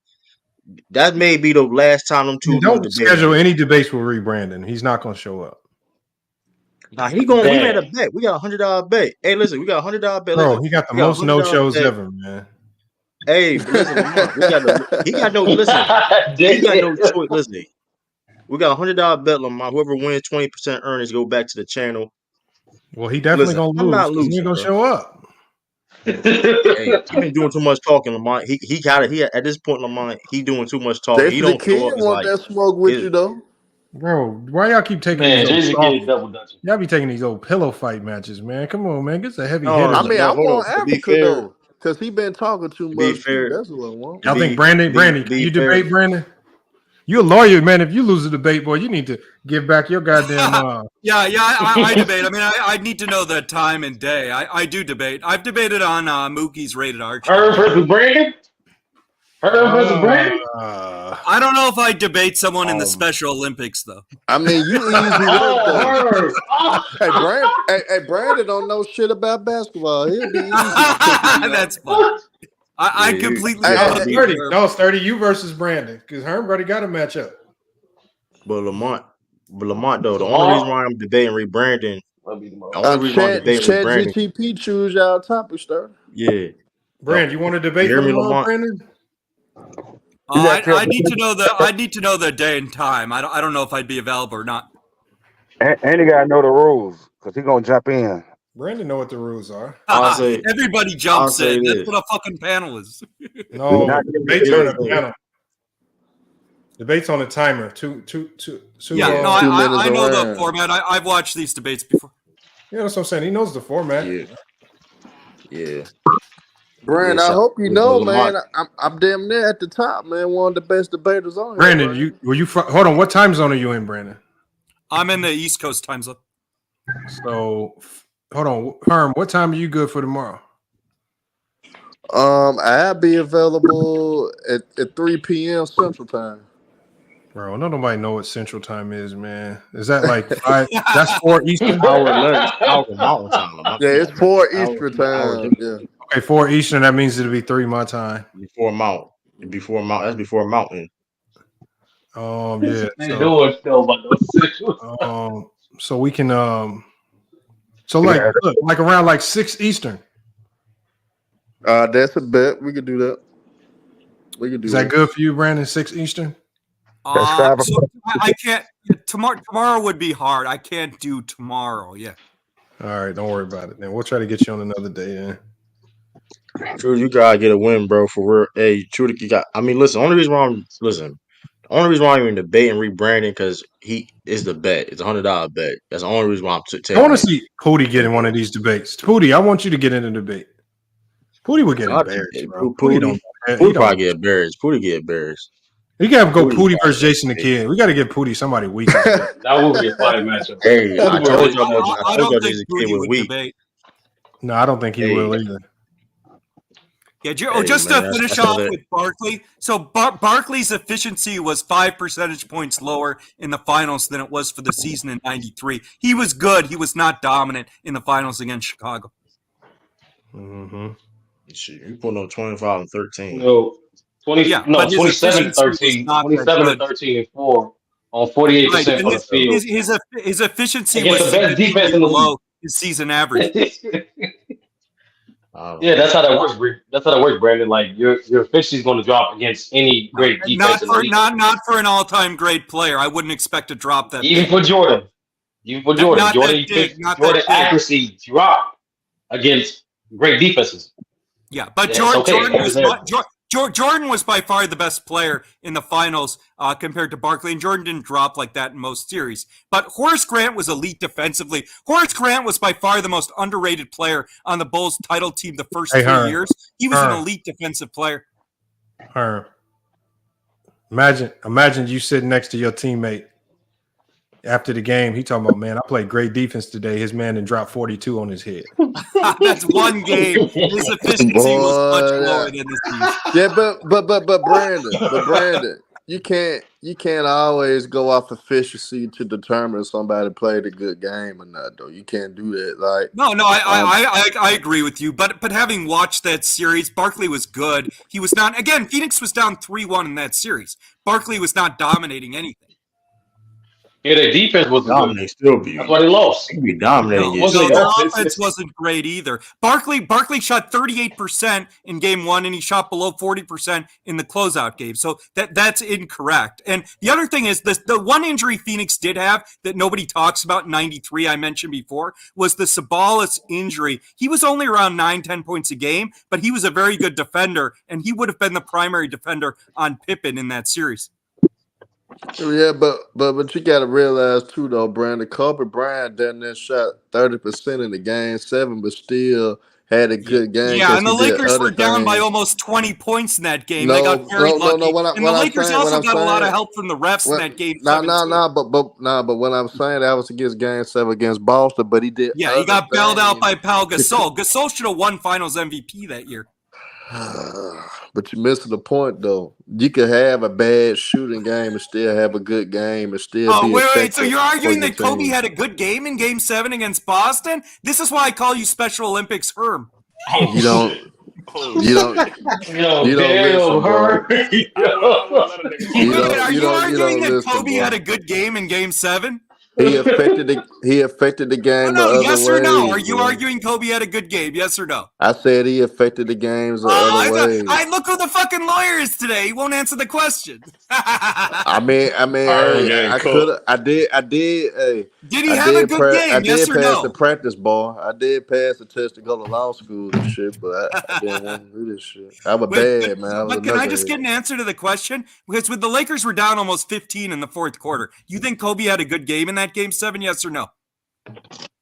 He did other things on the court, so yes, he did. Man, Herm, you should run for office, man. Politician, you won't answer the question. I did answer. I said he did other things on the court, so yes, he did. Yeah, he shot his team out of the fucking game. My favorite in that Game 7 is you can hear Phil during timeouts telling the whole team they should stay in the offense because he didn't want to have to tell Kobe directly to stop shooting the fucking ball when he was building homes throughout fucking Boston. This game 7 you talking about that Boston game? You talking about the one when they lost? I'm talking about the one when they won.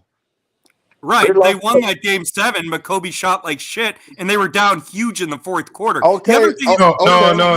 But Brandon, when you look at the stat line, I think Herm is alluding to the fact that outside of the poor shooting performance, which we know Kobe's going to shoot the most shots on that team, he did grab 11 rebounds, 4 offensive. And so that does mean something. 15 rebounds. Gasol had 18 and 19. Kobe had 23 and 15. That's not a horrible game. I mean, if you can get 15 rebounds and play great defense. I'm not saying Kobe was horrible in that game, but he wasn't good. Kobe was not good in that game. He wasn't horrible, but he wasn't good. But he locked up a guy, Ray Allen, that had some pretty hot games. You know what I'm saying? Prior to that game, Ray Allen was older at that point too. Kobe older than Ray Allen. Yeah, but Kobe was still in his prime that year. Ray Allen was not the same player at that point. Players age differently. But Ray Allen still was playing at a high level at that. Yeah, but Ray Allen wasn't playing it close to the level he did in Seattle or Milwaukee at that point. I mean, you got to play your role because you got Paul Pierce and Kevin Garnett on your team. No, so Ray Allen was just not the same player. But you're bringing up that Game 7. The Lakers were getting shit kicked going into the fourth quarter because of Kobe, in significant part because of Kobe. So how did they choke away the lead? How did they come back then? Yeah, not because of Kobe. They came back because of Gasol and because the refs helped them a lot. There were multiple horrible calls in that fourth quarter against Boston. It was a very physical game, and it didn't come down to no free throws or nothing. The Lakers actually. Was that the Metta World Peace?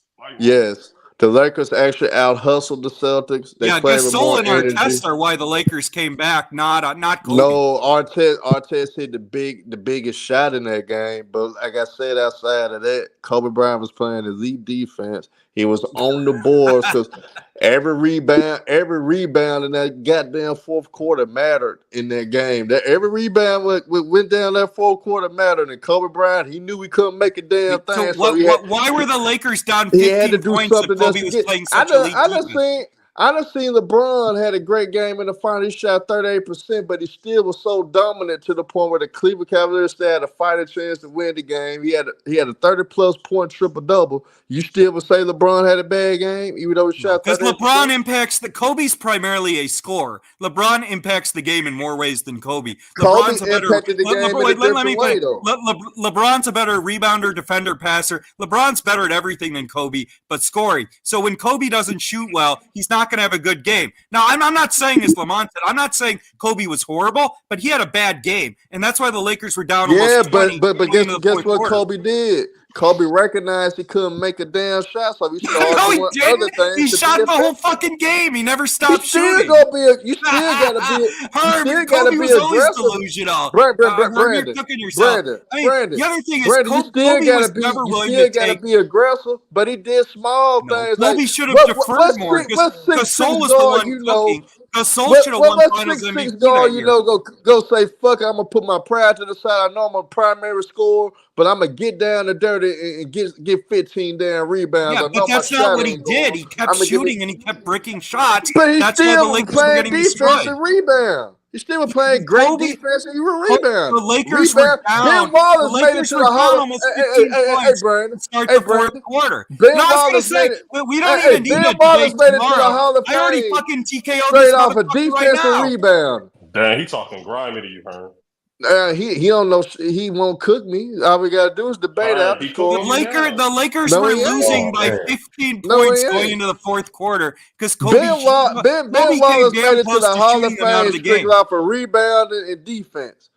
He did not make it to And the they were Hall of down Fame because of his 15. damn It wasn't offense. impactful.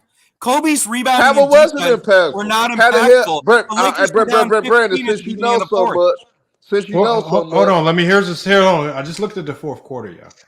And so if you're just looking at the fourth quarter, Brandon is right. Quarters 1 through 3, Kobe was atrocious. But in the fourth quarter, Kobe, out of the 24 shots that he took, he only missed 2 shots. He had 11 points and 5 rebounds in the fourth. I'm talking about that one game. I'm not talking about the whole series. We're talking about that game. I'm talking about the fourth quarter of that game. That's why I'm trying to get you to but you said he took 20. Wait, hold on. Lamont, you said he took 24 shots in the fourth quarter. He took 24 shots the entire game. You got selective hearing. You got selective hearing, Brandon. You got to chill out with that shit. I said he took 24 shots the entire games. He missed a ton, but in the fourth quarter, he only missed 2 shots, 11 points on 2 misses. Didn't miss a free throw, 5 rebounds. How many of these shots did he take? Yeah, but again, the Lakers were getting blown out going into the fourth. When it mattered the most. Kobe did not have a good game. I'm not saying Kobe was horrible, but Kobe was not good. You got cooked. Everybody else was trying to co-sign with your dumb ass in the chat. But your dumb okay, ass Herm. So Herm, I'll ask you the question again. Did Kobe have a good game in Game 7? Yes or no? Yes. I kept telling we finally got an answer. Okay. Well, you're wrong. Kobe was trash for 3 of the 4 quarters. Hey, can we take a poll? Well, hey, you said 3 of the 4 quarters, but guess what? When they needed them in the fourth quarter, because you kept saying they was down 15, Kobe Bryant was the reason why they came back for 15, dumbass. Kobe was the reason they were down 15. Pau Gasol was cooking that whole series, and Kobe wouldn't defer to him the same way Kobe wasn't willing to take a step back the final years of his career, and that's why the Lakers were complete trash as a franchise Kobe's last 3 years in L.A. He wasn't willing to do what players like Tim Duncan did when they took a step back. Now, well, Kobe didn't take that pay cut. If that's something that Tim Duncan always did, take pay cut. Right, but he also wasn't willing to take a step back in his role on the team. Who's greater, Tim Duncan or Kobe? Kobe. That's true. Nah, I'm gonna say Kobe Bryant. But Tim Duncan. Kobe over Duncan. Hold on, Brandon. Why you laughing at Herm? Brandon? Because Tim Duncan's one of the 3 best defensive players in the NBA. He was almost as good of a scorer in his prime as Kobe, and he was a better rebounder. Tim Duncan just impacted the game. Nigga, he's supposed to be a better rebounder. What the hell are you talking? He's supposed to be a better rebounder. When Kobe that's not a great thing. Herm. When Kobe didn't have Shaq, when Kobe didn't have Shaq or Gasol, he went to 3 straight finals without Shaq. When Kobe didn't have Shaq or Gasol, he was going out the first time of the playoffs. Gasol was losing in every first round. Gasol never been past the first round till he got with Kobe Bryant. So you can't bring up the Pau Gasol shit because Pau Gasol never got out the first round. Yeah, but he never got out because Memphis he didn't never have got a out the good first team. round. But Memphis, we've been to Kevin Garnett didn't get out of the first round. We've been to a conference finals. His little brother got us to a conference finals. Pau Gasol couldn't do what Marc Gasol did.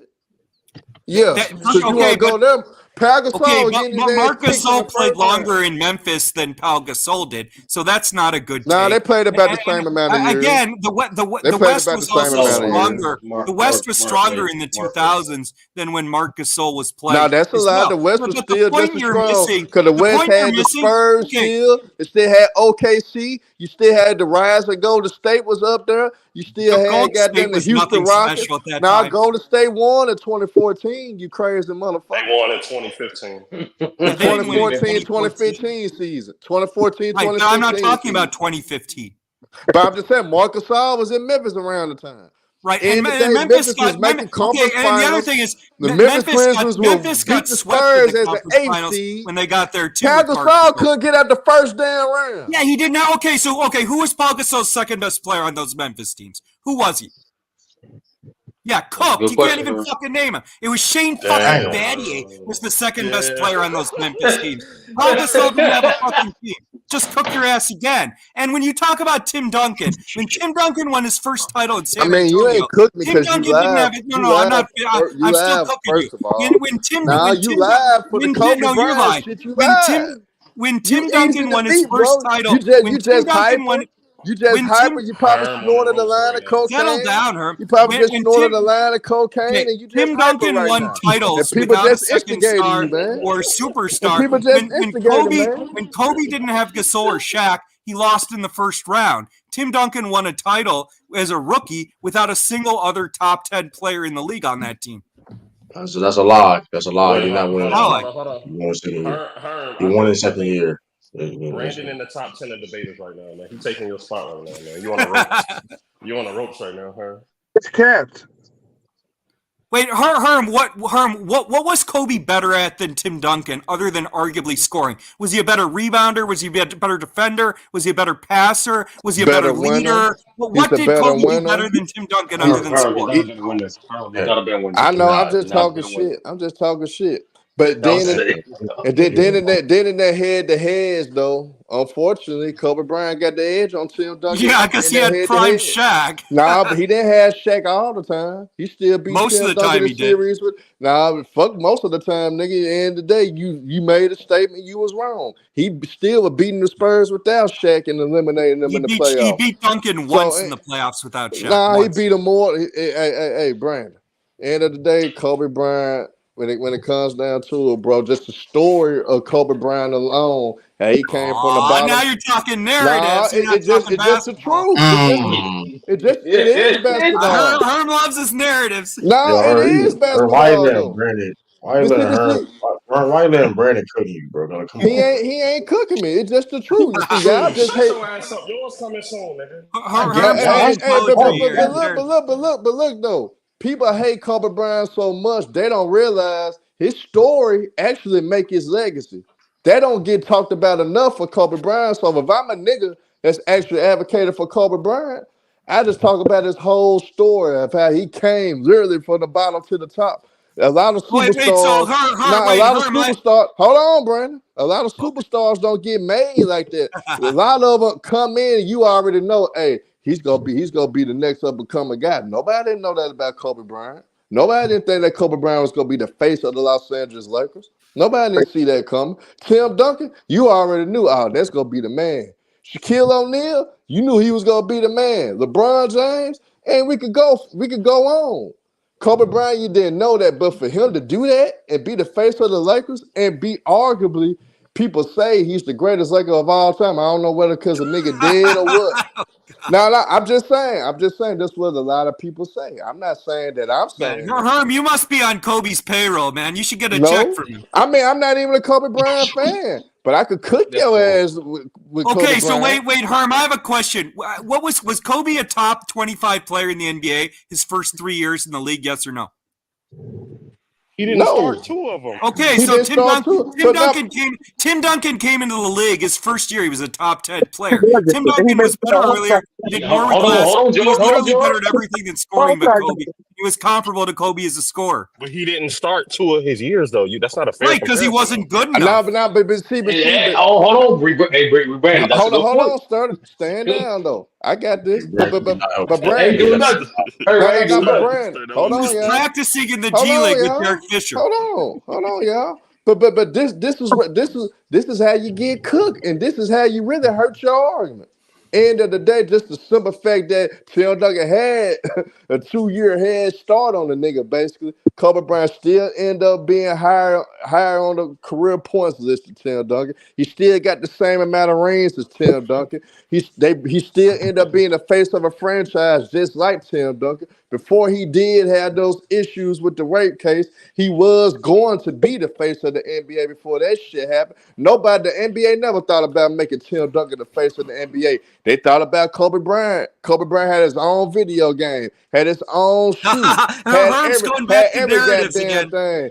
Hey, then Kobe Bryant was so good, he ended up getting another shoe line himself. Cause you remember his first shoe line was with Adidas, nigga. He was so damn good, he got all that back and got a shoe line with Nike after that. He So did the have story of courtside too. so, yeah, that's what I'm telling you. So the story of Kobe Bryant alone, Brandon, would tell you why he is better than Tim Duncan at all time, just off his story alone. I ain't got to get into the numbers. I ain't got to get into the accolades they equal. The accolades they basically equal, except for regular season MVP. They're not equal. They're not equal. Nah, I said except for regular. Tim Duncan has multiple defensive player of the year awards. The accolade. Tim Duncan has more all defensive teams, more defensive player of the year awards. The accolades are not equal. Kobe Bryant. Don't you know you dumb? Hold on, Brandon. Don't you know, dumbass, that they equal in all first defensive teams, dumbass? Yeah, Tim Duncan has multiple defensive player of the year awards. God damn, you're making it easy for me, man. Okay. But big man, So hold on, Brandon. So hold on, since you like to use Special Olympics motherfuckers never quiet. Since you like to use that, then is Theo Ratliff a better defender all time than Tim Duncan because he got more defensive player of the years than Tim Duncan?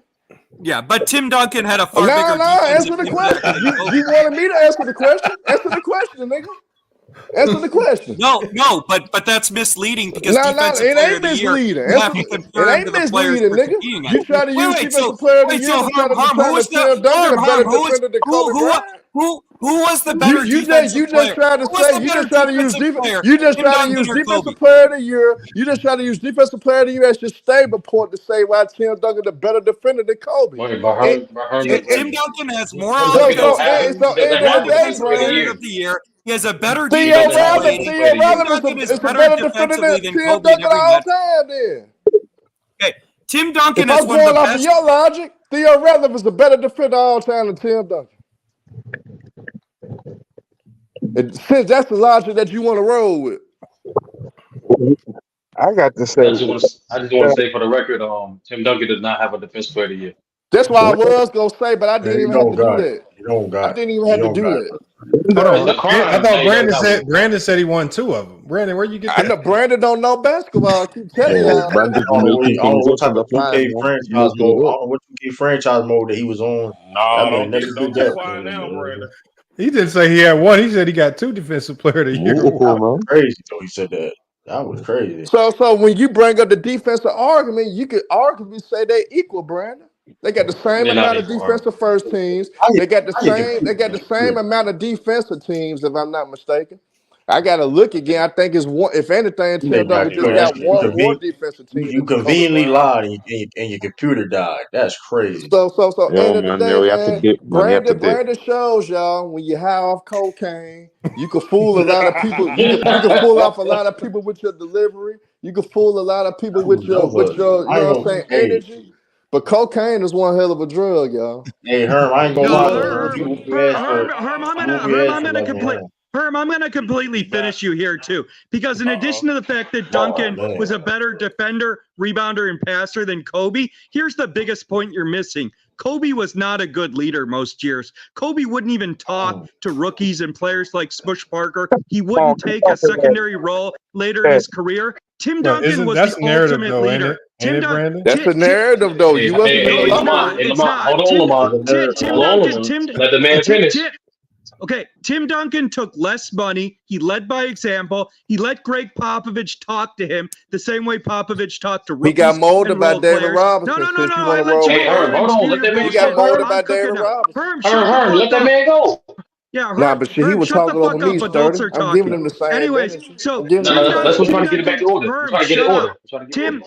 Tim Duncan led by example. He was willing to take a step back and be a player average less than 15 points a game later in his career. Part of the reason the Lakers were complete and total trash Kobe's final 3 years there was, first, he wouldn't take a pay cut, but secondly, Kobe wouldn't take a step back. Kobe always wanted to be the first option. He wanted all the accolades, all the attention, and all the stats. Kobe was never willing to be coached as hard as Duncan, to take a step back as a scorer, or to take less money. So while Tim Duncan was winning titles in 2014, you know what Kobe was doing in 2014? But he was lost a staying lot of home with money too. her That's why and he had to getting get it fucking back. cooked just like you were.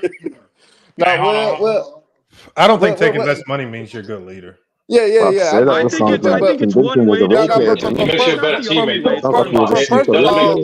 does make you a better teammate, though. Hold on, y'all. Does make you a better teammate. First of all, though, part of the Brandon. reason the Lakers were Hold trash on, at Brandon. Kobe's I thought end you was was he wouldn't done, take less man. money. I thought you was done, Brandon. You talked for 30 minutes and spewed a bunch of bullshit. So I did it though. You lied. You lied for 30 of them. Brandon, you did say Duncan had a defensive player of the year. I mean, you lied. And then you lied about Kobe Bryant again. But Tim Duncan made more. You lied about Kobe Bryant again. No, that was Tim Duncan has one of the best defensive ratings in NBA history, and Tim Duncan was an elite one-on-one defender, help defender, and rim protector. Tim Duncan was a good defender against Shaq. He defended Tim Duncan. He defended Kevin Garnett. Kobe Bryant never had remotely close to the defensive impact as Duncan. But Brandon, let me go though, because I got to count. Because you want to bring up leadership. Is it easy to say that when you come into a situation that you playing for, you went into a situation, you got drafted by the Spurs? This guy's fucking crazy. Hold on, George. Then you just sat there and said that Kobe needed to take a pay cut. So what the fuck is LeBron James doing? Hold on, y'all. Let me let Leonardo go real quick. Okay, so you can sit here and say, right, that this guy's Kobe, mad. That Kobe is better than your fucking mama is not mad, bitch. The fuck out of here. Hey, check this out. He's a fucking clown. You can sit here. Okay, whatever, bro. You can sit here and say, right, that Kobe is worse than Tim Duncan because Tim Duncan take a pay cut, right? So what the fuck is LeBron James doing right now? So that means he's not a LeBron fan though. Wait. LeBron's not taking a pay cut. Hold on, let him get his take off, y'all. Let him get his take. Wait. You didn't even let me finish. Bro, you sat there and said that Kobe was a bad teammate and blah, blah, blah. First of all, Kobe's a fucking legend. That's not what I said. Nobody in the fucking league is better than Kobe Bryant. Let's keep it a buck. I don't give a fuck who you say. Kobe Bryant was the best fucking player in NBA history. Shaquille O'Neal said this, and motherfucker said this. So if they're saying it, and it shows when you play fucking 2K, and they dedicate not only 3 fucking statues, 2 fucking jersey retirements for the dude, and motherfucking 2K games, that right there already solidified his fucking legacy. You sitting here talking about fucking Tim Duncan. First of all, Tim Duncan ain't fucking even won back-to-back championships. So he shouldn't even be fucking considered in the fucking debate. That's number one. Number two is, Tim Duncan ain't even had no fucking shoes like Kobe Bryant did. Tim Duncan ain't had no freaking last 60-point game. So I don't know where the fuck you coming from with Tim Duncan. Tim Duncan is the last motherfucker. You can compare Tim Duncan to Karl Malone and them dumbass people like that. That's what the fuck you can compare him to. But when you sitting here trying to compare Tim Duncan to Kobe Bryant, that's like fucking trying to compare fucking LeBron to Kobe Bryant. You cannot fucking do that. It's simple and plain. Okay? LeBron James been in the fucking West. LeBron James been in the West for 6 years and he won 1 fucking bubble championship. Guess what? Kobe been in the West and he won 5 championships. Shaquille O'Neal left because the reason why Kobe said in an interview, was the fact is, oh boy, here we go. Lamar with his crazy shit. But I just have to come in the show. I just have to come in the show because this Kobe hate is crazy. You know what I'm saying? I'm not hating on Kobe. He wasn't as good as Duncan. Yes, you're hating. You're hating because you're sitting here saying, shut your ass up.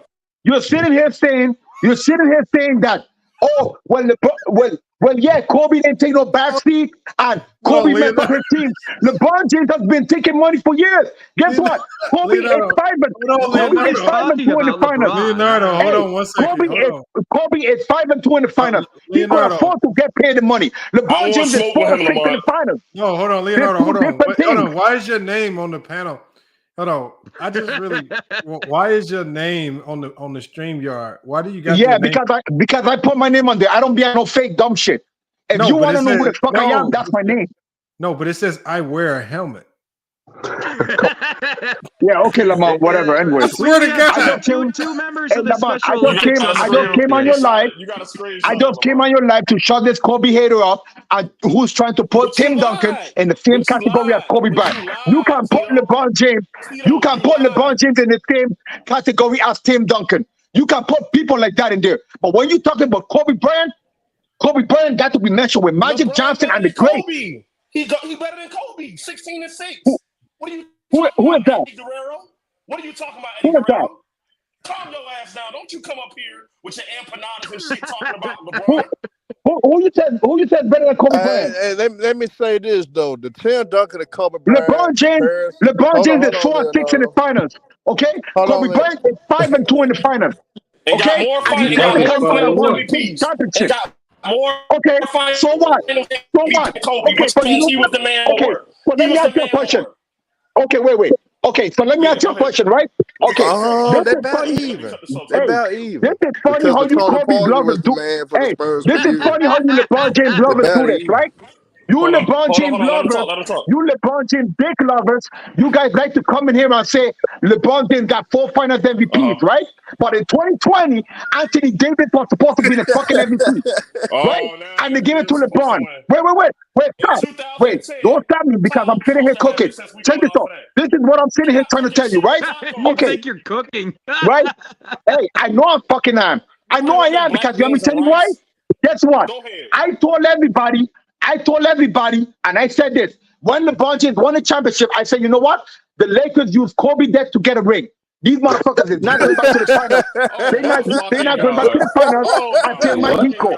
Guess what happened? Right? I told them in 2020, the Lakers used Kobe death to get a ring. Right? Oh, this one is Kobe ring. But now you LeBron James dick lovers want to say that LeBron James was the reason that he won the championship. So I said, okay, watch. Miami will not go back. LeBron I said the Lakers will not. This conversation. Right. It's a lot to do with it. It's a lot to do with it. You know why? Because you guys are sitting there trying to compare Tim Duncan to Kobe Bryant. Brandon on cocaine. Damn, we fucked up. Right, like one for English, Tito. Nobody wants to hear this shit. First of all, you guys are sitting here. You guys are sitting here trying to compare Kobe Bryant to Tim Duncan when that's where the fuck LeBron James need to be. Because you know why? LeBron James is 4-6 in the fucking final. So you can put him with Tim Duncan because Tim Duncan lost fucking championship. So he got. Yo, Herb, what category did Leonardo belong in? Okay, check this out. First of all, I told everybody last year. I told everybody last year that Jimmy Butler will go back to the finals before LeBron James fucking got there. I told them that.